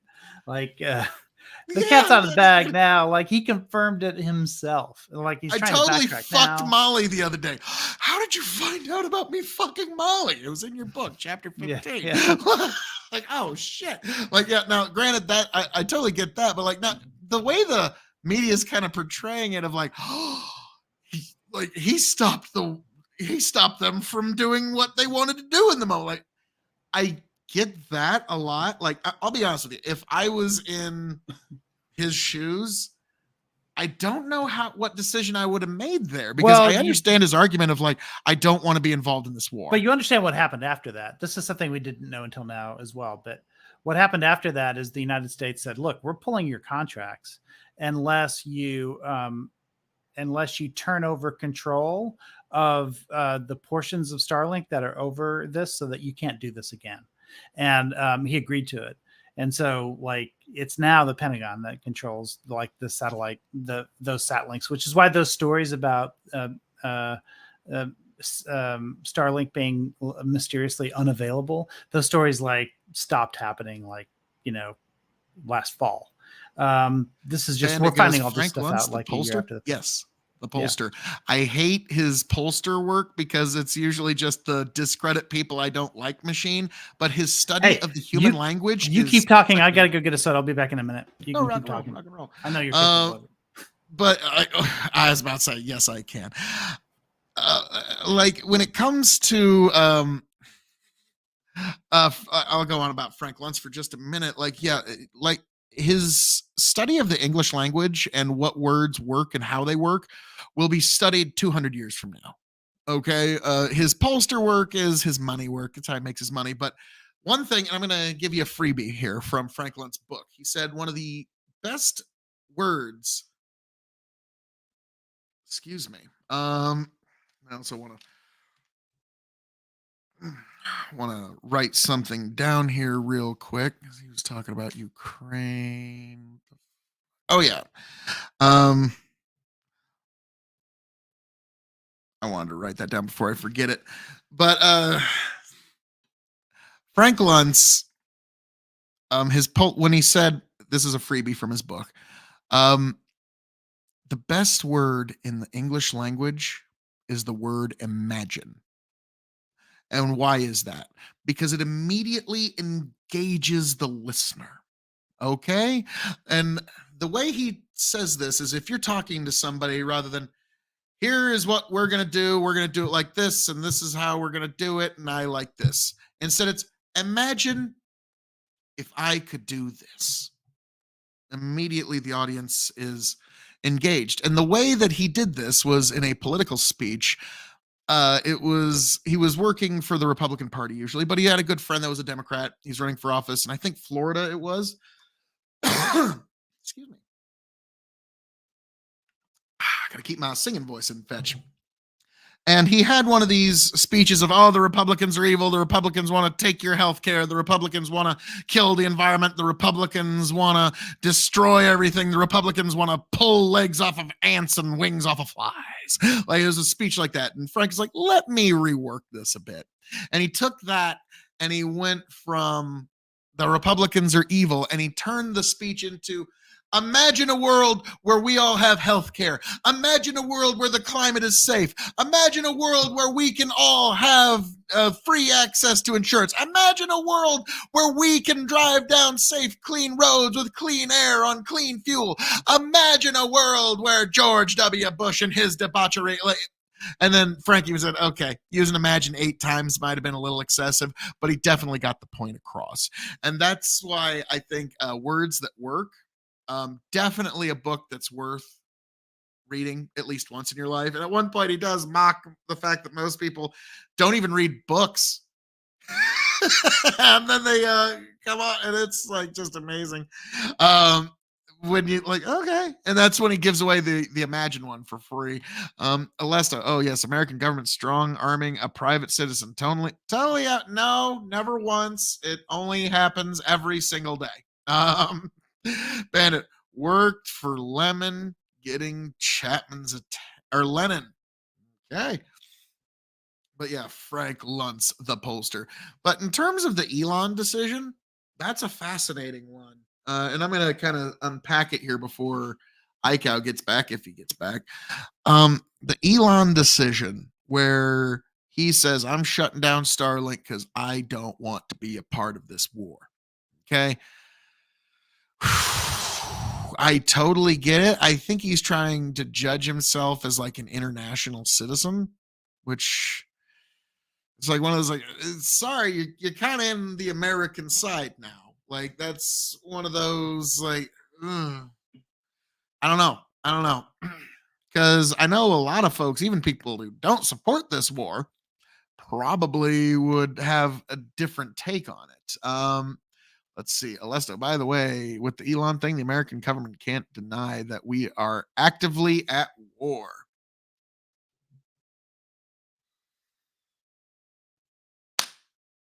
Well done, man. Well done. Because, yeah, that's really hard to push back from. That is really hard. All right, we got iCal Rich. And I'm curious what your thoughts are on this comment here from Alesto. By the way, with the Elon thing, the American government can't deny that we are actively at war. What's your thoughts on that? Well, I mean, this has always been a definitional problem, like since Korea, I suppose. If war means that, here's the thing: if you don't have escalatory like stages from which in your definitions, in order to be able to, like, were we at war with Germany during Lend-Lease? What? I'm a little too young for that. Lend-Lease is so. Lend-Lease. I thought you said Lend-Lease.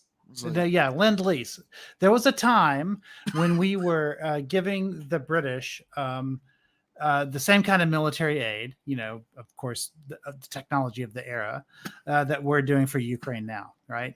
And if you're going to say, oh, we were at war, we were actively engaged with war against the Nazis at that point, then actually invading Europe means nothing, right? It's not an escalation. We're already at war. What are you talking about? So you can't criticize that as an escalation, right? It's Like, the to same thing. me, Like when if we we got were to boots on the ground shooting at people, yeah, it's kind of if like, we were to be, if we were to send 50,000 troops into Ukraine tomorrow overnight, right, and then Biden were to say, "Oh, we've been at war for over a year," like this isn't news. Like I don't think like Russia certainly wouldn't accept that as an explanation. I think that you have to make a distinction. We're absolutely in a proxy war. Like I agree with you there.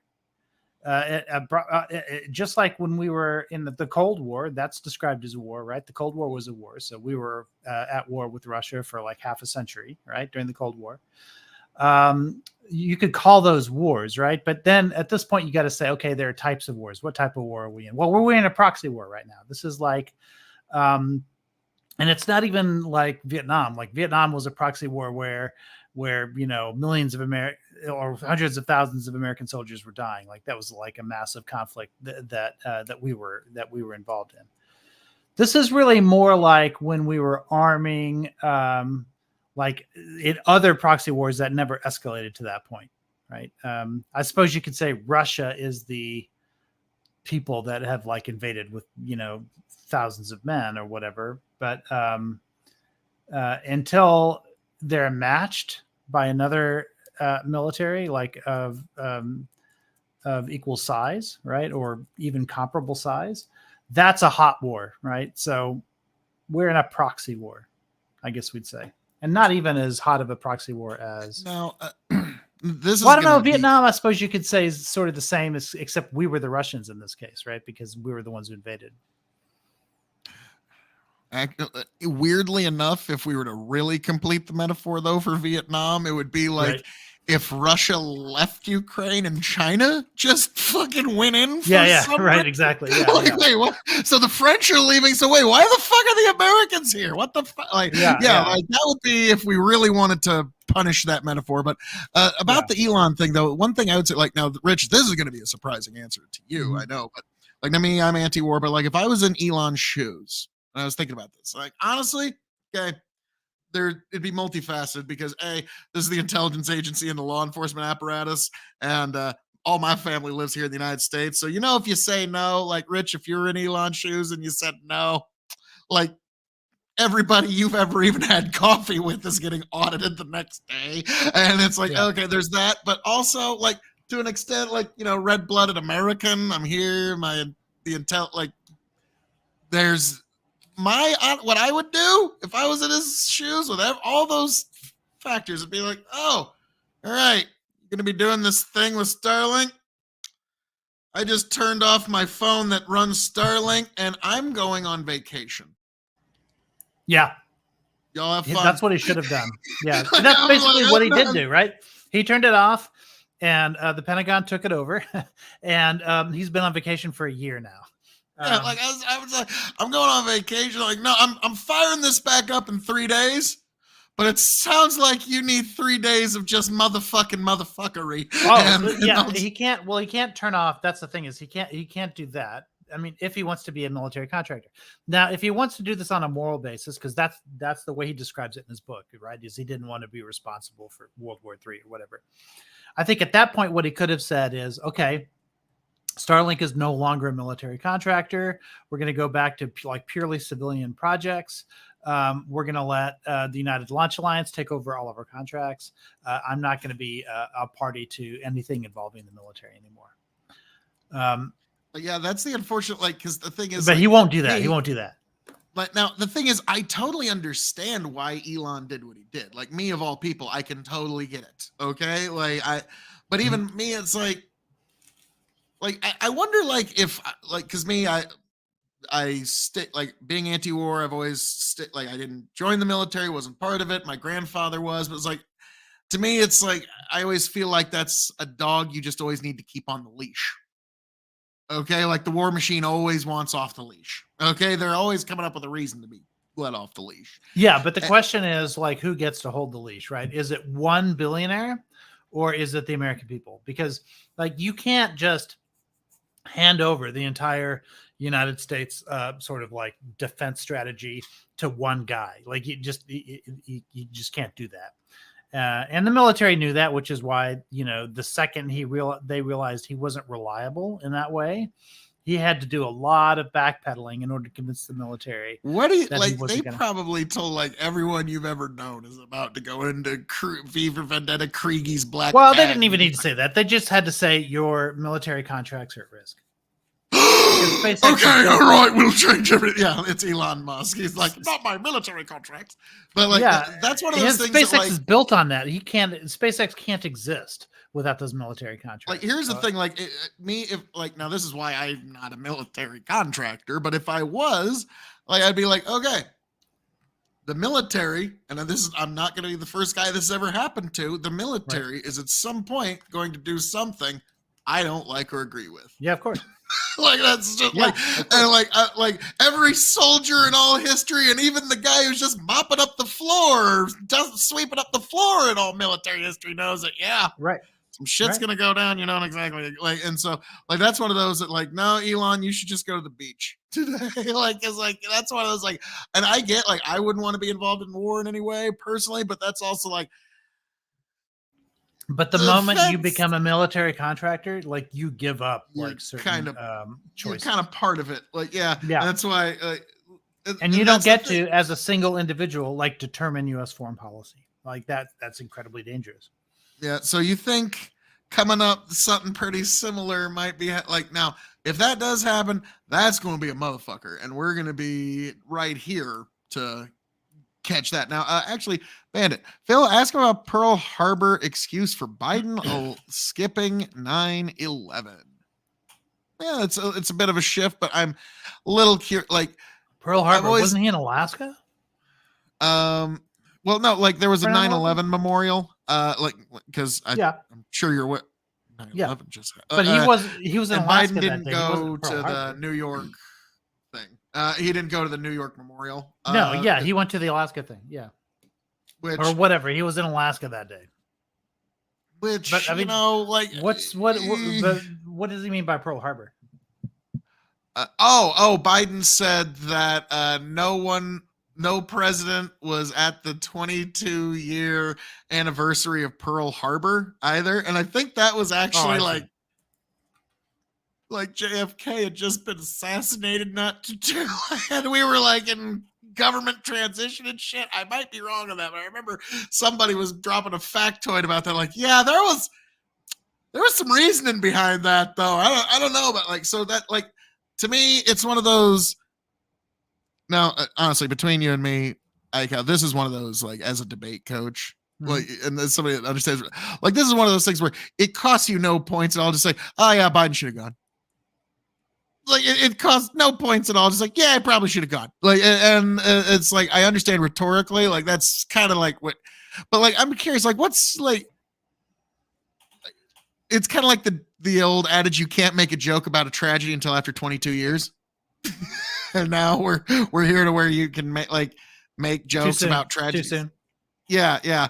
And like, but like the question is like, when is it that the president should stop going to certain like, Or I don't know. Point, does it happen every 5 years or every 10 years and not annually? The 10 years, This like, yeah, reminds me there's of that. the flag pin controversy. Remember that bullshit? Like somebody found out that Obama wears a flag pin on his lapel only 95% of the time instead of 100% of the time. Fucking communist. That was such a big scandal. That was right up there with his tan suit, scandal. But so, I mean, I don't personally care. The fact is, he was coming back from foreign trips and stuff like that. And so he was still in Alaska on the day of 9/11. So just, if we want to say that visit was more important than whatever treaty negotiations were happening at the time or whatever, I don't know.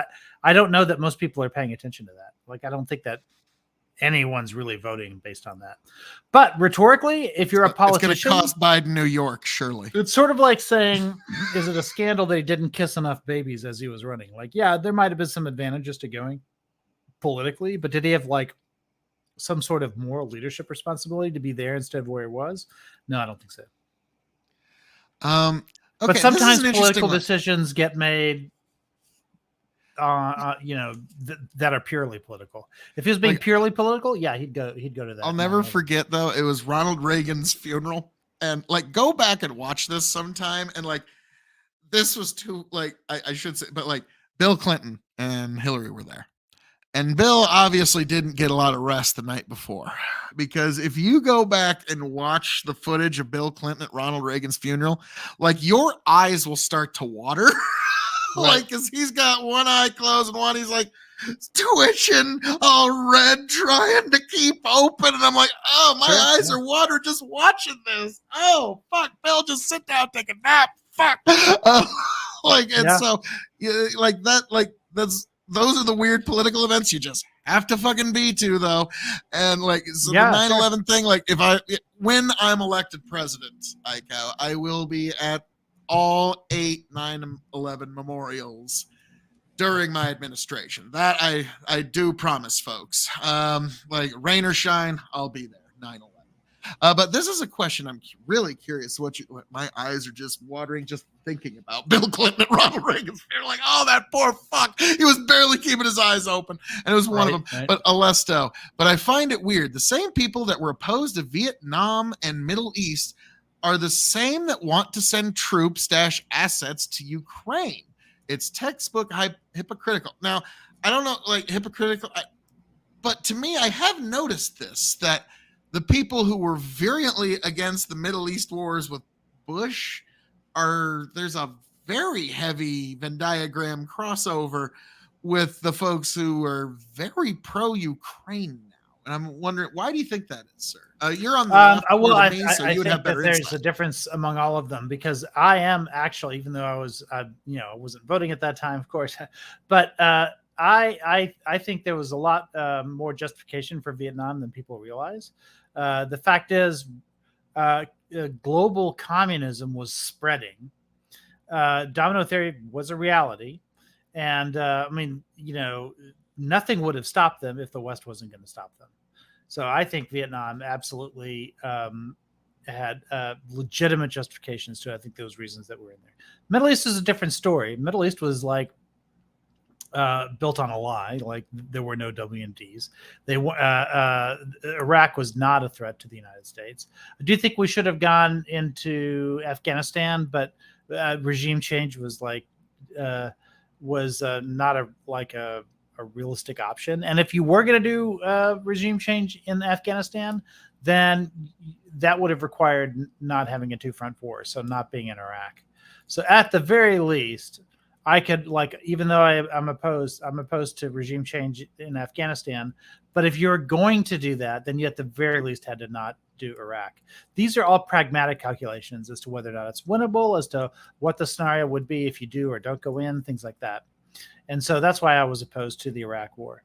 But I think Vietnam's a different story. Like if you just let China roll over, China and Russia, because we're talking about Korea too. Well, let's talk about China. Roll over all the way to the east, and then what? Take a shot at Japan. At some point, global communism becomes a real threat.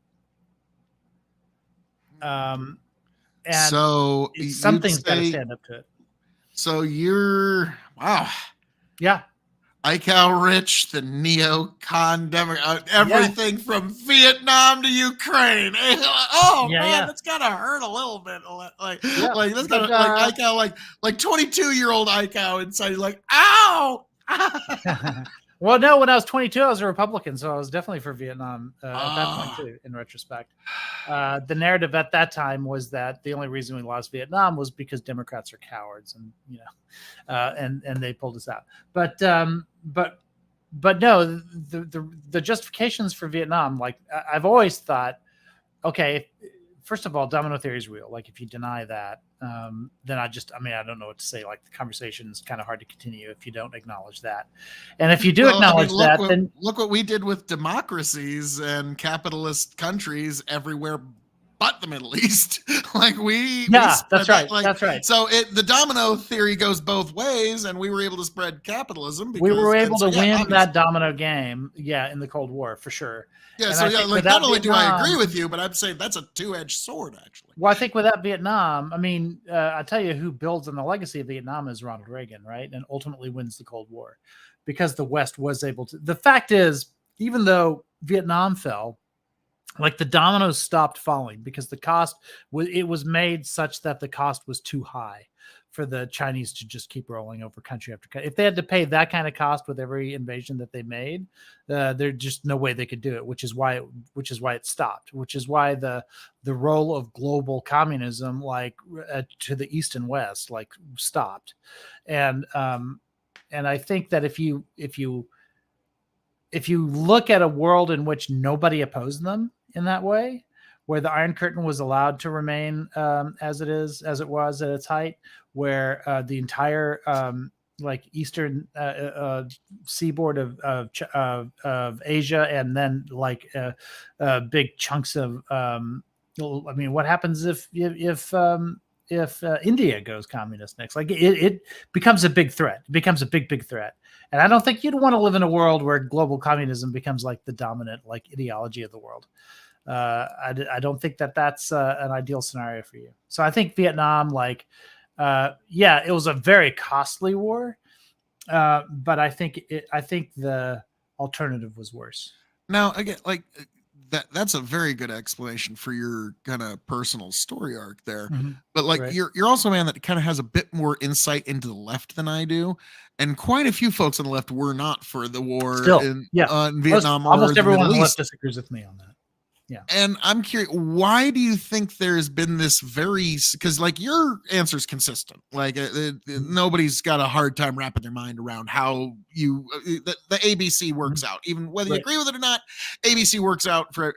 But like, how do you suppose so many folks on the left went from so virulently against Vietnam and the Middle Eastern wars to now being very much to your position here? I wouldn't say Like, they I are have my because theories, but I can get that later. I'm not sure they are, because there are a lot of people on the left who are also against American involvement in this war. And this idea that like America is at the head of like that we're like cultural imperialists and all this other kind of stuff, right?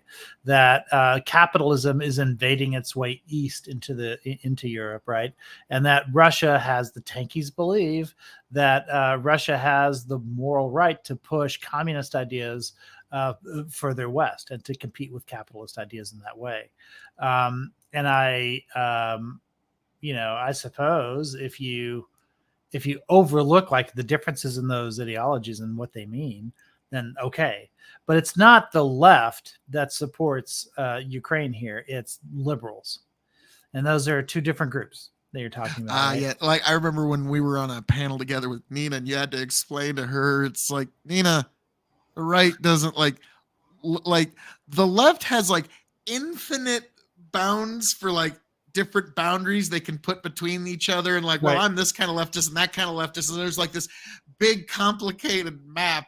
And Yeah. then like for the right, it's like, well, you got both kinds, country and Western music. And like, yeah, it's like it's all Well, no, kind of there's this- four. There used to be three, but now there's four different kinds of people on the right as well. It's not as complicated a map as on the left. I agree with you there, but you've got your neocons, you've got your libertarian, like conservative libertarians, then you have your evangelicals, and now you have MAGA, which is a new thing. Because 3 out of 4 ain't bad. Like, yeah, I'll take 3. Like, and the neocons, I guess. I guess like I get like if you're coming along, you're coming along. We'll give you a neocon VP. They as a sort of consolation prize. weave their way in and out of like party domination like, at Everything. different times. Yeah. Like somehow they've Well, them motherfuckers. Neocons aren't in. Well, actually, neocons are kind of like they might not be.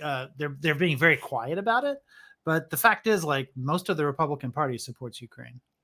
Like neocons. If you are look like, at those votes that are happening in the House and the Senate, like the vast majority of Republicans are still voting for all of these things. yeah, like neocons are With like Ukraine. fucking cockroaches. They're fucking everywhere and you can't get rid of them. Okay. Like it's like they're in the Republicans and a couple in the Democrats too. Like neocons are just like, Yeah, they're part of the woodwork now. But let's see, Bandit. McNamara had troops retaking the same hill over and over because he wanted to make it an attrition war. Alesto, this is the origins of NATO, Warsaw Pact, Vietnam. In very extremely layman terms, was because of communism. Now it is the other side. American values are pushing east among other strong arming countries. When an organization gets big enough, you don't need to strong arm them anymore. Well, yeah, because they're now capitalists and they love being part of the game. As much as it's like that's kind of Yeah. once you're like it's like the different like communism is like work and we will give you potato, comrade. Capitalism is like, hey, like imagine like Trump holding a big old stack of casino chips, like, hey, you come on our side, I'll give you $100 in free chips, and you can go onto the craps table. It'll be awesome, and then you're in the game, man. You win, you lose, you load, you like it's fine. Come on in. And so it's a totally different side. And so I agree with your idea of domino theory, but I think it's fast like this Ukraine war. Now, okay, Ike, this is going to sound kind of strange, but I'm curious, like, because again, you're in tune with the left. And this is something I've been thinking about for a very long time. And there's this certain string of thought, and I kind of started getting into it a little bit last time, but it just didn't quite pan out. And there's a certain aspect of the left or liberals or what have you that they do truly, and I've debated them many times on Twitter and on different panels, they do truly think that Donald J. Trump got into the office because of Russia. Like, you know, at least a handful of them. Because of what? I'm sorry, say it again. They are dead set convinced that Donald J. Trump assumed the office in 2016 because of Russia. And if Russia was like we all know a handful of them. Right. And I hear this all the time. And I'm almost convinced that there's an aspect on the left that they support this war in Ukraine. And I know this is just theory, and just kind of go along with me here. Like, it's just take it for the 2 cents. I don't think I'm going to disagree with what you're about to say if you're going where I think you're going. Where they support this war as almost sort of like revenge against Russia for making Trump president. Yeah, I mean, I think there's some feeling of that. Yeah, I'm not objecting to that characterization at all. I think that's true. I mean, one of the things that we found during this war is that when you get into some of these territories that like Russia has been occupying for a little while in Ukraine, and then the Ukrainians take it back, one of the things they found are these massive troll farms, which we know about these troll farms, like we've known about them for a long time, but we've never like physically seen them. And yeah, they found a few in like the Donbass area.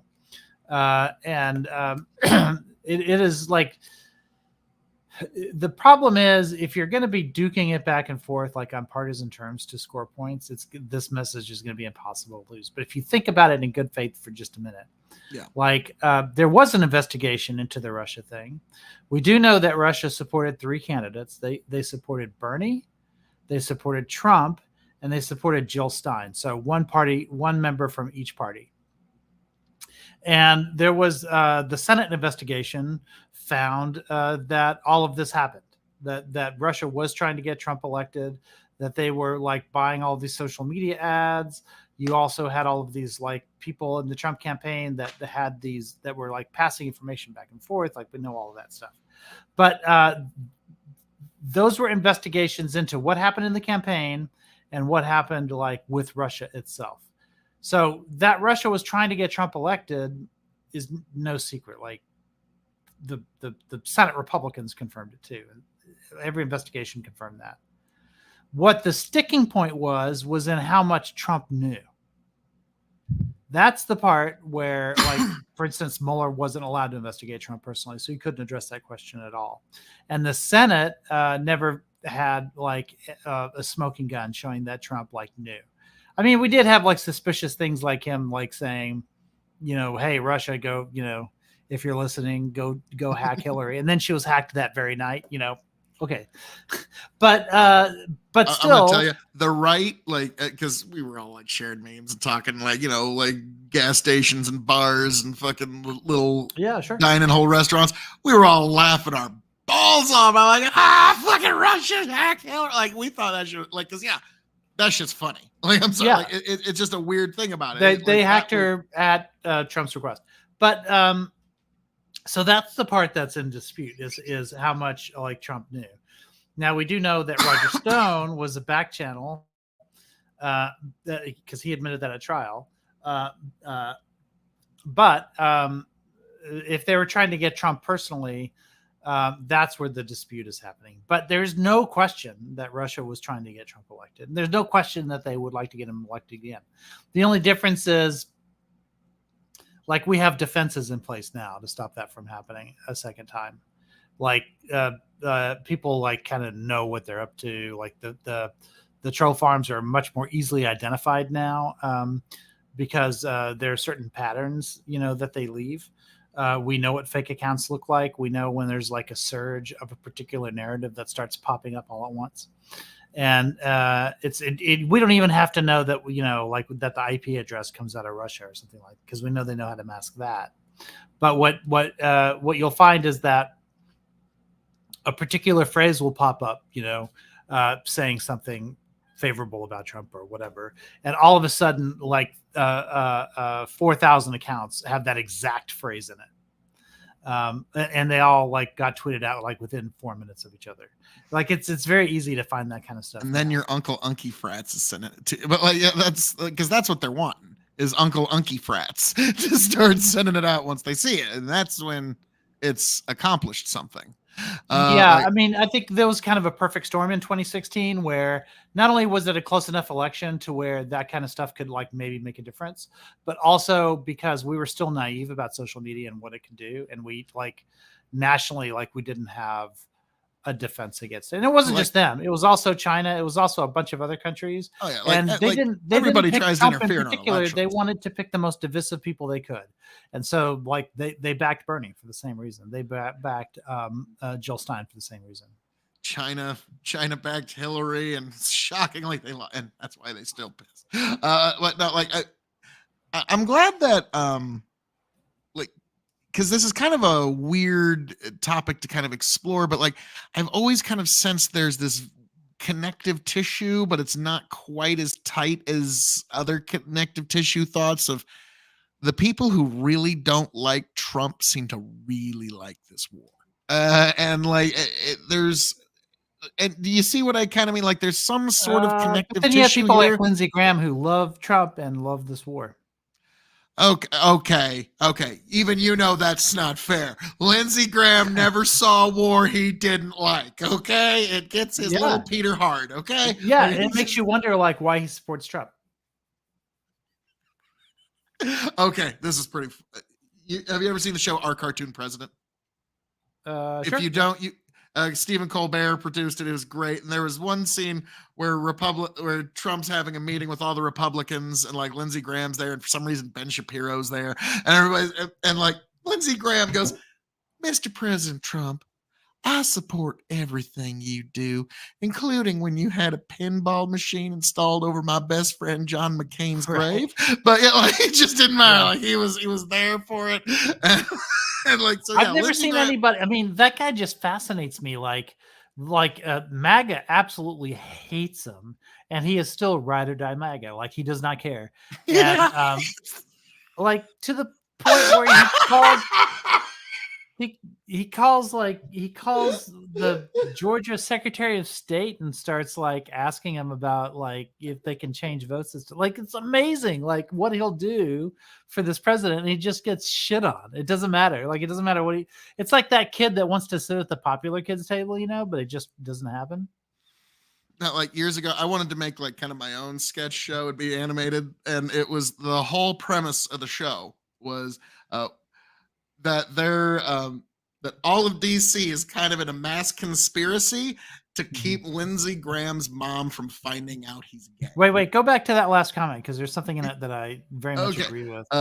Alesto, there is no problem with a government wanting someone over someone else. Hell, if that is illegal, then I guess all the billionaires and major millionaires should be made. Oh no, Soros and other families dumping millions into internet media for ads for their candidates. Yeah. I agree with a lot of this. So, yeah, it's true. Like, this is the problem, and I think, honestly, I think like conservatives are coming to this point of view too. Like, they're sick of like corporations, like putting their hands in elections and stuff. I think everything that's happening in Florida like tells you like why the right is starting to get as fed up with corporations as the left is. Like, yeah, it's true that millionaires and billionaires like deciding elections probably shouldn't be a thing. Now, I don't think you necessarily have to make millionaires and billionaires illegal. Like, they can exist, right? But yeah, like they I thought that shouldn't was the be. part you're gonna be like, hey, Yeah. But right, because I'm still a capitalist, right? But they shouldn't be buying elections. Obviously, they shouldn't be buying elections. So you're right. It's not just Putin that shouldn't be trying to buy elections in the United States. Other foreign governments shouldn't be buying elections in the United States, and millionaires and billionaires in the United States shouldn't be buying elections. Like, I agree with all that. Yeah, I think we have to be consistent on that. Like, I think it's fair to point that out. Oh God. So yeah, we've got but so thankfully you're not to the point where you don't want millionaires and billionaires. Okay. Yeah, no, that's the difference between liberals and progressives, Okay. or It's economic like, progressives, I should say. Okay, because my daughter always says, "Dad, I'm not a liberal, I'm a leftist," and I'm like, Yes, she's to the left of me, probably. Yeah, that makes sense given her demographics and her age and everything. "Night to freak." God bless, man. Thanks. But like, and so yeah, we have a lot of discussions on a lot of things, and but yeah, that's one thing. They're like, well, all the liberals, Dad, I'm a leftist. Like, and like at one point, I had to say, the same thing you point out to Nina. To most conservatives, that's something called a distinction without a difference. Like, it's all just like, Right. Yes, that's right. It's funny how when you get to a certain distance, like the granularity of your vision sort of like shifts. And so, but the thing is, it is a massive difference though, right? Like, when you're having questions as to whether or not like capitalism like should exist as a concept, like at that point, liberals and conservatives are on the same side, or people who call themselves conservatives, but really they're liberal in the traditional sense of what it means to be a liberal, right? Yeah. It's just That's that just in a the word you can't 1980s, rehabilitate. we used to understand the distinction between the left and liberals, but in the 1980s, something shifted where people started lumping in liberals with everybody else on the left. But I think that comes from the two-party system. Like in Europe, they understand. Like, there's a difference between parties that support, like Soc Dems, in Europe versus like socialists and communists. Like, the distinction is pretty clear there, but here, like, it's fuzzier if you're on the right, like what those distinctions are. And I want to get to this next question here in a second, but Ben is going, oh no, because like, yeah, my daughter's on the left. But Oh yeah. and Well, this is that's something not a I kind of surprise. noticed. I remember Lethe had Dylan Burns on, and there was this bald dude who was very anti-Ukraine war. And what was fascinating Non-smoker? is, what's that? Was it non-smoker? I think it was. I forget. But like, I was just watching for a few minutes, and like, because on the left, like I said, like, Or it's- Yankee Tanky? That might have been Yankee Tanky. like, he was a bald dude that he did smoke a They're lot. both bald he and they're did- very anti-Ukraine war. Yeah. And Dylan Burns is on the show too, and it was a pretty big get for Lethe, so I was really happy for him. And like you said, on the left, there's all these infinite little variations, and when you're on the left, that's how it looks. But on the right, like from the Circular left, firing squad. the right looks like one giant monolith, strangely. And I'll never forget, it was one of the guys asking Dylan Burns, so what about the Azov Nazis? What do you think about them? Are they Nazis?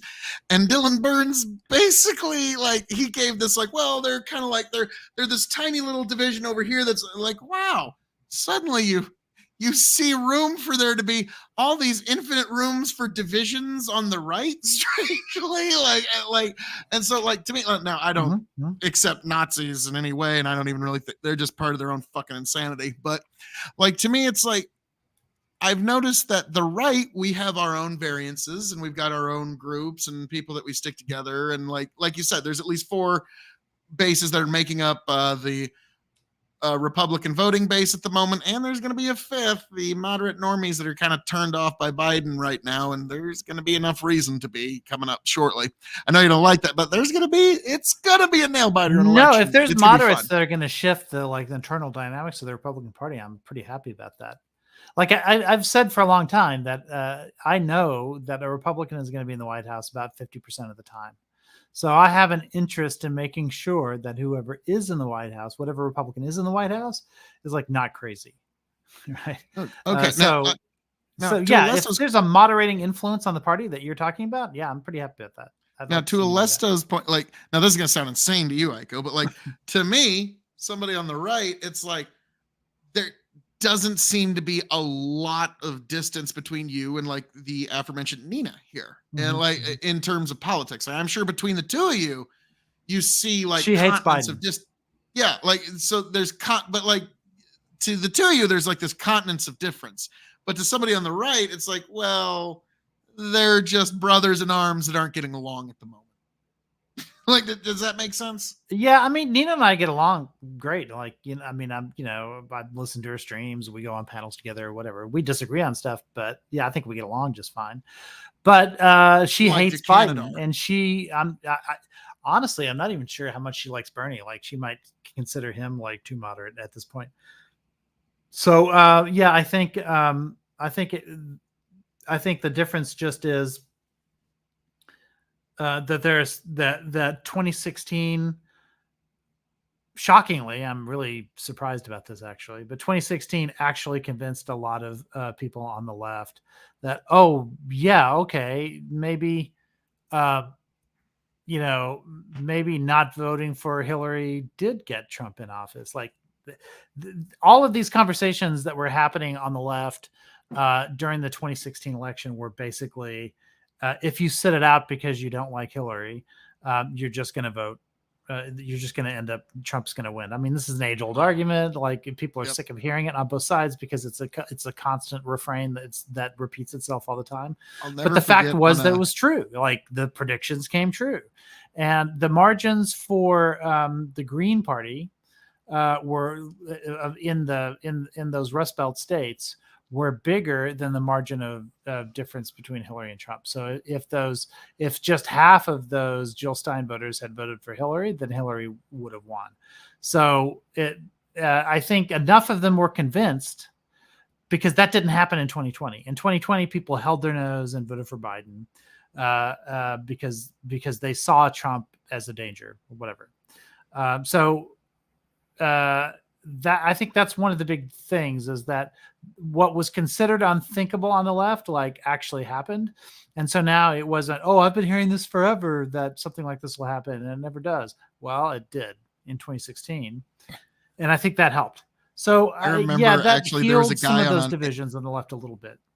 There was a guy who's a heavy leftist on a forum I was following, and he was from Pennsylvania. And 2016, I'm gonna 2016. He's like, I'm gonna sit this one out because Hillary's got this one in the bag. Yeah, exactly. Yeah. And I'm like, the day after, I'm like, thank you so much. You are glorious. I love you. And yeah, he was not happy. Now, here's a question for you. As somebody on the left, what's your thoughts on Cornel West, or how's, I think that's how he's Cornel West. Oh yeah. I mean, he's exactly running the kind for of person I'm president. talking about. He's the kind of person who, he didn't vote for Biden 20, nor did he vote for Hillary in 16. I almost want to say he's an accelerationist, where he's like, if you can't get a progressive in, then you might as well just have the devil in, because then things will go to hell in a handbasket fast enough that people will turn to progressives eventually, or socialists or communists or whatever. Eventually, because they'll see that the two-party system isn't working. That's what he's thinking. And which, okay, yeah, sure, fair enough. I mean, I'm not sure he's the guy who can appeal in those swing states enough to make a big difference. Kind of reminds me of what people thought Kanye was going to make a difference in the 2020 election. And it just didn't happen. Well, for him, in the idea that the accelerationist stuff, unfortunately, the time to make that statement would have been 2020, because the Democratic Party is not going to be a risky party for the next 20 years because look at the lesson they learned. They had Donald Trump, to them, existential threat. Who did they get him out with? Mhm. Boring old milquetoast Joe Biden. It's Boring going to was be. the ticket in 2020 because people were so sick of exciting. Well, the thing Right. is, Biden missed out on the best campaign opportunity. Like, in hey, all of Trump human said it. He history. said you're gonna win so much, you're gonna be sick of winning, and people got sick of winning, so they Well, like voted for Biden. Biden only needed to campaign on 3 words, and this is it. And if he would have just done like, I think it wouldn't have. It would have been so fucking blown out that there wouldn't have even been a margin anywhere close. That like, but like, if I would have been Biden's campaign advisor, this would have been like, all right, all you need to do is say these 3 words a lot. Back to normal. Well, that's what he did say. That's how Like he was. said Yeah. it twice in 2 speeches, and it was just pieced in a like that should have just been the like all you need to think about is back to normal. When you go to schools, back to normal. At your job, back to normal. At Walmart, back to like that should have been the fucking Well, keep in yes, mind, the we left can was- of his fucking speeches.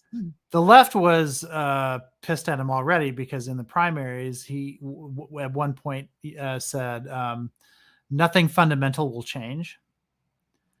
And he was, of course, he was trying to like convince like centrist voters that he isn't going to like, shift the system and create some sort of like communist utopia or whatever. But the left like hated the fact that he said that because what it meant was we're going to keep the capitalist system. Like we're going to keep, fracking, we're going to keep all the stuff that we're doing, and like nothing fundamental is going to change. And of course, people on the left, people who voted for Bernie, wanted fundamental change. And so He is kind of the definition of the line between liberal and yes, leftist. yeah, Like, and the Biden thing is, he could say it because I prototypical think he modern felt left. safer in the primary, right? So he was already starting to think about the general election. Okay, I'm the safe vote, is what he was trying to say. And the left doesn't like safe, but at the same time, given the political environment we were in, like we knew he was going to win South Carolina. And once he won South Carolina, like that was going to be it for the nomination. Like it was it was only a question of like how strongly he would win the primary. I suppose it was a chance it could have been like by a smaller margin than what it was, but he was going to win. Like he was the guy. Like there was no way. Like once he won South Carolina, that was it. And so he had to do a general election strategy instead, which meant being the safe, boring guy. And everybody wanted safe and boring at that point. Now, this is a question I'm curious what your thoughts are. Now, I don't know if this is a high percentage, but it's a non-0% likelihood for this. Alesto asks, we taken bets on Hawaii going purple, not being a blue stronghold anymore. I mean, maybe one day, but certainly not in 24. Well, it's really a question of like, what kind of effect do you think these wildfires will have electorally on Hawaii? Yeah, That's kind of wider what the question is. Yeah, I understand that was the thinking, but I just don't see like a partisan effect based on the wildfires. No, Like I just don't see it. I mean, I certainly haven't Alesto, seen it in polling. It might go the other way, considering like one of the islands is going to be owned by just Oprah and The Rock. So, yeah, we know. Well, what you Oprah could and do, The Rock are voting blue. So, what you could do is you could pass laws that say, only indigenous Hawaiians like can own more than a certain percentage of the land, like in Hawaii, if you wanted to do that. But I don't think you're going to, in order for that to be a partisan advantage for Republicans, there would have to be an indication that Republicans support a policy like that. And I guarantee you they don't. I'll never forget, like in the 90s, I think it was like maybe Gorsuch, or though. something on that. The native Hawaiians were pushing really hard to get tribal status Mm-hmm. in the United States. Now, do you know why? Say that again? Yeah, the native Hawaiians were pushing really hard to get tribal status back in the 90s. I remember seeing a thing on this when I was a kid. And the reason was for casinos. And sure. like, Yeah, to me, I have no problem with that, capitalism, but like, I'll never forget. Yeah, I do. I'm not a big fan of casinos or gambling like referenda or any of that stuff. Is it because it's sinful or just you don't like the habit? I guess, yeah. I mean, I think it's basically a tax on the poor, right? Because poor people like disproportionately gamble away more of their money than any other group, and I just think it's regressive. I just don't think it. Also, I grew up in Texas. Blue laws. It was illegal. It was considered immoral by the Southern Baptists to gamble. Wow. I'm not against gambling per se on that, like at that level. If you have extra money that you can afford to lose and you want to I bet on political I do predicted stuff. But I never put anything in there that I can't afford to lose. Right. But gambling addiction is a real thing. Oh yeah. And I just don't like seeing it like spreading everywhere. And also, if you go into areas where there is a lot of gambling, go to Vegas, or like here in Texas, you can go not too far, like to the state border for Louisiana, and you see this sort of gambling areas, and you see like a bunch of broken lives like surrounding all those casinos. Like There's it's a one thing. thing It's like a real thing. I'll never forget after the news story got over, my dad had a pretty good joke. He's like, Phil, they can't put casinos in Hawaii. Why? Because Hawaii will become Japan. Yeah. Like, it's just a quick little flight to Hawaii where you can be in beautiful beaches and then you can gamble. Like, yeah, the Japanese folks, they loved to gamble back in the 90s. I don't know if it's still a thing now, but in the 90s, it was a thing. And it was like, and so I thought that was kind of funny. It's like, yeah, it would completely change the entire tourist makeup of the entire country. Like, Japanese, it would be way, like, it's already popular, but like, it would be 10 times more popular. And now, like, to me, like the few casinos I've been to, yeah, I get what you're talking about. When it comes to gambling, I've kind of got this weird juxtaposition because I haven't played a game like in a year. Like, okay, I've played one game of poker in the last year, but I'm very, very good at poker. Okay, like very skilled at it. And that's where, you learn how to read people and all that kind of good stuff. But that, like, I totally understand the not liking some of the outcomes. Like, I remember one time, and like I've been told, good buddy of mine, JKK47, one of the Kiwi Nation formers, he said, Phil is one of the nicest people you'll ever meet, except at the poker table. We had a guy who I knew, he was in tough luck and he was basically homeless, and he was slapping down his last $40 to play poker and try to win some money. I won the hand. It was unfortunate. I felt bad about it, but we were at a guy's shop. After the game was over, I took his $40, bought him a $40 bicycle, bought him some cigarettes, and a slice of Casey's pizza. Because he needed a bicycle to get around. Okay, Right. Like he was living in a guy's shop, and so I was like, all right, that's one of those things. Like at the poker table, I'm ice fucking cold, but afterwards, like I'm amenable, and that's how everybody kind of knows me. Like, Right. like at the table, if you put it on the table, it's coming my way. Okay, like I'm competitive in that regard. It's not even about the money; it's about winning the game, really. But that's fascinating. That, like, because to me, like, I got a sneaking suspicion also the church I'm attending, they're not going to be like, yeah, Phil, let's host a poker game down in the basement. It's like, and like, I haven't really broached the subject of liquor reviews yet. Right. Like, it's Sure. just like, Yeah. that'll come You're up eventually. you're still Catholic in that regard. Like, okay, you'll like this. You will like this. Okay, I'll at least give you this. It is peculiar to me that biblical literalists Mm-hmm. use grape juice in communion. Right. Like, that's peculiar. Now, I understand there's a lot of folks that are like former alcoholics, and there's children. You want the children to participate. I grew up being told that that's what Jesus did. He turned water into grape juice, not wine.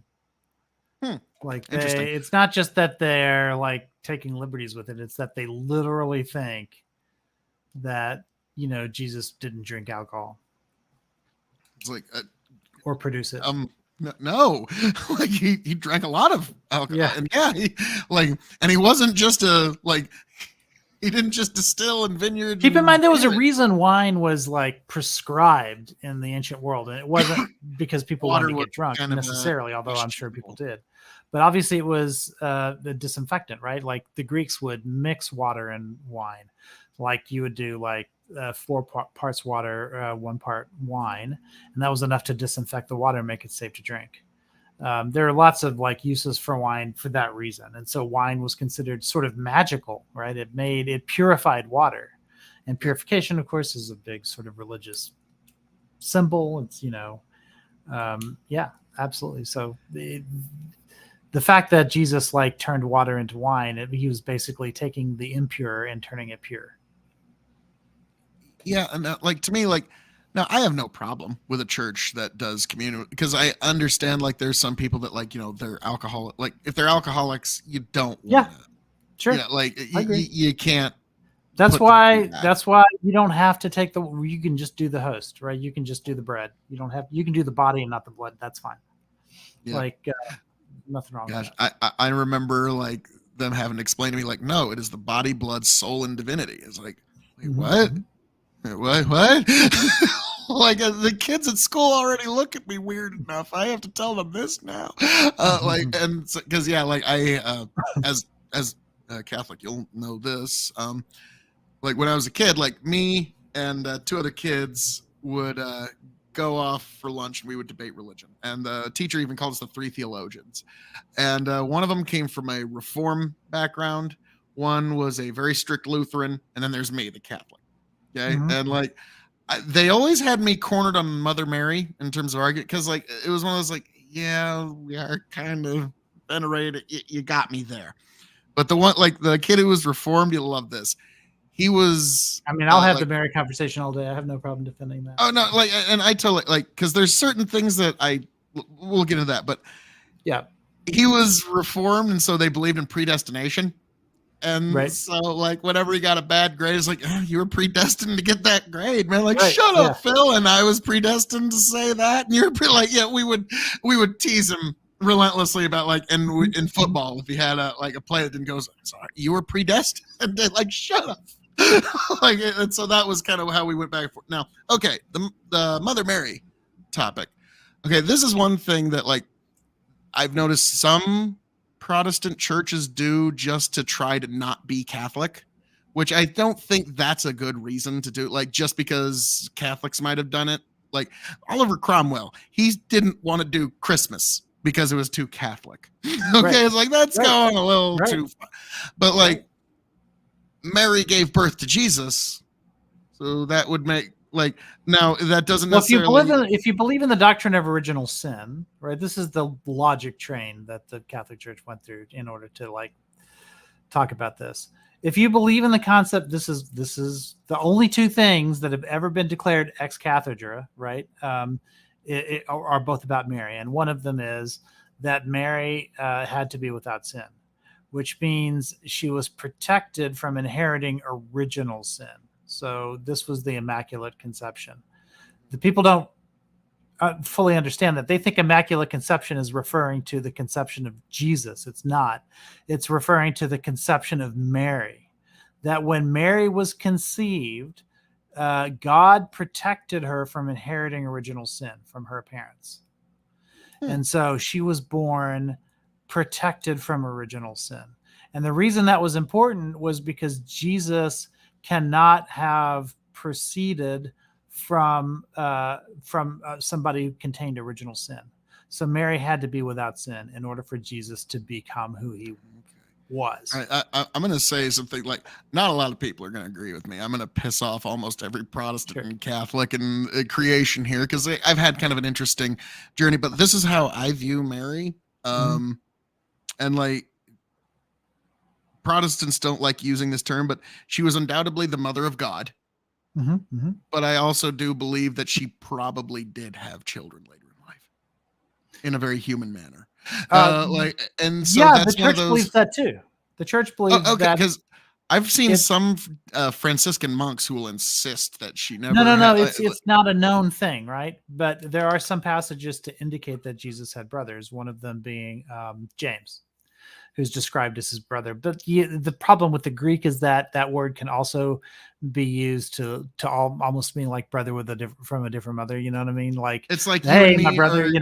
So It's it's like you hard and to me know, both or some worship people, We're brothers in Christ. Like, and yeah, that word could also mean cousin. So like there's controversy there, but there's no and I thought about my doctrinal. Hispanic ex and how loose cousin can be used. Yeah. Like cousin Yeah. is like that. But fucker there's ain't even no, here. but even in the Catholic Church, there's no doctrinal reason why Mary couldn't have had children after Jesus. So it was a virgin birth, according to the Catholic Church. But after that, I mean, she was married, so she absolutely could have continued to conceive and have children, like with Joseph. And I guess you would say that those would be Jesus's like half brothers and half sisters. brother, I guess. Like, yeah, Yeah. that one. Like, I don't even want to get into the Game of Thrones as to how that would work. Right, yeah, for the, sure. but to me, it's like I was I've fascinated with noticed, James with their brother for a long time. but like it was kind of whether like because Protestants don't glorify Mary, and it's the idea like, Mhm.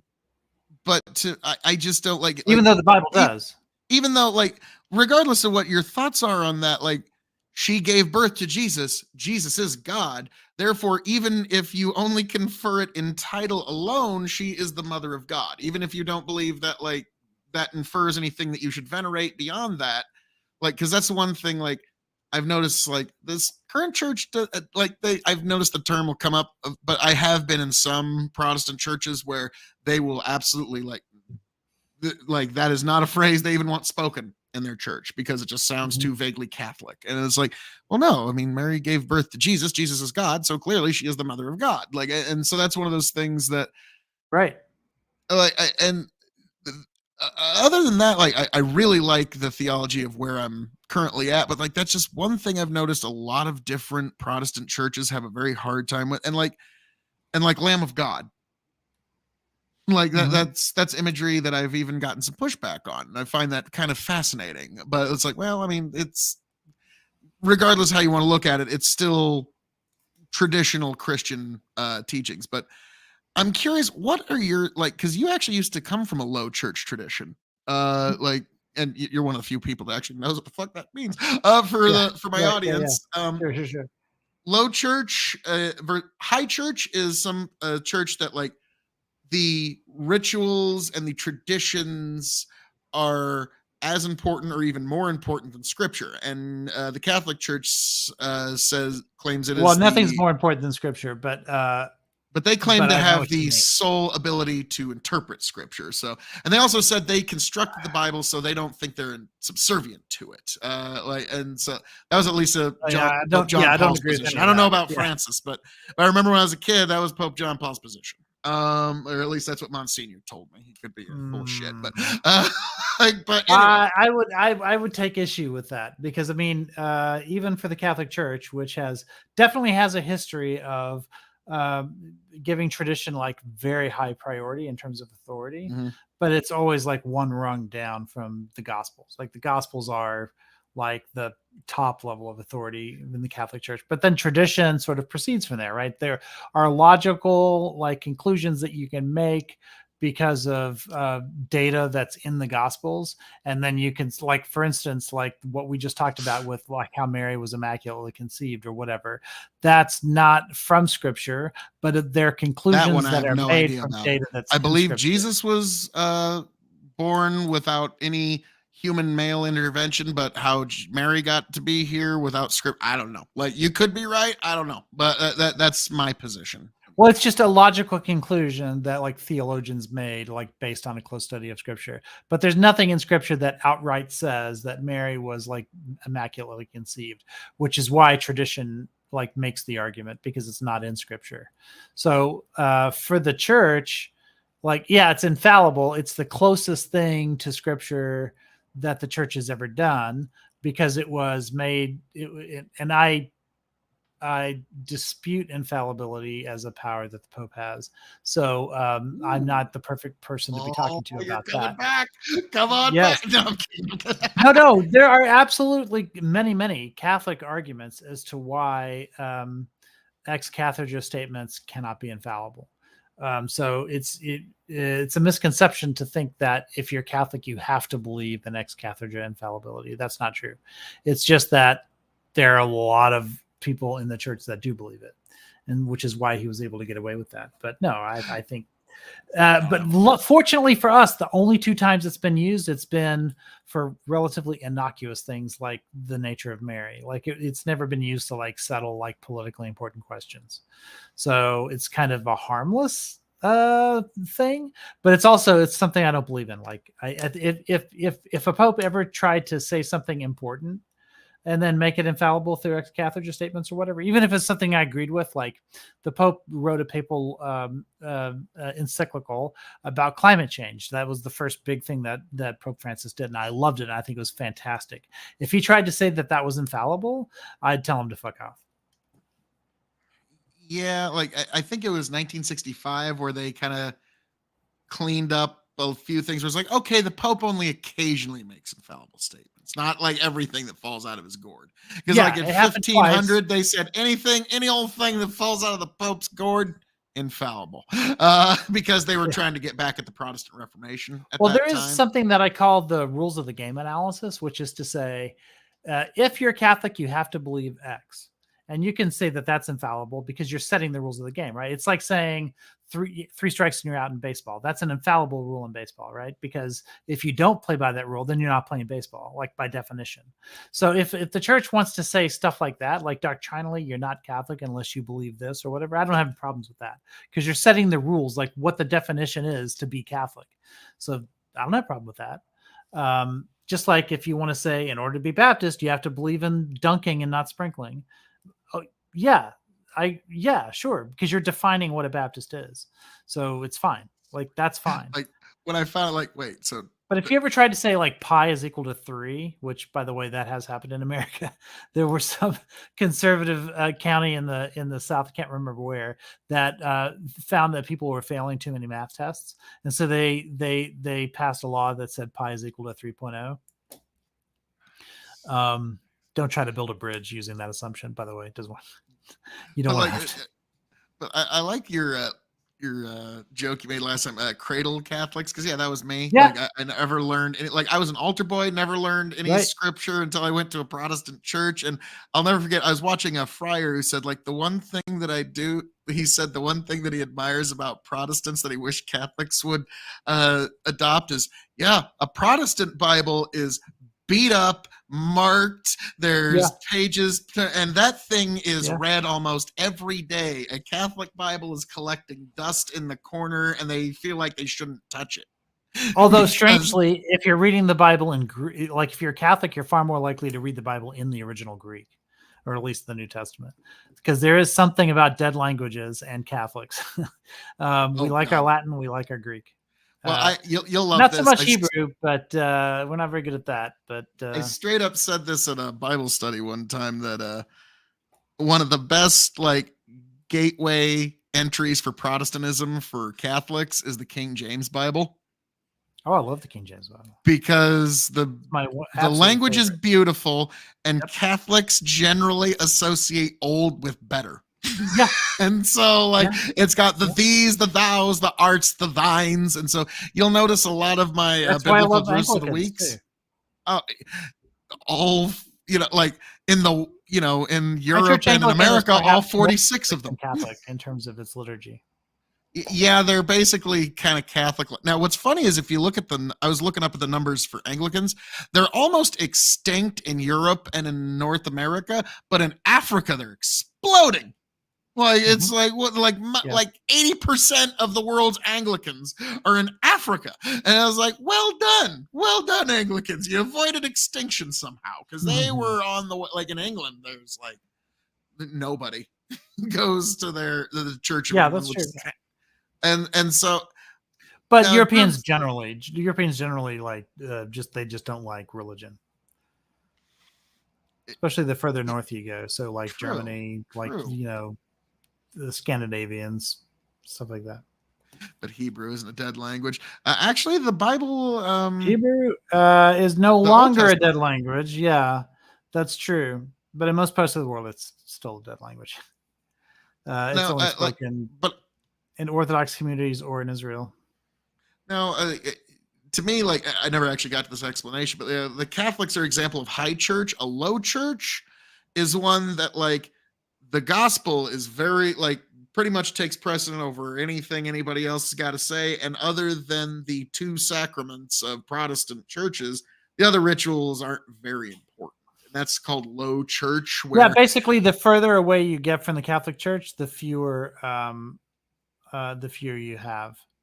So Yeah, the the 7 sacraments, Catholics are the only ones that have all 7 sacraments. Yep. I think. Well, there's a few Protestants got 4, but if you don't recognize the sacraments of the Lord's Supper and baptism, you're not really a Christian church, as far as I'm concerned. Like that's like you have to have those 2 sacraments. Well, except the Lord's Supper is not really recognized as a sacrament. I mean, it depends on what you mean, I suppose. But Martin it's Luther not would box you over this right now. yes, he would, but that's just that Baptists have gone way beyond Luther, right? If you were to bring back Martin Luther today and you were to ask him a bunch of questions about what he believed, you would assume he's Catholic.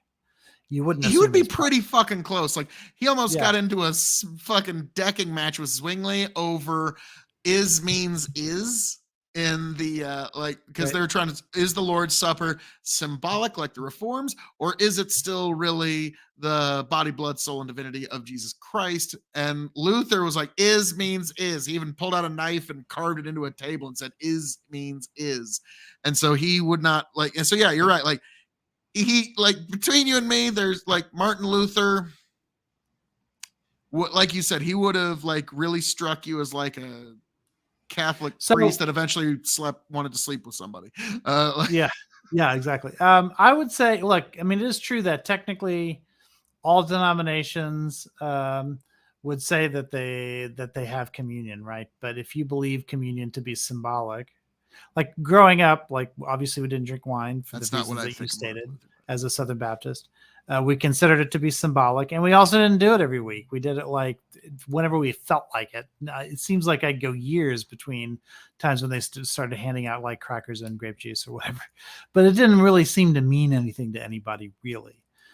So yeah, they'll say that it's a sacrament, like but no, like it's not treated as a sacrament. I would say baptism is treated as a sacrament by pretty much everybody. And then Okay. beyond that, I don't know. It's hard to say. Now, I like- have been to some churches where, like, the way that communion was, like, I felt like kind of offended. Like, it was not very reverent at all. Yeah. Like, and so to that, I understand what you're saying because, like, I've been to some of those smoke machine churches where it's just like it really felt cheap, and like I didn't really like the fact that I was even there a part of it. So but Right. so that's kind of one of my big things, like is like because to me, if you just like have some crackers and some juice in the back of the room and help yourself to it, that's not communion. Yeah. Like that's like there has to be some, and like we don't ever, I kind of wish he did, because the pastor always has a communion communion meditation verse. I know I'm saying that wrong, but and it's really something, but we never film it because who does or doesn't decide to participate in communion, or like that's a private decision. That's not for public consumption. You know what I mean? Right. Like, and so like that, but it's one of those things that, boy, howdy, I wish you were there. It's really something. And and sometimes like he's got a volunteer that's helping him, and he's got like, it's the bread first. Like, because you know they don't Right. know, like me, I was trained from the time I was 6. It's the bread for yeah, like, yeah, so like, but that it really is an interesting time. And this weekend I'll be attending again, but come harvest I might be a little more spotty in my attendance. But I gotta tell you, it's a little different not being in mortal sin for missing a week of church. That's a boy howdy, that's a little bit of a way. Like, I even kind of joked with them, like, yeah, once you get a new fresh Catholic to a Protestant church, you'll be shocked by their attendance. Yeah. Sure. You know, like, because they're used to, oh no, I'm going to hell if I don't go. 'Cause, Yeah, I mean, those- but you can see the logic, right? Because if the remission of sins is like tied to your connection to God, and you miss mass, then you're not attending to that connection to God, and so all of the other, like the mechanism by which your sins are forgiven, like is suddenly missing. It's not missing because like you didn't like walk into a church, like technically it's missing because you didn't like like keep to your commitment, which is that connection to God. Without God, there is no forgiveness of sins, right? So like that's the theory behind it at any rate. Oh no, I remember. Whereas it with quite well. Baptists, like I grew up, like if once you're saved, you're done. That's it. You can do all the sinning you want after that, because it's somebody that it's truly a is binary. living in Christ won't sin is like that, as you know. Like, of That's course, why I you're like- always going to sin a little bit, but you're not going to live your old sinful life. Maybe, but the way it was taught to me as a Baptist was once you accepted Jesus into your heart, that's it. You're saved, and there's nothing that can keep you from going to heaven at that point. Like, so what's you your can do thoughts on whatever the you want. elect of God theory? Because like I've talked to some people, like there's a part of it that I do believe. Okay, Mhm. like the idea of the elect of God is that you are one of God's chosen people. No matter how far you stray, you are still one of God's elect. Now, it's one of those things Mhm. that I'm always kind of cautious because that don't get me wrong, the Bible says the elect of God several times. So clearly there is an elect of God. Sure, but sure, the sure. way that I've heard some people interpret it, I almost wonder if it's like Protestant purgatory. In that, like, it doesn't matter how much old Uncle Johnny sinned or Uncle Johnny even killed some fucking people. Well, it's and the like abandoned opposite. his It's family. the opposite, right? It's that you don't need purgatory because you have a hall pass. Basically, you can do whatever you want, and you go instantly into heaven as soon as you die. Whereas with Catholics, the whole reason purgatory exists is to square that circle, is to address that apparent contradiction, which is your sins are forgiven, but you can sin again. And so, well, what do you do about that? Okay, well, you get to go into heaven, right? But you got to pay for your sins. Like purgatory is like, because I know how it like tens of thousands of years, like even in climbing really a mountain, tragic though, is deaths. like, yeah. Well, not like what I'm saying is even in like really tragic deaths that occur, it's like, well, okay, maybe he's in purgatory. Like that's kind of the function that it serves. Is like, yeah, this guy was an asshole. What's that? No, for Catholics. No, like most of my family was Catholic, and so like, right. And so when there's a particularly like tragic death, like even the idea, like, well, maybe he made it into purgatory. Okay, like, and so that's kind of the function it holds. Now for non-Catholics, for Protestants, like, sorry, Greek Orthodox, you're not in this, just get out of here. But like for Protestants, the elect of God, like, I understand the theory because like I'm convinced, Ika, that you are one of the elect of God, and that you will be called back, sir. It will be a glorious day, but I also understand there is a free will aspect. I don't know what the fuck it serves, but it's something. Yeah. It does something. Like, I don't know what part in the algebra equation it falls into, but it falls into something. There was, okay, so the way it was explained to me is through this like series of analogies, right? Where, you know what Pelagianism is, right? Pelagianism is the heresy that you get to heaven through your own steam, right? So it's whether or not you are worthy enough to get into heaven. There's a guy named Pelagius who came up with that concept that we are the authors of our own salvation. And so if you're a good enough person, you can make it into heaven. Well, that's a heresy, of course. Yep. And so basically the entire Joel Osteen church. Yes, exactly. Yeah. Well, no. I'd say Joel Osteen. Well, okay. I'm going to leave that because that's a longer discussion. But the analogy is more like, okay, you're on a boat. Okay. And you have to cross a lake, and on the other side is your salvation. So the idea that you are the one holding the oars and you're pulling yourself towards salvation or whatever, that's Pelagianism, right? That's a heresy.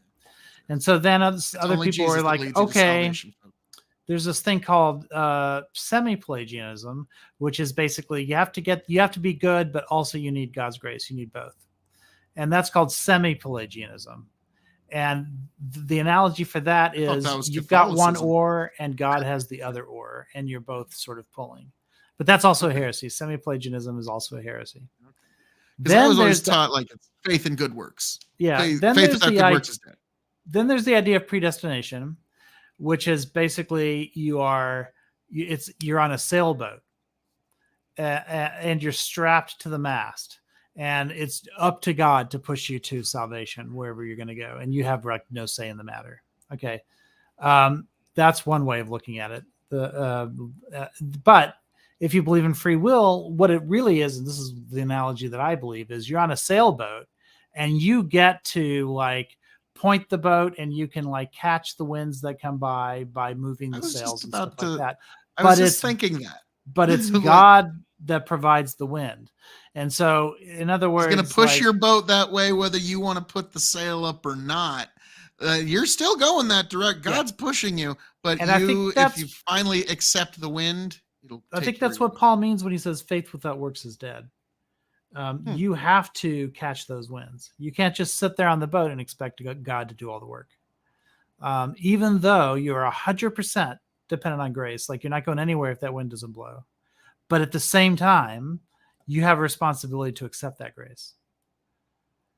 And then to do the things that are required of you as a result of, getting that grace. And because if that weren't the case, then faith without works would be fine. There'd be nothing wrong with it, right? But faith without works is dead. So we do have a responsibility to do stuff. And so for me, like that's part of what purgatory is about, right? It's our responsibility. We've got to climb that mountain. Okay, there's places in Ephesians, where I know I'm saying that wrong, where you'll find where it says works will not get you to heaven, and it's one of those things where, like me as a Works Catholic, alone, that was kind of because if you have good works, but like, well, I'm a really good Mormon or something. Well, your good works isn't like that's not enough. You must have faith in Jesus first and foremost. And that's kind of like what I mean by I call it the Austin heresy, where it's like, hey, you get if so long as you're a But for good Austin, you don't need good whatever. works, right? For Austin, You need good donations. being rich. No, you don't even have to donate. Well, maybe you have to donate to Austin, but If you don't have to dude. donate to your fellow man. You don't have Ringside to tickets are fucking volunteer expensive. for the homeless shelter. You don't have to do any of that. Really, what you have to do is get rich, because Austin this is prosperity gospel. It's God shows that you're one of the elect because he rewards you in this world. And so if you're rich, then you must be a good Christian. Like you must be deserving to get into heaven because you deserve whatever God gave you. Like does Joel Austin preach prosperity gospel? Yeah, like he explicitly. is 100% prosperity gospel. Okay, That's how he got so. Because a lot, like in some of my research now, like there's some people that call prosperity gospel explicitly heretical. Like they put it on level of like Mormons, Jehovah's Witnesses, and stuff like that. Like even like they like, which is fast, like because like Seventh-day Adventists are like what I think is so funny. It's like you and me, like Catholic Protestant. Well, to me, it's simony. Like this is the sin of like Simon Magus, right? Is that he wanted the trappings of Christianity, right? He wanted to be able to show the world that he could like do what Jesus does, like perform miracles, do whatever, right? But he wasn't willing to adopt the philosophical stance that Christianity requires. He just wanted to have all the trappings of Christianity. And that's what Osteen does. Like he doesn't require anybody do good works. That's just the opposite of what he preaches. Because I thought it was funny that this one guy on the chart of like, heretical or maybe not, like Seventh-day Adventist was maybe, but prosperity gospel explicitly heretical. And I just thought that was funny because like Protestants and Catholics, they look at like a Seventh-day, like you'd be like, yes, we believe Jesus is Lord. He died for our sins. He ascended into heaven, and we worship that on Sunday. And then a Seventh-day Adventist is like, I believe in all of those things, but I worship on Saturday. And we're like, what? Bonk, bonk, bonk. Like we just can't take it. But like the prosperity, because that one gets a lot of pushback. Well, Catholics have anticipatory mass. So because we go by the Jewish rules of when days begin and end. And so when the sun goes down, once the sun goes down, it's the next day. So once the sun goes down, of course, this is why you can go to mass on Saturday night instead of Sunday morning. Because it's technically Sunday on Saturday night. So that's why we call it anticipatory mass.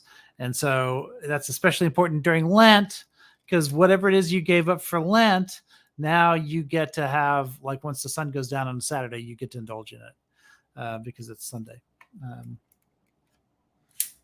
I know all the Mm. loopholes. All the loophole. But yeah, so I was just trying to, because I remember you and I got into a debate about this one time, and I used a Bible verse that, like talked about like, well, okay, Jesus wants you to be good here and in spirit and in heaven. And like, that's like the one verse that Joel Osteen actually knows. So it's just kind of funny. It was like, okay, there we go. Right. So yeah, like, sure. I find that a little fascinating. Like pretty much everybody shits on him, which He I've wouldn't even listened. open up his church to the flood victims from Hurricane Harvey. Like, I mean, Well, until he like, got called okay, out on did it, you ever then- hear the story about there being money hidden in the drywall? There was no. some dudes who were working on drywall. They knocked down a wall and they literally found just like cash in the dry. Now this is rumor, innuendo. Take it for what. Yeah, But sure. like so, yeah. Like it's easy if to that believe motherfucker's about. literally storing the cash in the walls, yeah, I probably wouldn't want a bunch of people in there all without my like army of security. But yeah, like so, yeah, that's a little funny. So yeah, he's one guy. Like, and also, God, I remember years ago, my ex wanted to go. And this will just disgust you, but yeah, the ticket prices were insane. Yeah. Like because like the Easter Mass to And get there's like no accountability in terms of where that money floor goes. It's seats, like like sometimes I'm tempted to like fucking- do what the Germans do and decide that some churches are legitimate and others aren't, and like have a standard. Like Scientology is not considered a church oh, absolutely not. in Germany, and like fuck, man. Sometimes I think we should just do that. Like we need to be a little more stringent on what gets church standards and not like Mhm, here's the thing, I'm not gonna be like no only Christian, like yeah, obviously like Judaism, Islam, Right. I mean, we have major, First like, Amendment problems as a thing. yeah, so it's kind of one of those like at what point is like if But the First if we were- Amendment if doesn't we give had you like tax true- exempt status, right? Like that's Yeah, but, an like- extra thing that we gave in the 50s. But like, yeah, we do obviously draw a line. Like we said, David Koresh, no, Right. no, I'm sorry. We're drawing a line here, man. Like there is a line we draw somewhere at some point. Although I wouldn't be And- surprised, I've never looked it up, but he might have gotten tax exempt status. I don't know. He might have, like for a minute anyways, towards the end, not anymore. Let's see, Bandit, you know why there's no Seventh-day Adventists in Latin South America? Because Sunday is the last day of the week there. And it's kind of funny. I kind of consider now. Again, maybe it's because my grandma was half Hispanic. I mean, That's it's part of called the the weekend. Yeah. Like I always considered Sunday the last day of the week. Like, and it's like it's just a weird like framing in the mind. Like, and I don't know if I'll ever be able to shift that. Like, it's Saturday's the second to last day of the week, Sunday's the last day of the week, and then Monday's the beginning of the week. Like that's just how I've always Because on the seventh day he rested. yeah, and that's just how I've always structured it in my mind. And so but yeah, like Seventh-day Adventists, one of my martial arts instructors But in years calendars, ago it's the first day of the week. yeah, Like, on when my you look at calendar monthly it's count- yeah. yeah, so the Seventh-day Adventists are like, see, we fucking told you, motherfucker. But yeah, like one of my martial arts instructors years ago was a Seventh-day Adventist. Very nice man. Like very like taught me a lot about life and like just like when you learn martial arts and you get your ass fucking beat, like, and your best is not good enough, you learn a lot of good lessons there. Like, you learn some great, like, one time I locked the cage with myself, and the guy was a pro fighter with a record of 10-4. It wasn't good, man. Oh my God. But yeah, so that's sort of my experience with that. But I've never actually run into anybody that's actually prosperity gospel. Never, actually. Like, you'll Well, they won't run in- use the word because it sounds disparaging when you say it, but a lot of people in America believe in the prosperity gospel. They believe that that they have what they have because they deserve it. Like it's just a very American thing to think in a lot of ways. It's like you have what you instead of have thinking of because it the as- Lord blessed it to you, and Right, for yes, no other reason. exactly, Like, yeah, right. that's like, and it Right. is there, like it's like Job, the Lord giveth, and oh, can he taketh. So don't ever take any of your blessings for granted, even for a minute. That's like that's how I live my life, anywho, because That's why I I've love seen the Book of blessings Job. come and go. What's that? The Book of Job is my favorite book in the Old Testament Nice. because the Lord does taketh away in that story. Oh, Yep, yep. It's we've all experienced that, and um, oh Lord, now I'm just getting into like learning the Bible with any like measurable like usability. Like the last time, I think you were here when, yeah, you were here when Sprout was here, Yeah. and I was like, he was like, "There's no Holy Spirit in the Bible," and then I had to find like, here it is, John 15:26. I actually read this in church, so no, this is when he talks about there's the Holy Spirit. He's sending the Spirit of truth. He's sending the Helper. It proceeds from Him and the Father. So fuck you, Eastern Orthodox. You're wrong again, because like I don't know if you know this, like the one thing that Eastern Orthodox that separates us Protestants, Catholics, any other Christian from the Eastern Orthodox, Greek Orthodox, whatever. And my great grandfather is Greek Orthodox, so it's not like I've got some like, but they don't acknowledge the full Trinity. They say that the Holy Spirit proceeds only from the Father and not from the Son. And to me, that's heresy. Like I can't like that's no like. And so even Andrew Wilson, nice guy, met him many times, talked to them a couple of times, nice guy. He considers himself a trad Christian because he's Eastern Orthodox. Like, no, I'm sorry, you're believing a heresy. I'm sorry. I know the churches are lovely, but they don't believe in a true Trinity. I can't get behind that. Yeah, I mean, there have been a lot of attempts to sort of reconcile that now. I don't think that part of the schism probably isn't the biggest problem anymore, because a lot of people just say, well, it was a semantic sort of linguistic difference. Wasn't worth fighting wars over, which is what we ended up doing. No, did the Catholics and the Orthodox ever fight? Like, yeah. Like when I explained to my daughter, I showed her the difference between the Catholic sign of the cross and the Eastern Orthodox sign of the cross. Right. Like, well, because here's the thing, kiddo. If you have to, like, it's something that Daitaruaki Jiu-Jitsu would teach you is that if you need to conceal yourself in a large crowd, the easiest place to do that is religious rituals, religious gatherings. It's the quickest place to hide yourself in a religious gathering of 50 or more people. So you need to be knowledgeable of the religious rituals. So guess what, kiddo? If you're anywhere in this side of the world, people are going to assume you're Catholic if you need to duck into a Catholic church. So you just need to know how to cross yourself properly. If you're in Europe or somewhere, people probably assume you're like, I don't know, Turkish or Albanian or something. I don't know. And so you got to cross yourself the other way. And then you'll blend in. Okay. Like that's just one, like they would instruct, like, be sure to know how the Buddhists pray with their beads. Be sure to know what the Shinto do. Like if you're operating in that area, make sure you know all the religious rituals of your area. And so that was something I kind of, and I was like, all right, this is the way the Catholics cross themselves. This is the way the Eastern Orthodox. Yeah, it doesn't seem like much, but there was probably about 1,000 years of killing over that. So, yeah, get it straight. I mean, being able to show that you're part of the tribe is always like a, you know, something that matters. Oh, like sort of like when you don't wear a flag pin 100% of the time, you know. It's yeah.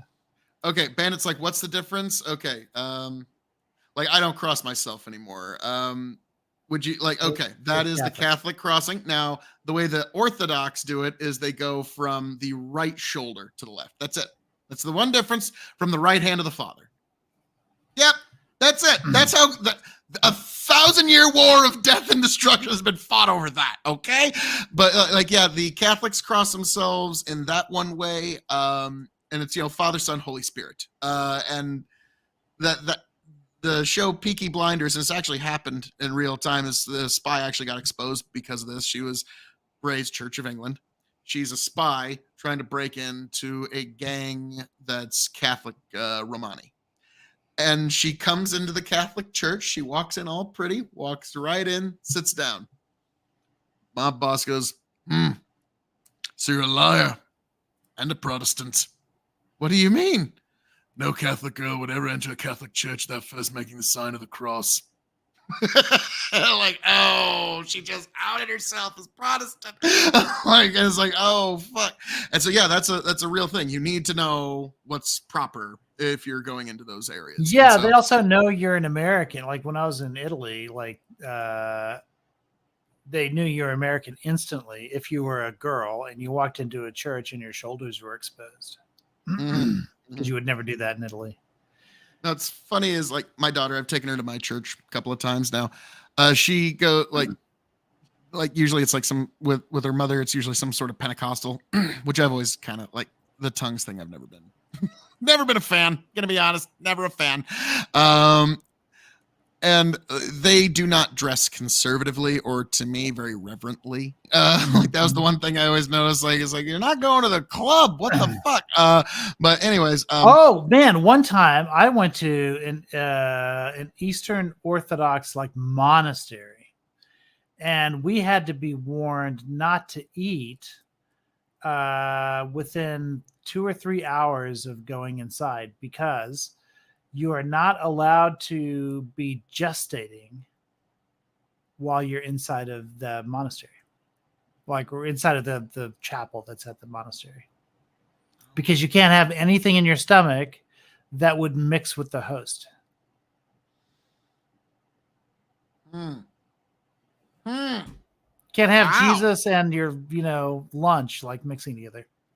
That's exacting. That's precise.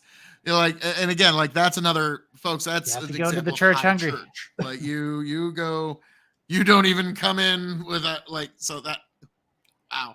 But anyway, like my daughter comes to church one time, lovely dress, but like to me, I even told her like I was raised Catholic. That's like 20 steps above Amish in terms of Right. how conservative Sure, they yeah. want you to dress. So you always got to remember, kiddo, you will never be able to dress conservatively enough for my sensibilities when we go to church. Lovely dress. She actually met a girl there that was her age even, who like she was having some problems in life. She was like, "Oh my God, lovely dress." And like they hit it off. Next time she came to church, the other girl, she came in a very nice dress, and so I was like, "Oh, okay, good. You inspired somebody. Good for you." And so like to me, it's like, "Oh my goodness, I can't believe it. You can actually see a shoulder." Right. Yeah. Like, but like, Or I mean, I she remember looked after lovely. 9/11, like when people were like giving Muslims like shit or whatever, one of the things that they were trying to say was, "Oh, these Muslim women have to wear, a hijab or whatever." And I remember thinking, motherfuckers, like you're Catholic, like your grandmother probably still wears a head covering when she goes to church. Like she would never walk into a church without a head covering, because up until Vatican II, that's every Catholic. If you're a woman, you had the same modesty rules that Muslims have. Like we just gave that up like 50 years ago. Like, Yeah, and now we're gonna make be outraged that Muslims have a tradition that Catholics only just dropped within living memory. Come on. I guess I'll say, yeah, my grandma, come to think of it, did have some headdress stuff that I didn't really The have little any doily things. Yeah, for. sure. Yeah. Like I was like, okay. Now it was when she was younger. Like now, to me, I just thought that was the fashion at the time. No. It's a modesty rule. It's almost exactly the same rule as why Muslims have to wear hijabs. It's a modesty thing. You have to. Your hair has to be covered. And that's not in a exclusive church. to Catholics either. There's a lot of No, Protestant that's a denominations Christian where that tradition. was, It's just that Catholics held on to it the longest. But yeah, all well, there's a Christians do. couple Mennonite churches I went to where that's Right, so, yeah. like now I had to tell my ex, like, Because I that's was a like, Christian tradition. do you realize like how difficult that was for me to go into a Mennonite church? The way I was raised, that was indistinguishable from witchcraft. Okay, like really, like the way, like again, I was like you said, a cradle Catholic where you was like everything else is Satan. Pretty much everything else is Satan, and when you walk out of it, it's all Satan. Okay, like now, like other than a few churches, like unfortunately, folks, when you walk out your front door, it is all Satan. Sorry, like it's Satan, like it's a lot of Satan wherever you look. Bandit goes, I found something that Orthodox do. They're reversed to mirror the priests that are blessing. Oh yeah, sure. Well, that's another. There's another contradiction or controversy in the church that dates back to Vatican II, and that is in Mass before Vatican II, like the old Latin masses and stuff. The priest. There's two ways to look at this, but basically the priest has his back to the congregation, and so from and I'm gonna steel man both sides, okay? Because I I don't give a shit about this controversy. But in the old way of doing it, the way that liberals in the church describe it, they say, well, he has his back to the people, and that's disrespectful or whatever. But the way to look at it is he is one of the people in the church, and they're all looking in the same direction, and they're looking towards God or whatever. And so he's actually part of the people and not like, separate from it or whatever. But in the currently, the way we do it is the priest faces the parishioners. And so the uncharitable way to describe that one is that he now has his back to God or whatever, or he's standing in the place of God as if he is God. And that's wrong. I could be even less charitable. Like, you'll hate that. Like, yeah. this is like rubbing it in. Like, nah, you're just copying what worked in the Protestant churches. Like, yeah, ouch, I know that hurts. Yeah. The preacher facing the congregation, that allows for personal connection, which is why I think Protestant churches are a lot more about your personal relationship with Jesus Christ, because it's a more personal, because this is something like I didn't really know what I was seeing when I was a kid. I was in early 90s. I was a wheat tyke. This old priest gets wheeled up, like they do regular mass, and then they wheel up this old priest, and he basically every fiber of his being and strength to do it. And the place was packed, and I didn't know, this guy was there. It was kind of like a retirement send-off party. Basically, after regular mass, they let him do the Latin mass. He was one of the last fuckers who actually knew how to do it. And this was just like a treat they were letting us. Oh, hey, the UAW just went on strike. What now? The UAW just went on strike. UAW, United Auto Workers, yeah. All three, GM, Ford, and Stellantis. So yeah. United Auto Work. Wow. Okay, that's some fucking shit. It's not a big surprise because that date's been sort of coming up for a while. But yeah, it just happened. Everyone was thinking maybe there would be a last minute deal to sort of stave it off. But apparently not. That's so still we'll some shit there, man.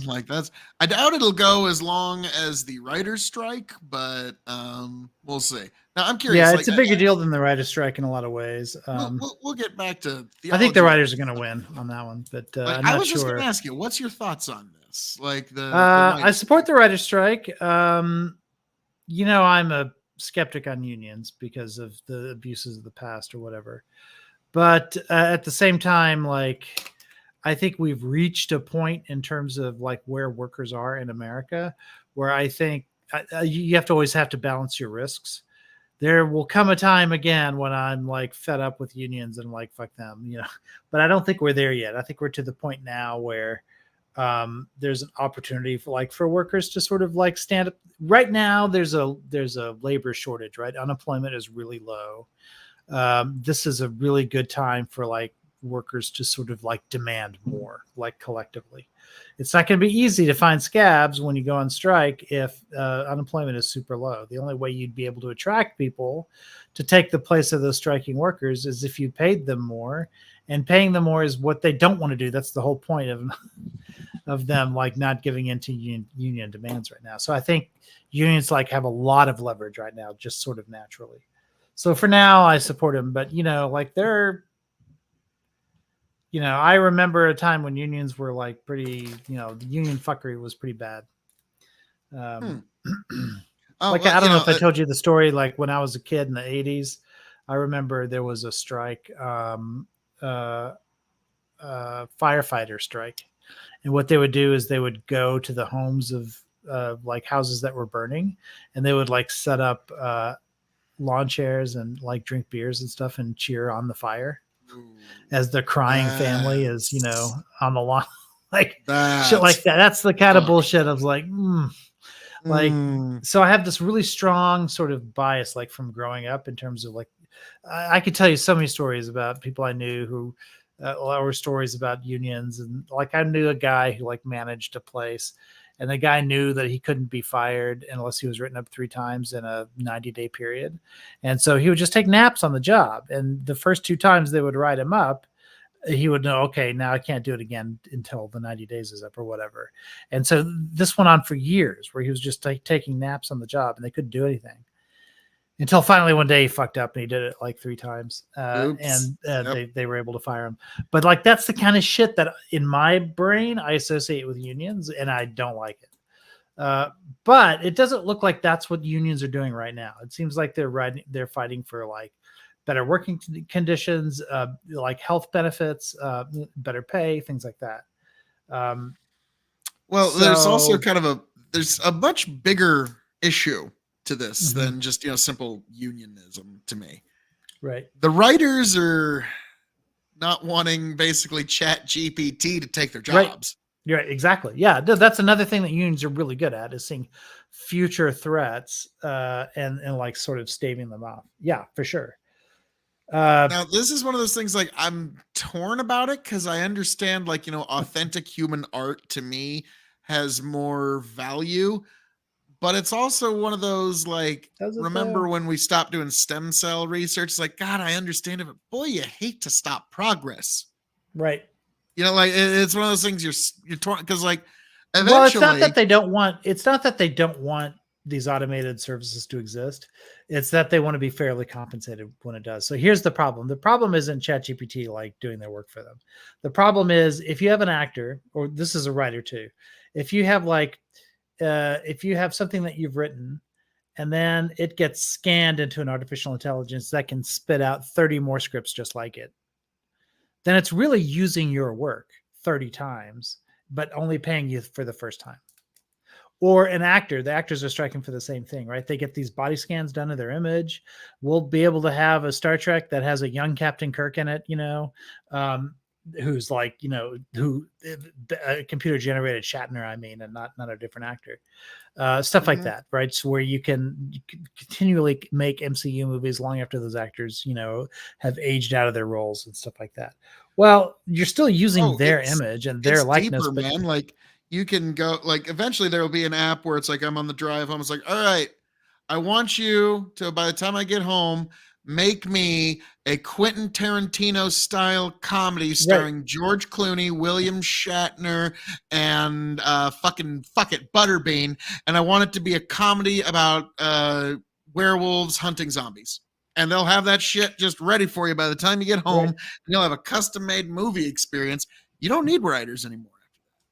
But that's just it. Like all of those snippets of code, though, were written using the work of prior works that were written by writers. It's just that they're not going to be compensated for it because there's nothing like in the contracts that allow that. Whereas if you had a system in the future where you could ask for that custom thing, and if it's a movie with George Clooney in it, then Clooney gets like a nickel. Clooney gets a nickel, and like exactly. And that so basically all of the developed IP pretty much from 2023 and before will be the only shit that's ever developed anymore because it's all just kind of reworking. Because like pro wrestling, great example of it. It's really just like in fantasy, all they would do is just mix previous IP. It's like, okay, I'm finally going to see Hulk Hogan versus Stone Cold Steve Austin. Make it happen. Make it happen, AI. And yeah, you can finally see that. It's just all reworking previous. And so there's going to be a real lack of original. Like if we thought we had a lack of originality now, oh fuck. So they're. Well, I also don't like the idea of lacking a shared experience, right? Like when everyone watched Game of Thrones, like that was water cooler talk, right? The next day, like, oh man, can you imagine it? And it was even better, like when I was a kid, because you didn't even have like downloadable stuff or like everybody watched the same 3 channels. So if there was a big viral television show, everyone watched it the exact same night. And so there was that sort of shared experience, but we still kind of have that shared experience, right? We just, if you watch it the day it drops, then everyone kind of has seen the same thing the next day. But with this, where everything is customized or whatever, you don't have a shared experience because you just made up something that only you are going to watch once. That's going to be a little less fun, And yet I remember my English teacher when I was a kid warned us about this, that there's going to be a loss greater over more time, greater and greater loss of shared experience as time goes on. Because a great example, Garfield. Garfield. Right. Like, even if people hated Garfield, there was nobody in our culture that didn't have some fuzzy cultural awareness of Garfield in 1985.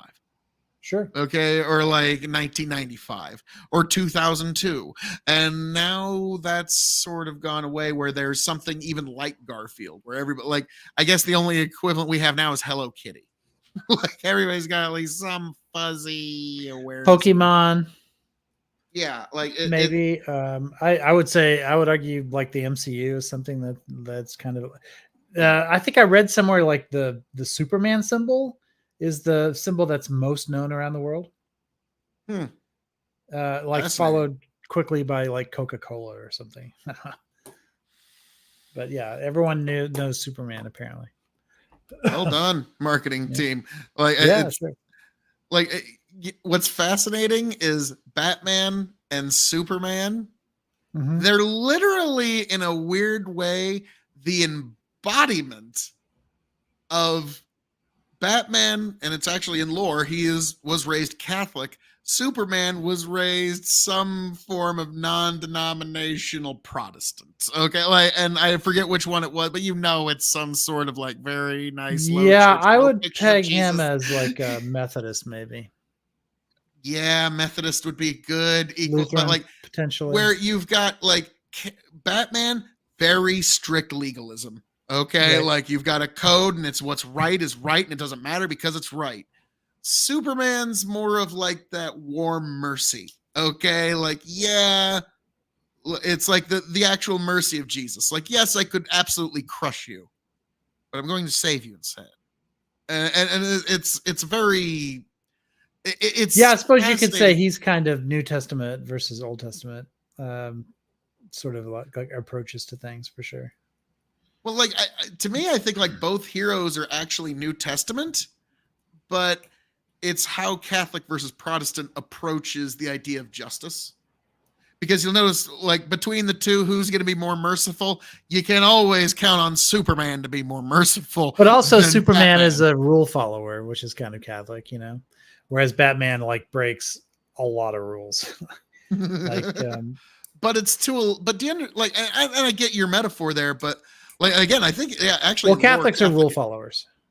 Yeah, but like, you understand, like, for Batman, there's still like, he doesn't kill, and he will not break Right. that rule. No, no right. matter Yeah, he doesn't fucking break what. that It's- rule. like- Neither does Superman. Superman. Also So doesn't it kill, still follows to like, it's a very strict legalism. Like, and so, But and he I'm not even breaks saying that in a bad way, but it's almost. like He breaks so many. There's a reason why like the Gotham Police Department's always after Batman, because he's always like breaking into He's breaking places, all the like rules. rifling. He doesn't give a shit about the right to privacy, any of that stuff.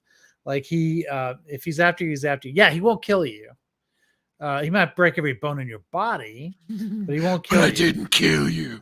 Yeah, I'm gonna break every bone in your body. Then I'm gonna have the justice system try you for murder and then execute you by the like, yeah, but it's a little. yeah, and that's the other thing too, is like there was a really great scene where like Batman and Catwoman are sort of having like a rooftop romance or whatever, and they've been kind of seeing each other for a few weeks at this point.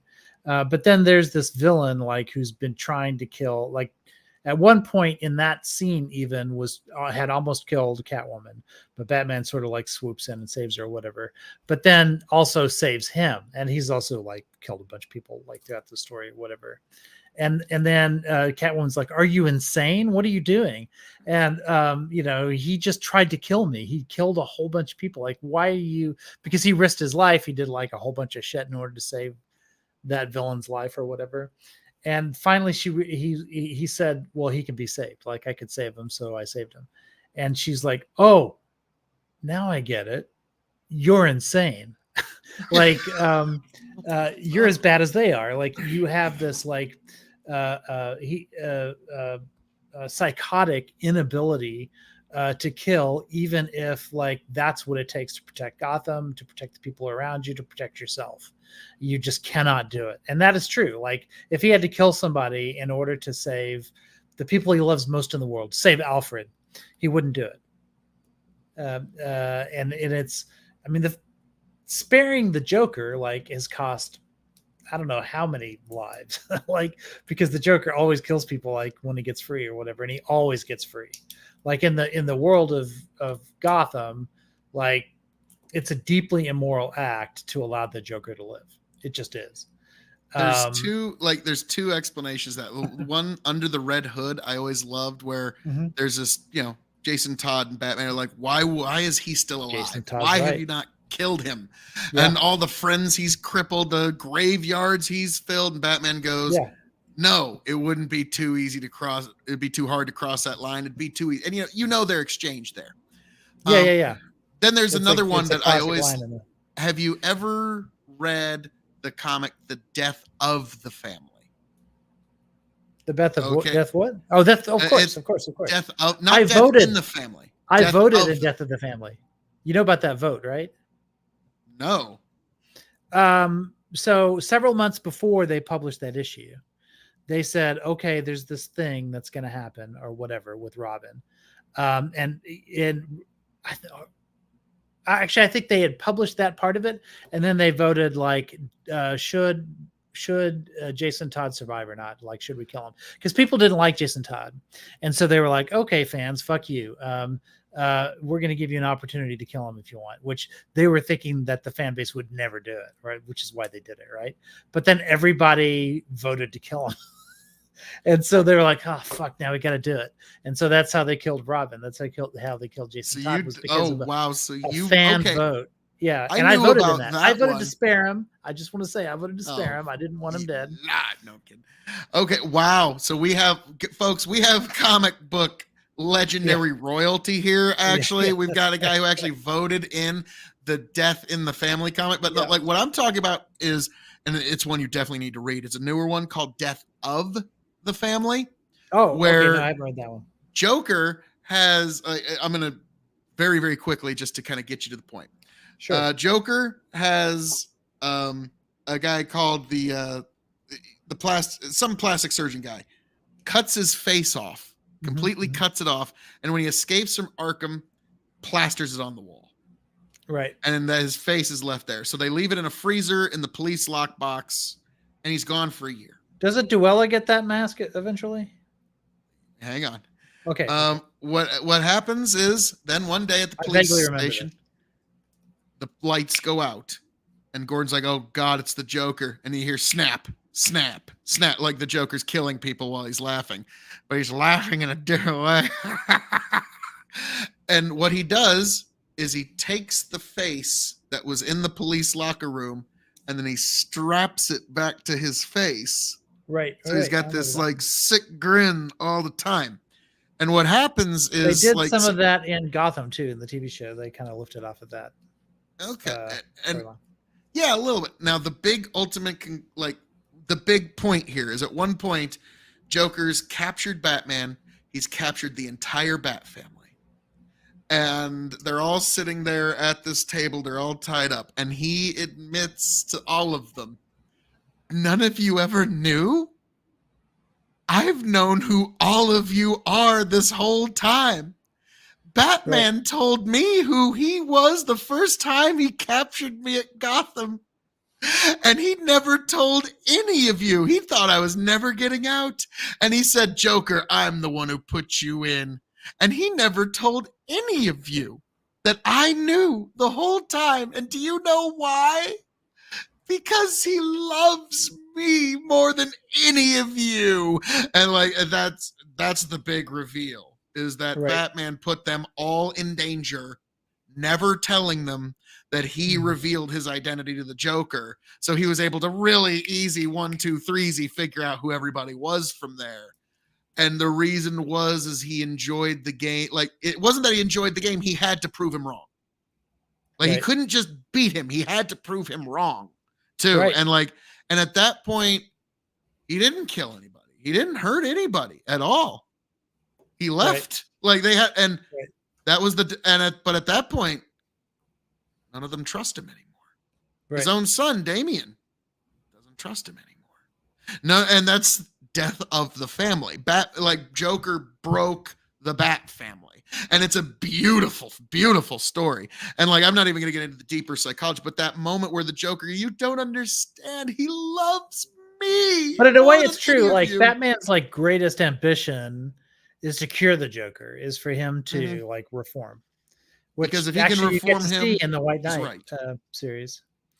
But in the White Knight series, he actually does kill the Joker. It's an alternate universe thing, but really good series if you haven't seen it. But yeah, that is kind of it, because he sees the Joker as emblematic of the illness of Gotham more broadly. And if there's hope for the Joker, then there's hope for everyone. But you know what? Fuck that. You just got to kill the Joker. Like, you just have to. Yeah, I know, but like, it's one of those things that like it gnaws at Batman so deeply Yeah. that it's like he must it's not just a battle, like it's a battle for humanity's soul Right. to like be able to like not even like cure the Joker, but to just prove like even the Joker has to admit I was wrong. Like that's and Joker's never gonna fucking do that. Like, you know, like that's the whole point. But like, and so Batman is in that regard. What's the guy who's always pushing the stone up the hill? You know who I'm talking. I can't remember his name. Sisyphus. There we go. Yeah, he's Sisyphus in that regard, where he's always trying to push. And like, it's too bad Heath Ledger had to die, because when at the end of the movie he goes, "I think we're gonna do this forever," I'm like, yes. 7 more sequels. Like, but unfortunately he was dead. So Right. but like and so like I was like, yes, I want to see 8 more movies of this. Just Christian Bale, Heath Ledger. This is all you do now. This is what you do. You make Batman and Joker movies. That's it. But it's too bad. And so it is like literally the I have those debate of hopes. order. I have those hopes for the actual Joker films, though. Because this Joker 2 is coming out soon next year. I think. Okay. Interesting. Did you see Joker? I actually have not, so no Oh spoilers. my god, it's the best like- DC film ever made. Okay. Well, fuck with that. Yeah. Okay, I'll definitely watch it this weekend.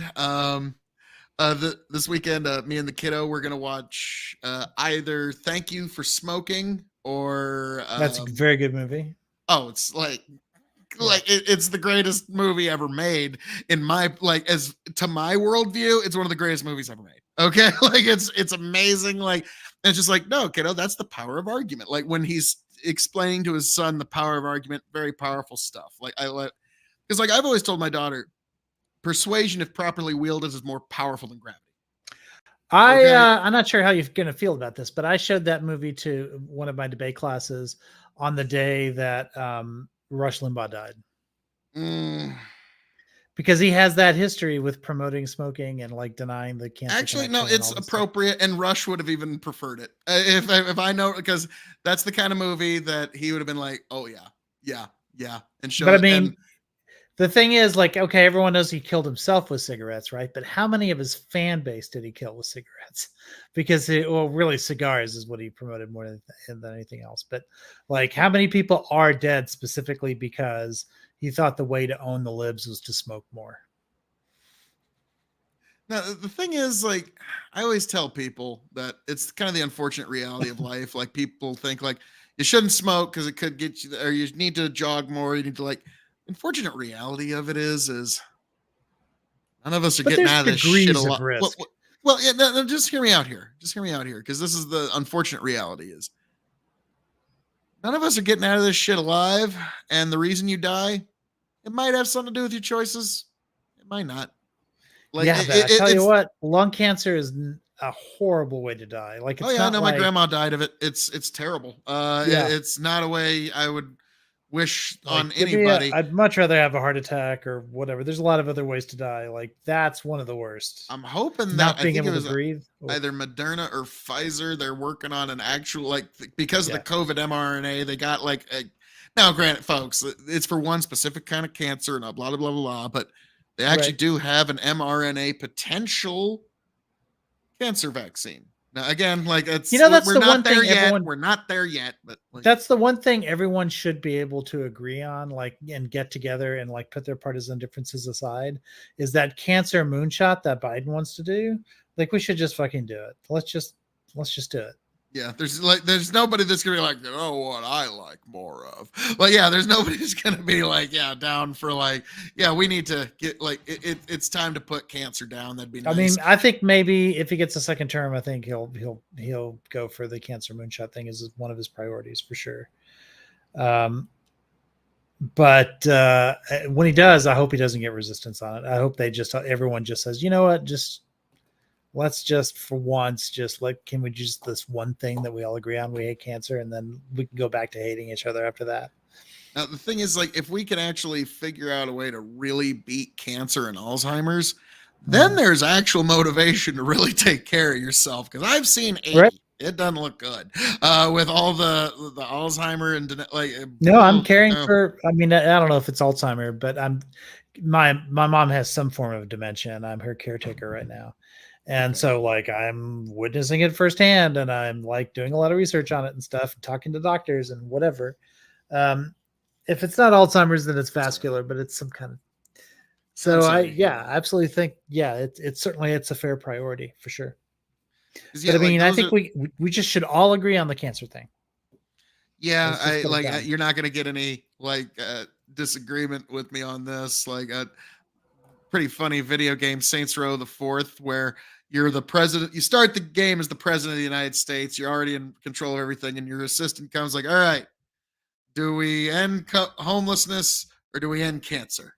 Like we only got enough for like, and then you take the pick, and like, cause my grandma died of cancer. My grandpa had a lot of cancer problems. So, I was like, and then the main character goes, "Cancer had a good run, but it's time to put him down." There's a Superman run where this isn't a major plot point, but there's just this scene. They're just trying to establish like how evil Lex Luthor is. And one of his assistants comes up and says, "Oh, we had a breakthrough, like one of the companies that you own or whatever. We just cured cancer." And he says, "Lock it up. We're not releasing it. We're going to milk this over the next few decades, just a little bit of treatments at a time." And as he's staring out the window, with his hands. Yeah. I cured cancer and I'm keeping it all. And the thing that you have to admit, which you hate to admit when you're reading it, is the world is still better off because at least he's releasing a part of it. Like, because without him, then we wouldn't have the cure at all. Any of it. Because he's going to milk every billionaire first. Right. Who's going to like, oh yeah. Like, yeah, that's rough. Yeah. But yeah, like, so Lex Luthor, I remember there was a guy, unfortunately got taken down, Channel Bad Guy, because he would do like comic book strips, but it showed the actual image. And so he got just completely destroyed. But like this guy could cut an amazing promo, and his 30-minute thing about Lex Luthor, you would swear that Lex Luthor was the answer to life's problems by the time this guy was done. He was like he was the most greatest gifted person. Like I was like, okay, this guy's got some moxie. Unfortunately, the YouTube copyright strikes took that poor fucker down. Like, oh man, I'd be sending everybody his shit. He used to be known as Channel Bad Guy, but even that didn't make it. And so like Lex Luthor, he's like, unfortunately, in at least some of the comic book portrayals and a little bit of the movie Batman Superman, he's kind of fucking right. It's like, yeah, there's this alien here that's able to circumvent all of our physical limitations. Right. Why are you all cheering him? Like, this is going to be the destruction of our species. Oh, he can breed with our species? Okay, we're going to be extinct in 100 years. Okay, all right. Like, it was like, yeah, he's kind of right. Like, I don't know how else to... Like, it's like, oh, the Kryptonians can breed with humans. Have you ever seen President? Guys. Have you ever seen President Supervillain? I have not. It's a guy who takes like frames from Marvel Comics, but then but replaces the dialogue boxes with Trump quotes. Okay, yes, I've seen it. Yeah. Oh, you've seen it, yeah. Yep. Some folks, hilarious. like back in the great meme wars of 2015, 2016, some folks on the left made the mistake of thinking those were memes. But yes, I do remember them quite well now. Yeah, hold on. I'm gonna put. I just put one of them in. Put it in the Twitch private chat, chat. then I can. Oh, okay. Yeah, I'll put it. Yeah, okay. I'll put it here too. Because yeah, for some reason, Oh, that's right. I Yeah. can't put it in Twitch chat. Yeah, I'll put it inside chat for there we StreamYard. go. Side But there's a bunch of chat. them. But they're just all really like. It's always that same character. I'm gonna But they find- just take. He just Yeah, takes Red like the Skull. words from. Yeah. But Trump quotes are sometimes they're just too perfect for like those Red Skull. You know, these are real panels like from real comics. That's the funny part, and real quotes. Get this banner thingy off. And it always seems fake. You're always like, no, he didn't really say that. And then you go back and look it up because the guy who does them, he also sends a link to the original, whatever, like article in which he's quoted, or the tweet in which he said it, or I guess now the Truth Social like post or whatever. Well, it's like the thing is like Trump's speeches. If you just read them, Right. it's not like it's. Oh, let me tell you something. It's so great to be here. Look at that hat. That's an amazing hat. It's the greatest. It's amazing. And now let me tell you something. Amazing hat. Now you need to sit down. Sit like, yeah, if you try to, oh, we lost iCal. He's like, nope, I got Red Skull on. That's all that matters. He's like, nope, that's it.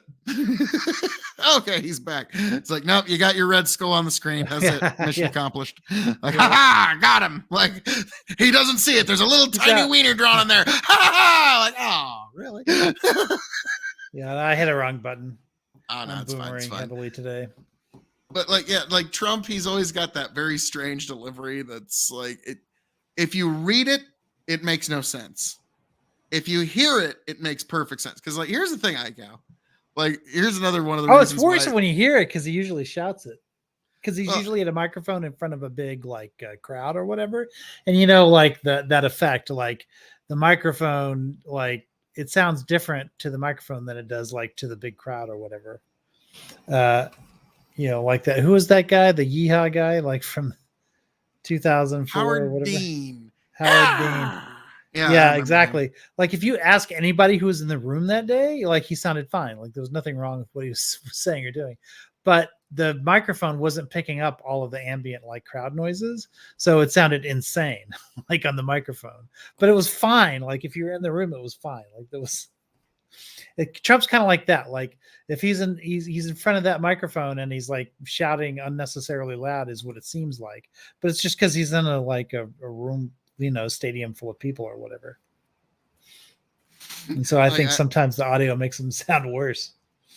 Oh yeah, like, and if you haven't seen it, Shane Gillis, he's a comedian who does an amazing Trump impression. I wish it was like half as good as his. And like he always talks about like he had a great one where he's like Trump is always like talking like mad shit and like he like if someone were to like try to like harm him when he was on stage in some way, like he would be talking mad shit the whole way while the guys run up, like he would be in the middle like my opponent's gay. I walked in, I saw him, I said, wow, he's gay. And like, look at that guy, you're gay. Sit down. Like he would be talking shit to him the whole time. Like it's the weirdest thing. And did you see his Megyn Kelly interview? I have not. happened? I'll have to check it out. Wasn't that like just today or yesterday? That was just I saw it today. I don't know if it was. Okay. It might have been yesterday. But she was actually, it was a pretty good interview. Like she was asking some pretty aggressive questions at certain times, and she started asking him about Fauci, and she started quoting all of his Fauci praise back to him. And it was just hilarious because at one point she asked him, because he was like he was trying to like deny that he ever said it or that he ever liked Fauci or any of that stuff. And at one point, I never said I really like Fauci. I said that he's a great guy. What about this quote from 2020 March? Yeah, right. I really like Fauci and he is a great guy. Right, exactly. That's out of context. So that whole line of questioning was going back and forth. And at the very end, she was like, as you were stepping down from your presidency, you gave him a presidential commendation. And he just, immediately responds to that by saying, "Well, I don't know who gave him that commendation. Like, it was you. It was you were." It was so Oh funny. wow! It just, I'll he have just to was check that one denying out. everything. Is This it- is one of the few times somebody actually got to interview Trump and like speak his past words like back to him. I mean, she did that on a bunch of other stuff too, of course. Now, Megyn Kelly and Trump have not had the most loving. of I'm a little relationships. surprised he didn't insult. I didn't see the whole thing, but the parts that I saw, like he wasn't insulting her or yelling at her or anything like that. He He was just should have like, thrown it. Like if he didn't throw in one jab at Rosie O'Donnell, I would be fucking disappointed. Like I mean, like that was like you remember that shit. That like Yeah, immediately put him like on everyone's map because that was brilliant persuasion. When like what about like because well, what I mean, she was he basically destroyed her career. Rosie O'Donnell's or Megyn. No, Kelly? no. Fuck who? Now the person who was interviewing her yesterday, Megyn Kelly. He destroyed Megyn Kelly's career. Like she was off Fox basically because of Trump, and then she tried her hand at like mainstream media, and that didn't work because she got into that blackface scandal or whatever. And then and now she's just basically a podcaster. I mean, a successful one, but nothing like what when she was on Fox. Well, it's like Trump is now doing his own podcast circuit. It's nice, like because he's making the right wing Joe Rogan with Tucker Carlson now, whether we like it or not. Right. Like Tucker is like fucking boomer Joe Rogan. All right, like it's. I know that's a weird way to put it, Well, but Tucker's you know I'm kinda ratings right. are kind of falling off the map. I don't think he's gonna. I mean, I think it's sustainable. Obviously, like he'll make money doing it or whatever, but he's not gonna make Fox money. Like it's No, he's nothing's not- Fox money, but yeah, like yeah. yeah, nothing like. But you gotta. But at the beginning, it looked like he was because he had a movie. shit ton of people tuned in for that first episode, and I wasn't expecting it to fall off the map quite as fast as it has. But it's really hard. Everyone thought the same of who was the guy before him that got fired. The Bill O'Reilly. Yeah. It was the same thing. I thought, oh, Bill O'Reilly's going to carve out like his own independent like YouTube thing. Well, I mean, yeah, he does it, but he's not what he was. And I think the same thing's happening to Tucker. And also Fox's ratings are like coming right back to where they were. Like all of these like big sort of like creators like sort of like undo themselves after a while. Well, now the Tucker one, like that one's pretty multi-layered though. Like it's like when we all thought like this is why they got rid of him, then we found out, oh, and this, Yes. and like I think the biggest one, and I really think I think he would have like Rupert Murdoch just fucking hates Tucker Carlson personally as a fucking human being. Okay, like Yeah, I sure. think if that one particular fact was opposite, I think Tucker would still be at Fox News. But Rupert's ex fiance, one time they're at a big dinner party, and she pulls out the Bible and starts quoting the Bible, and he's just like wanting to sink in it. And she loved Tucker Carlson. It was favorite thing. Her favorite show is Tucker Carlson. And so I was like, do you suppose this motherfucker is just petty enough that he got rid of Tucker Carlson just as a fucking fuck you to his ex? Like, I could, like, he's got enough billions that he could eat that. Okay. He's got enough billions. He could just like, Well, no, Tucker doesn't fuck need you. the money anyway. He's doing it for influence, right? I mean, he's the heir to the whatever that frozen Rush chicken Limbaugh. dinner. Yeah. He doesn't need any of this in terms of when it comes to money. He's out for political influence. And I don't think he's got that influence at Twitter. I mean, it's the best he can do, but I mean, it's just nothing compares to the reach that Fox has. No, on the but right. like Tucker, like to me, I wouldn't have spent as much capital as I did with the Obama.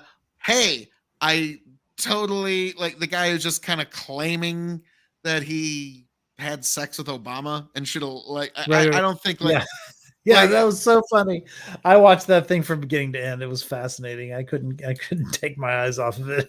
Well, like to me, it's like I always say, like any accusation, you kind of have to like, okay, what's your physical evidence for this? Well, I was willing to Because- believe. I mean, if you read his book, right, like Obama, he said he got laid a lot, and I don't think he shies away from being bisexual. I mean, and he's never said he's bisexual, but I don't think he would care. At least at this point.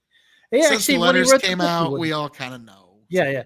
Well, I mean, I don't think he is, because I don't think evidence is there. But if he was, like, nobody would give a shit. His base would care. I don't think anybody cares. In a letter he said he makes love to men every day in his mind. Right. Yes. See, this is what I mean. Like, a so little- he wouldn't give a shit about that coming out.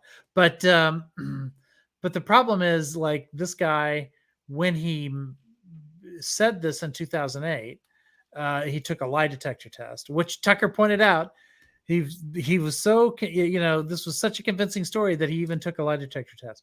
What Tucker left out was that he failed that lie detector test, and then he You took took it it. again this month because of this whole Tucker thing, and he failed that one too. So like he's like he's basically a con man. Like he's even Tucker had to say he has a history of deception or whatever.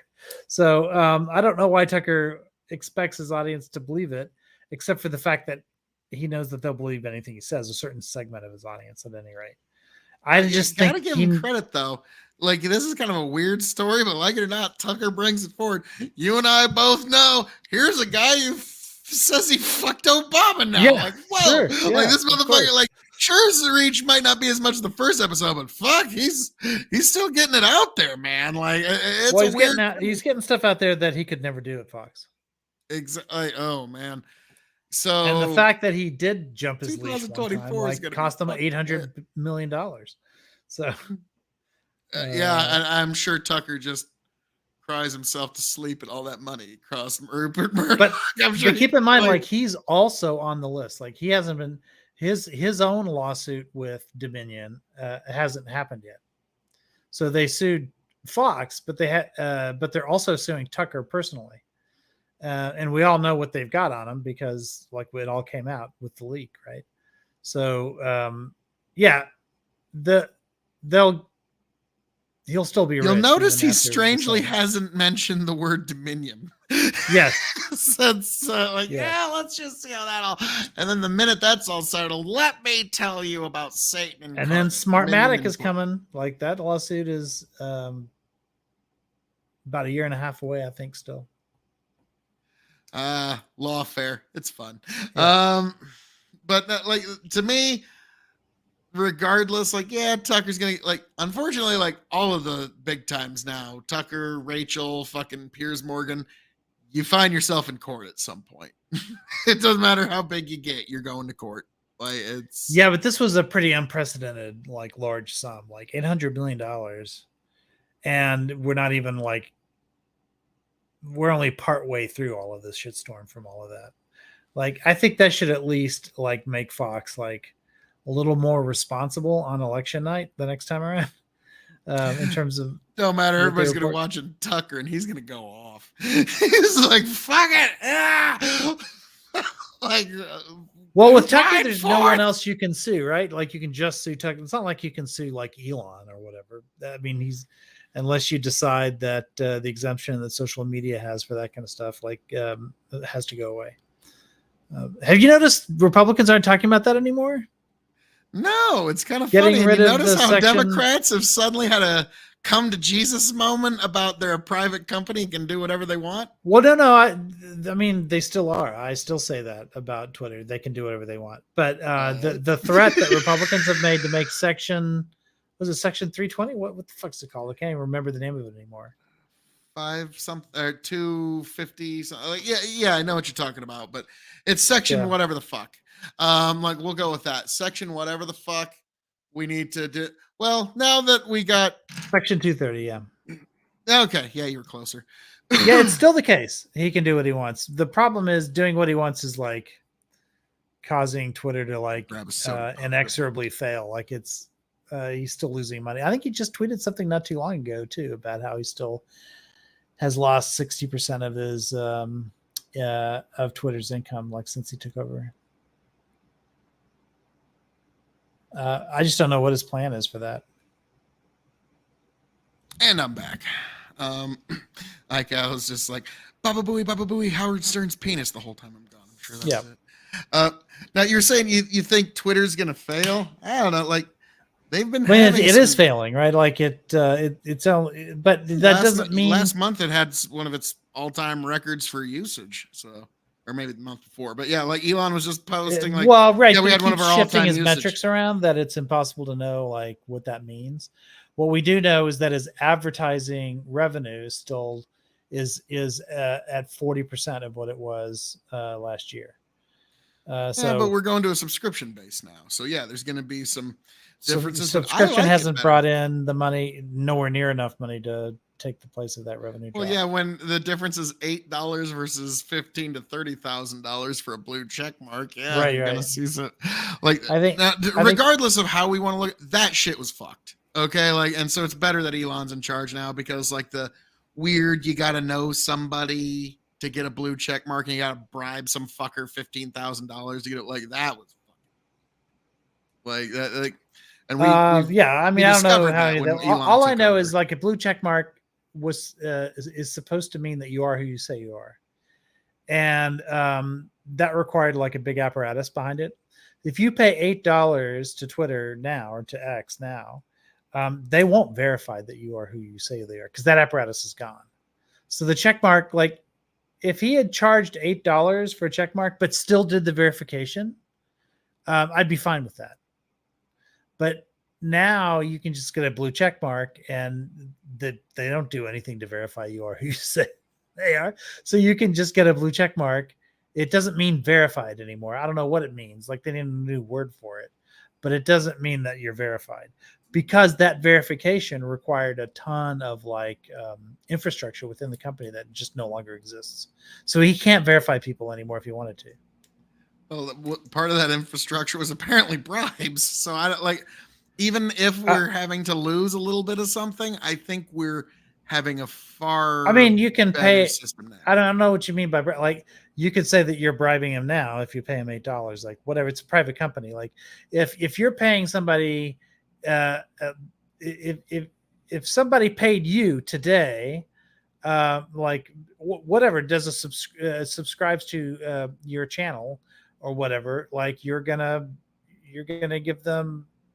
There's a variety of things that you can give them. Like I mean, that's just how The social media joy works. of my content is payment enough, sir. But I understand the analogy you're trying to put here. But like, I'm sorry, man. Like this is a little dirty, and especially like when we find out just how in bed these tech companies have been with the government in the last few years. I'm not where for social. I'm it's not for not Section quite- 230. I was never for Section 230 like from the beginning. I just don't think it's it made no sense for the Republicans to threaten that because if you because they were trying to say that it was like on a free speech basis. But if you were to take away Section 230, like speech would be more restricted, not less, because nobody would want the liability of like irresponsible messaging on their platform. So you would get like a skyrocketing of if you took away Section 230, you would get a skyrocketing of censorship on platforms everywhere. And the thing is, I don't think it's necessarily wrong to say that that social media platforms should be responsible or liable for the messaging that's on their platforms. I don't have a problem with that. So, like, Section 230 never made sense to me to begin with. Like, yeah, to me, like, I think like a platform has a responsibility to take certain things down, but like I kind of use like if some jihadi terrorist sneaks something on Twitter and it's up there for a few hours, I don't think they should be liable. Well, that's different. Like, That's you know, different. Like if you can prove that you've responded to it, like, or really anyone who's suing you would have to prove that you purposely didn't take it down or that you didn't respond to like the reporting requests and things like that. Like it would be up to a jury to decide whether or not you like responded appropriately to any given event. But that's the whole idea of liability law, is that if somebody like misuses your platform, then there's a reasonability standard in terms of like how you should have responded. So like if I, for instance, use Twitter to harass somebody, like tell them to kill themselves and I know they're suicidal and all this other stuff, and then they do, but in the meantime there were tons of reports to Twitter saying this is irresponsible, this girl has a history of self-harm, this and that, or somebody's being swatted on your site or something like that, and then Twitter doesn't respond, like ignores it like for weeks or months on end, and then the consequence finally happens. Yeah, I think it'd be fair to hold Twitter responsible, or Facebook, or any of the other like platforms, to say, oh, I'm not responsible in any way for things that people say on my site. I think that's giving social media companies like too much power, which is why I was against that part of the digital like Millennium Copyright Act or whatever to begin with. It's also why I'm not a big fan of like limited liability, like broadly as a concept. The idea that you can create a company, suck all the value of it out of it, and deposit that into your bank account, and then declare bankruptcy on behalf of that company, and leave all the creditors like stuck. That business model makes no sense to me. Well, I mean, the point of an LLC and an LLP is that, okay, no matter what, you get to keep your house and your car. If shit goes, but it goes way beyond that, right? It's that of course it does. you're not responsible for the company. So if like you have 3 people who own a company and then they do like highly like unethical shit, right? Or like they take out a $10 million bank loan, right?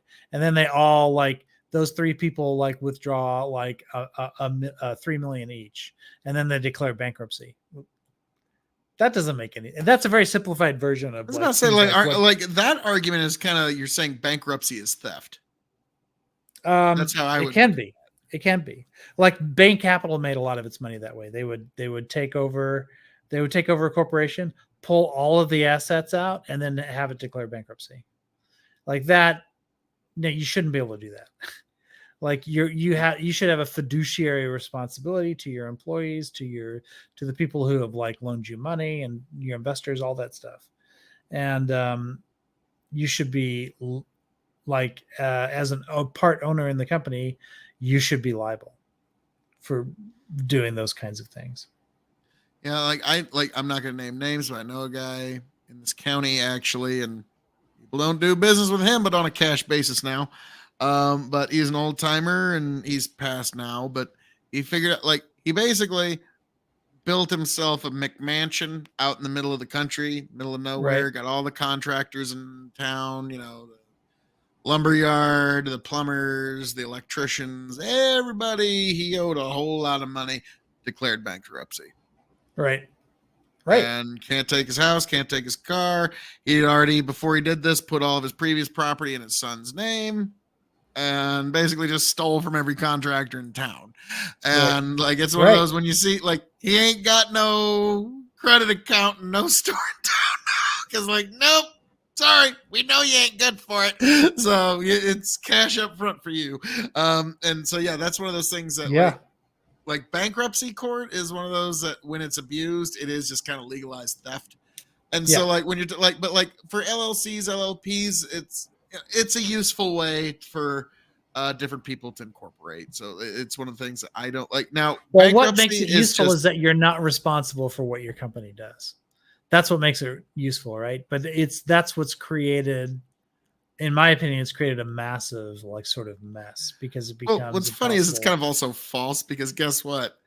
Like when you take out a big loan, usually you end up having to indemnify your house and your car fucking anyway. So it's like, yeah. So it's, I mean, yeah, for regular people, that's true, right? But like if you're a billionaire or those same kind of rules don't apply to you. You can just. I mean, you could just like buy up all these businesses, like suck them dry, pull all what assets out of them, liquefy it or whatever, and then have it declare bankruptcy and it can't come back on you. Well, you just took all the assets out of that company. Like, you should still be responsible. Well, there's also like, there are times you do need a level of separation. Like, it's like at that point, like, if somebody sues a company, can then they're going to start suing every single employee and every single owner and every no, every owner. Like for instance, if you have a whole bunch of, let's say it's a publicly owned company or whatever, if you own 1% of the company, then you have 1% of the liability for that company. Yeah, that's the way it should work. Like I understand what you're saying there, but like no, that there has to be some level of legal separation. I mean, not because the employees, right? You can't hold the employees responsible. Not all business partners are in the exact same financial position in life in every single thing. No, So, but like, here's what you're doing. You're talking about privatizing the profits and socializing the losses. And that's not only if you declare bankruptcy. Because Because otherwise the profits are staying in the company. Well, that's Like, the they're not- idea. Like, who are they but social? No, Like, well, but also not just. Well, yeah, ultimately it ends in that, right? But if you're doing something like any company that does something like highly unethical, and they know like ultimately what it's going to result in, but because they know it's not going to hit their personal bank accounts, they go ahead and do it, and they make that's a big problem. Like, I think that's ultimately like one of the things that's like if you do something criminally negligent, they're coming after you. Like, well, they should. All the lines are gone. How many people went to prison for the that big sort of like banking collapse in 2008? I mean, nobody was held responsible for that. Nobody went to jail for that. I mean, there's the occasional Bernie Madoff, but for the most part, people get away with that. That was a selling off of company assets. That was that guy. Like, the big sell off that kind of triggered this whole thing. It's one of those like tremendously unethical, but they were like, it was his to sell. Like, what else were we supposed to do?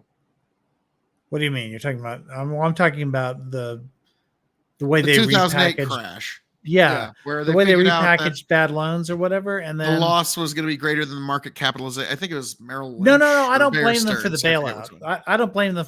The bailout. You had to do the bailout. That's the after effect.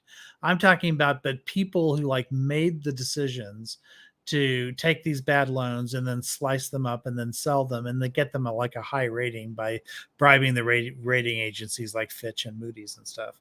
That whole like corrupt circle of people should have gone to prison for that, and they didn't. Like, no one was held responsible for that. And that's there is a few people who made the decision to do the bribes, and that's where somebody probably probably should have at least had to talk to a lawyer. These credit rating agencies that gave like AAA ratings to like these really bad loans, they either did it out of outright corruption or because they were masked so well it became impossible under the current system to be able to see like what was in those repackaged investment portfolios or whatever. Either way, there's crimes in there, right? It's either the agencies themselves like were being willfully negligent, or there were people on the other side that were just too good at like cooking the books. But those were crimes either way. And I think it was probably both. And I think we should have gone after those kinds of people a lot more aggressively. Bush wasn't interested in that. Obama wasn't interested in that. Nobody was interested in going after those people. And I understand that, like, if we failed to bail them out, it would have made things way, way worse. Like, you had to do the bailout. There's no question about that. But there should have been way more strings attached to those bailouts too. And the strings that we did attach, like, tended to work, right? Like, people criticized the fact that the federal government now owned parts of companies, because that was what the deal they made in order to like give them the bailout. But then the government then turned around and sold it at a profit, like once things like were fixed. So that was pretty cool. Like, we should have done more of that kind of stuff. We should have a sovereign wealth fund like they have in Norway, where the government profits from the fossil fuel industry. I don't mean to keep harping on this, but like it's one thing, like the LLC and LLP is like one of it's how, like, to give an example, like, well, that's too deep in the system. I'm not saying there's anything we can do about it now, because I was about to say this is a mistake we made way back in the day. I don't think you can get rid of LLCs. Well, I was about to say, like, it's like when it also makes like the inheritance and the continued running of a company, even while an estate is still in being worked out, like without the LLC LLP structure and the corporate structure that we have now, like when grandpa died, it would have been impossible for us to run our farm until his estate was settled 2 years later, if it wasn't for the company he had set up to do that, like specifically for that, like it's to keep his shit right. Like that's kind of the weird. How do you mechanic- 'cause hold the- owners responsible for the decisions they make for their companies?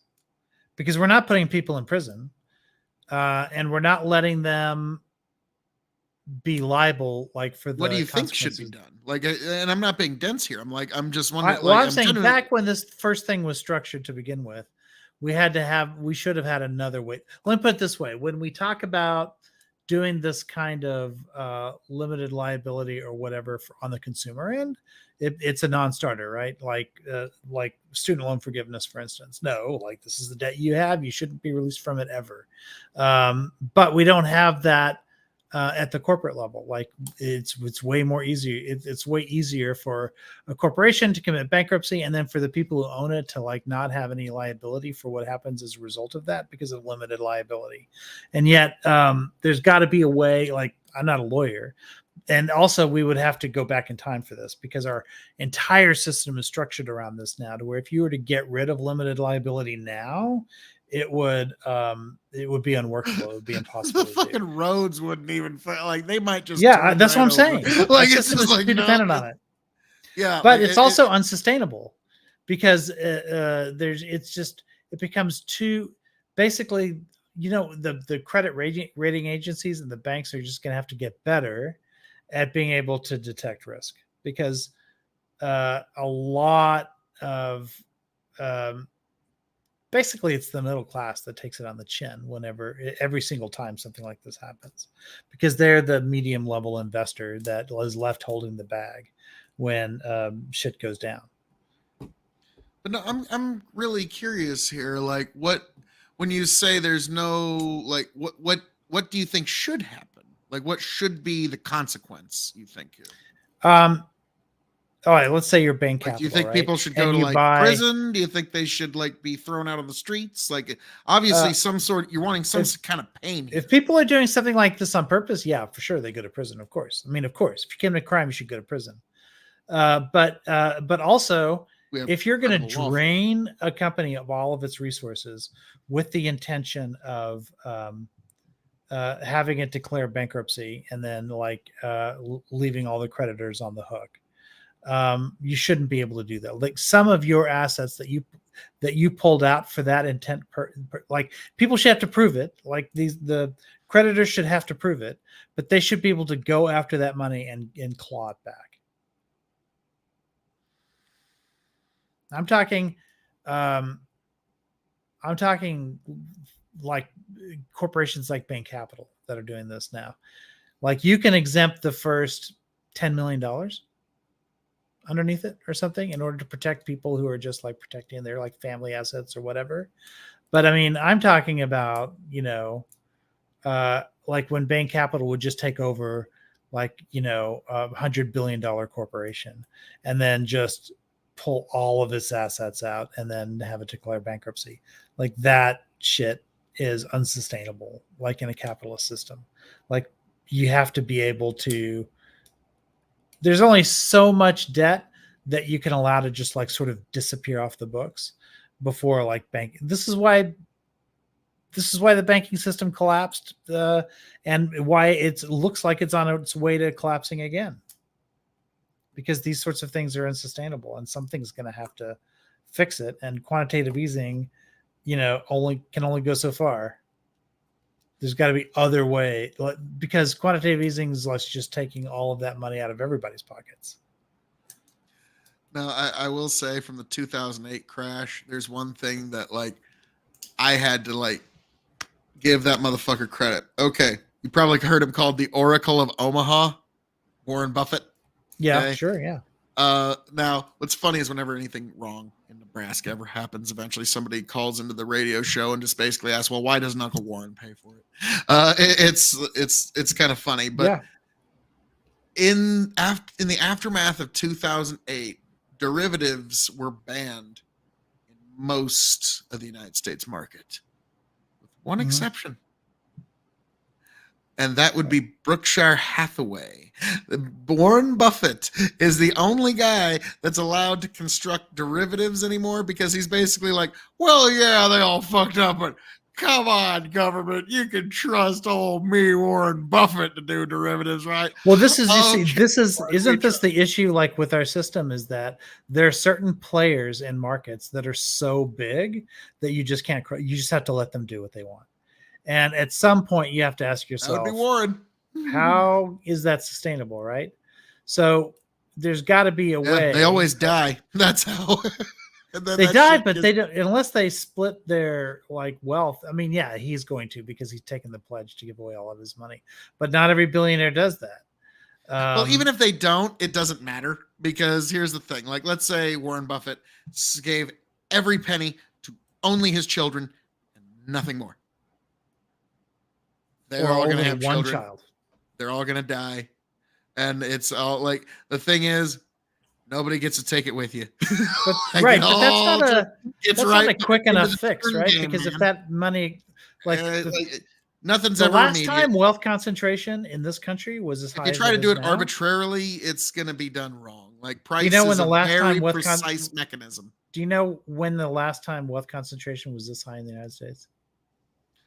I'm guessing you're going to say like the 1920s or something. 1929. Okay. Because because money has to move. Like that's how capitalism works, right? The spice must flow, to use a that could Doom also reference. be because we got a lot more money in the system now.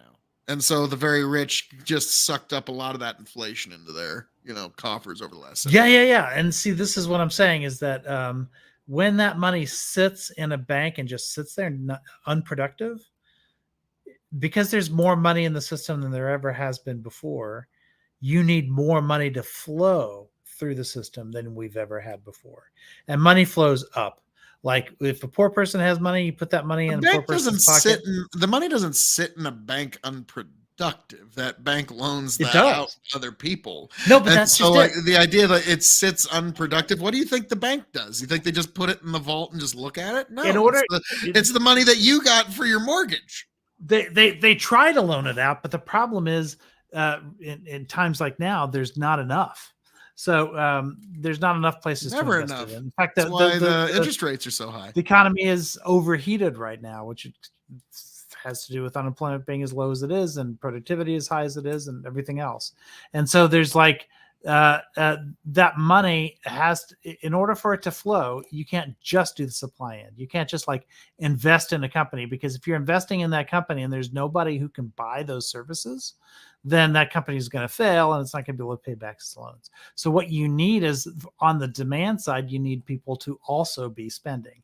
And if you're wealthy, the vast majority of what you own is going to be in the bank. Whereas if you're middle class, a lot of what you earn, more of what you're earning, is going right back into the system.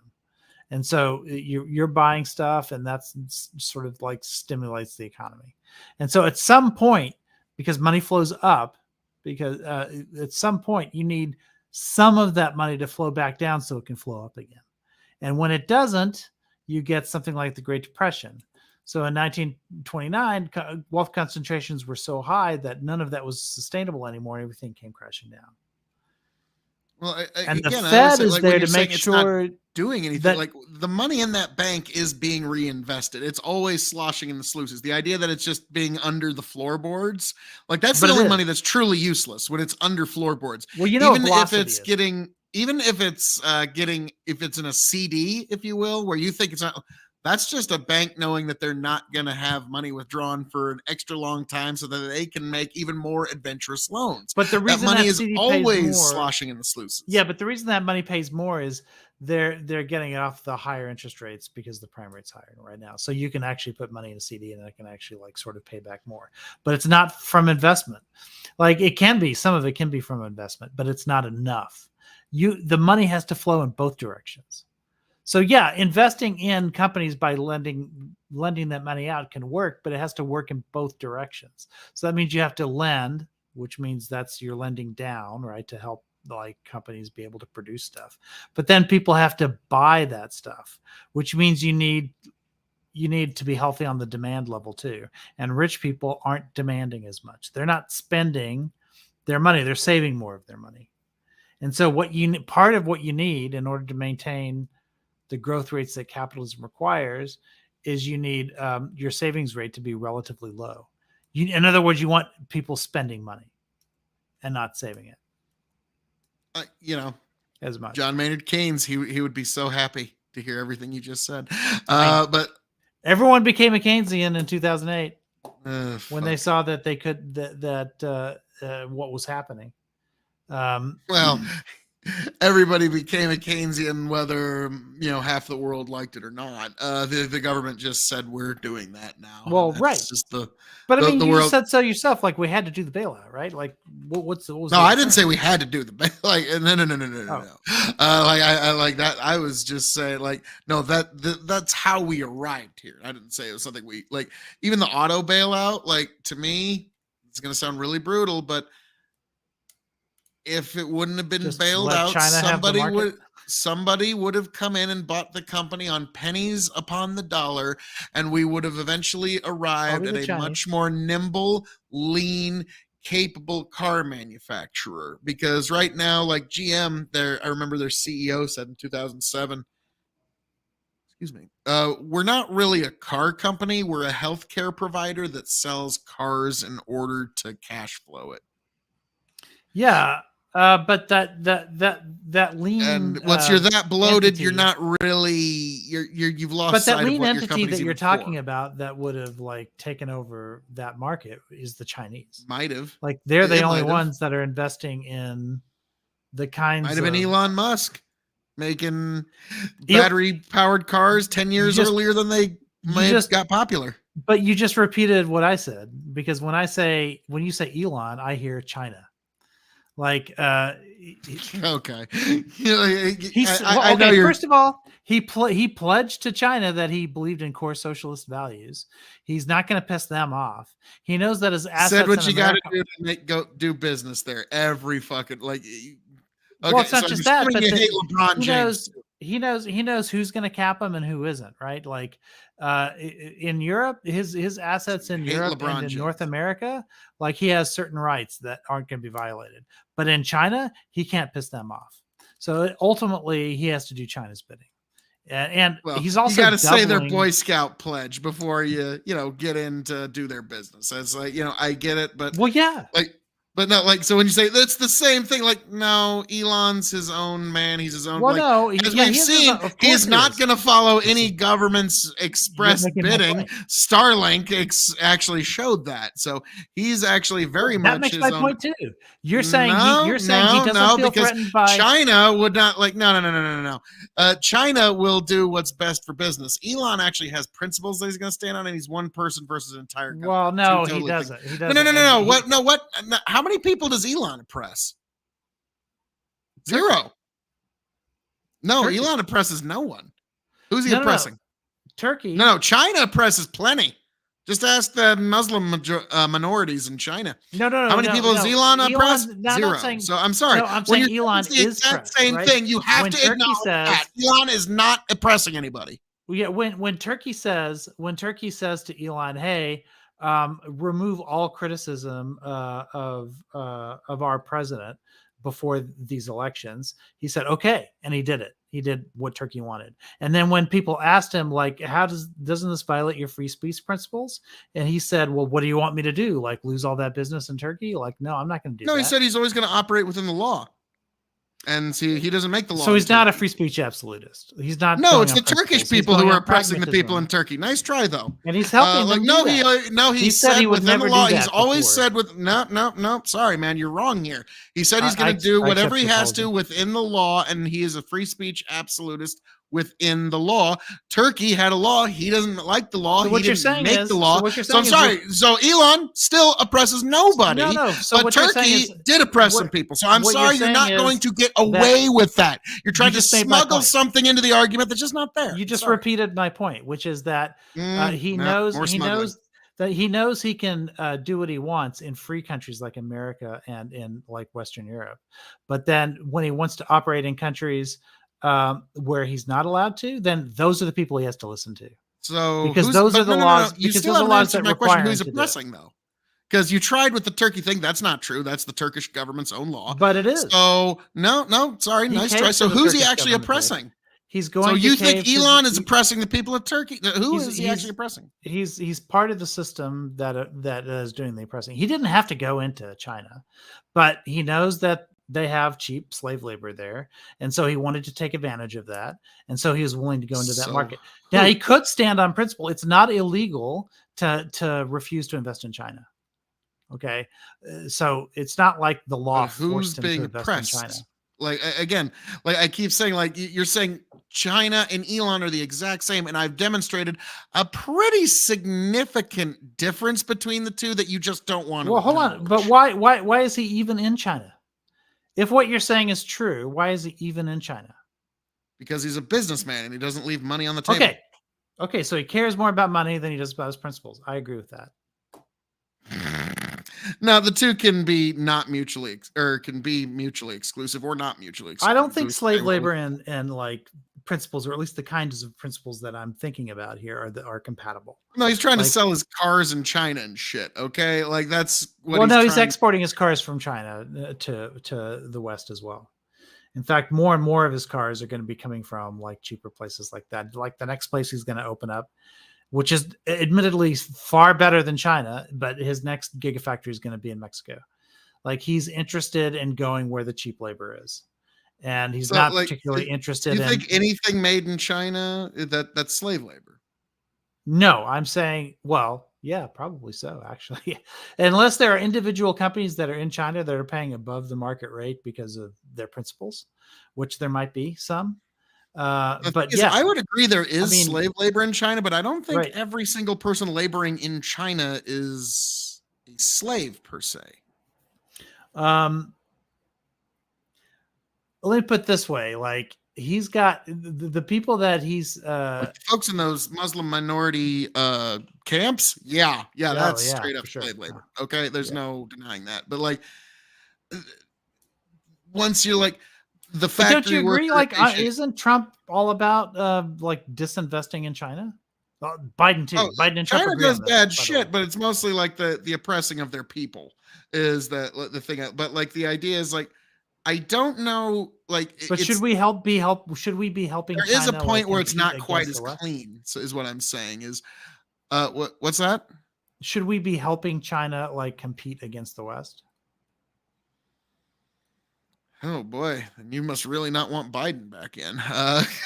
Well, no, Biden and Trump agree on this. Like Biden and Trump are both like aggressive against China. Like we've talked about this. Like the most aggressive thing Biden did, which I still to this day can't believe he did this, was make it so that if you work for a chip manufacturer in China, you lose your American citizenship, and that drained a shit ton of talent from the semiconductor like industry in China.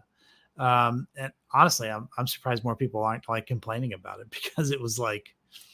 It was a big deal for like workers like who were making a lot of money working for China in that way. But like he's been very, very aggressive against China. Like this is the new paradigm. It's just that the criticism of investing too much in China has so far escaped Elon. Like the right-wing media that wants to villainize China as a competitor on the world stage or whatever, they're like gloves off, hands off of Elon. Well, the thing is, like, you're trying.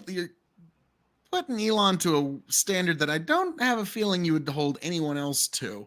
Because is Bill I Gates do. China? I think Apple should get out. no, is Apple Bill Gates stayed in China? way too long. So Apple and Bill Gates are China? Oh, no, I'm holding Apple to the same. Well, standard I'm you said that Elon and to. China are the exact same. You see them as indistinguishable. So you see Apple and China as the same and indistinguishable. I'm right? saying any big corporate interest Is that China. is propping up China is China. Yeah, I think Apple is China. So Apple is China. think- Bill Gates is China. Yes, Warren Buffett is yes. China. They're all China. Ye- Okay. So Yes, anybody that does business with China. Yeah, because LeBron James what's is his- China. What was the last one? Warren Buffett. Warren LeBron Buffett James. has invested in the largest EV Is company LeBron in James China? which is now bigger even than Tesla in China. That's Warren Buffett. Yeah. Is absolutely. LeBron James China? I don't know enough about his investments in China to say.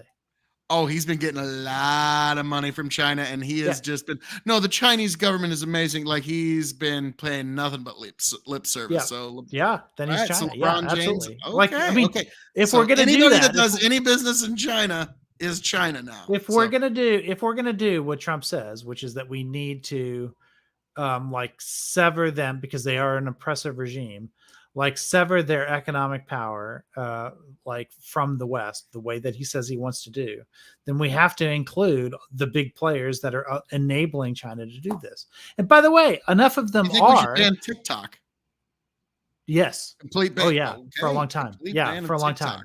Yeah, I was defending. You probably could My find daughter tweets. liked you until just 5 seconds ago. Yeah. I'm No, because listen, like I understand that TikTok claims that it's done things to make it so that their data collection efforts like don't go to the Chinese government anymore or whatever, but I don't believe that shit. Like, TikTok should absolutely there at the very least, like, I don't understand. Do you remember Vines? Didn't that do what TikTok does? Like, I don't understand what happened to Vines. Anyway, yeah, I do. I think we should be a lot more aggressive when it comes to this stuff. Interesting, because I think if shit really pops off, I don't think Biden's actually gonna push anybody in for like Taiwan. But he just did. I mean, what do you think about him like taking American citizenship? He's said a lot away? of things, and he's moved. What do you some mean shit said he did? around, He but- did it. He did it. They had to pull. Do you not know about this? Like, there's a whole bunch of stuff that he's done, but the biggest thing, in my opinion, is the semiconductor American citizenship thing. Oh yeah, the where- chip thing I know about. Yeah, but like if You China don't think that was a big actually- deal? Oh, yeah, it's a big deal because we're running out of semiconductors and we need them all. And that's basically like we need everything that Taiwan can fucking give us in the next 15 years. Right. Yes. Absolutely. Like and China sure does too. And I think if they roll in, I don't know yeah. if we're sending nobody. I don't think we're sparking off World War X over this. But a shit ton of Americans like left China because of that, because they didn't want to lose their American citizenship. Like, it was a calculation they made. I'm sure some of them did give up their American citizenship in order to stay in China or whatever. But I mean, he was playing hardball there. And the Semiconductor Association, like, I mean, they're pretty pissed about it, right? Because they say we still need Chinese chips. And we lost you, Rich. You went all robot. That's the thing. Like, the big question, well, we're waiting for Rich to refresh. Is it worth the big exchange? Is it worth going to a big nuclear exchange over? Let me make sure that I'm not the one that's frozen up here. Because eventually, whether we like it or not, it's going to end that way. Somebody's going to have a big nuclear exchange, okay, over this Taiwan thing. And the problem is, kind of like Ukraine, is it worth it? Oh, you're getting me. You're getting beautiful me. Don't worry. All right, and we're starting to get Rich back. Okay. Don't worry, Rich. They were just getting beautiful me for a moment. We don't got any audio from Rich. We see, and he froze up again. I think can you hear me now? Yes. Yeah, okay. Yeah, I think our Wi-Fi kind of fritzed for a minute. You know, on that note, sir, it is 4 a.m. here. Yeah. Is there any final notes you'd like to say to the audience? No. If anybody's still awake, I think we did all right. Yeah, we got a pretty decent audience even at this hour. It's late. Go to sleep, you miscreant ne'er-do-wells. But folks, as I'm known to say around here, all that being said, thank you for joining us here at Hazard Analysis, episode Lucky 13, ending on hour 7. My goodness, lucky number 7, folks. God bless every last one of you. I hope all of you make it back here to the KOE Nation happy. Well, actually, Hazard Analysis happy, healthy, much the wiser. Find me at KOE Nation on YouTube, TikTok, Twitch, and Twitter. And I hope all of you make it back here happy, healthy, much the wiser. And folks, I'm going to leave you like we've talked about a lot of things, but I'm going to leave you with the one true choice for this particular year, folks. In this next election year, there's only one man that you need to consider for the presidency of these United States. Ike Rich, thank you for being here this evening. It's always a pleasure to discuss, and go over all the issues of the day and get deep into theology and back and forth. And it's always fun, sir. Always enjoyable, and you're always welcome here anytime. Folks, be sure to catch us next week, Thursday, Friday. Me and Tony are going to start tacking this down to a much more consistent basis. And you're going to find me and Tony G and hopefully Iko Rich and the whole cast of characters, folks. But until then, God bless. God bless America. God bless this glorious land. And because this land is so glorious, it needs a new president to match that glory. And that person is Phil KOE. Yes, Phil KOE in 2024. A man who truly loves America. A man who loves this nation and the people in it. Phil KOE, the true alternative in 2024. The man you all need. A man of the nation. A man of the country. A man of the people. A man of nature. A man who is going to point us to a brighter tomorrow. Yes, Phil KOE. He is a man of decisive action. Phil KOE. And that, ladies and gentlemen, is for America. I'm going to do that for you in Washington, D.C. Whatever that is, you're going to get a lot of that. Yes, folks, Phil KOE, a man who will make sure to dot the I's and cross the T's of American government. Phil KOE, he will make sure to preserve your freedoms to work on go-karts on the weekend or whatever you call fun in this glorious nation. That's why you need to consider Phil KOE. And that, folks, is why I am asking for your vote in 2024, folks, because I, your King of Extreme, Phil KOE, have officially announced my candidacy for the presidency of the United States of America. Beautiful, beautiful flag. Old Glory is coming with me, folks, and we're going all the way to Washington, D.C. If you're tired of business as usual in D.C., do the right thing. In 2024, vote extreme. Phil KOE, the choice for you, the choice for me, the choice for everyone within all sundry. Folks, God bless every last one of you, and we're taking this all the way to Washington, D.C. in 2024. Vote Phil KOE to fix D.C. Yes, folks, it's going to happen. It's going to be beautiful. It's going to be glorious. You're going to join me, the Cabinet of Extreme. Our inauguration party is going to make the Jackson inauguration party look like a debutante ball, folks. It's going to be amazing. Old Glory's coming with me. What else do we need? God bless all of you beautiful people. Travel well, and in 2024, vote Phil KOE.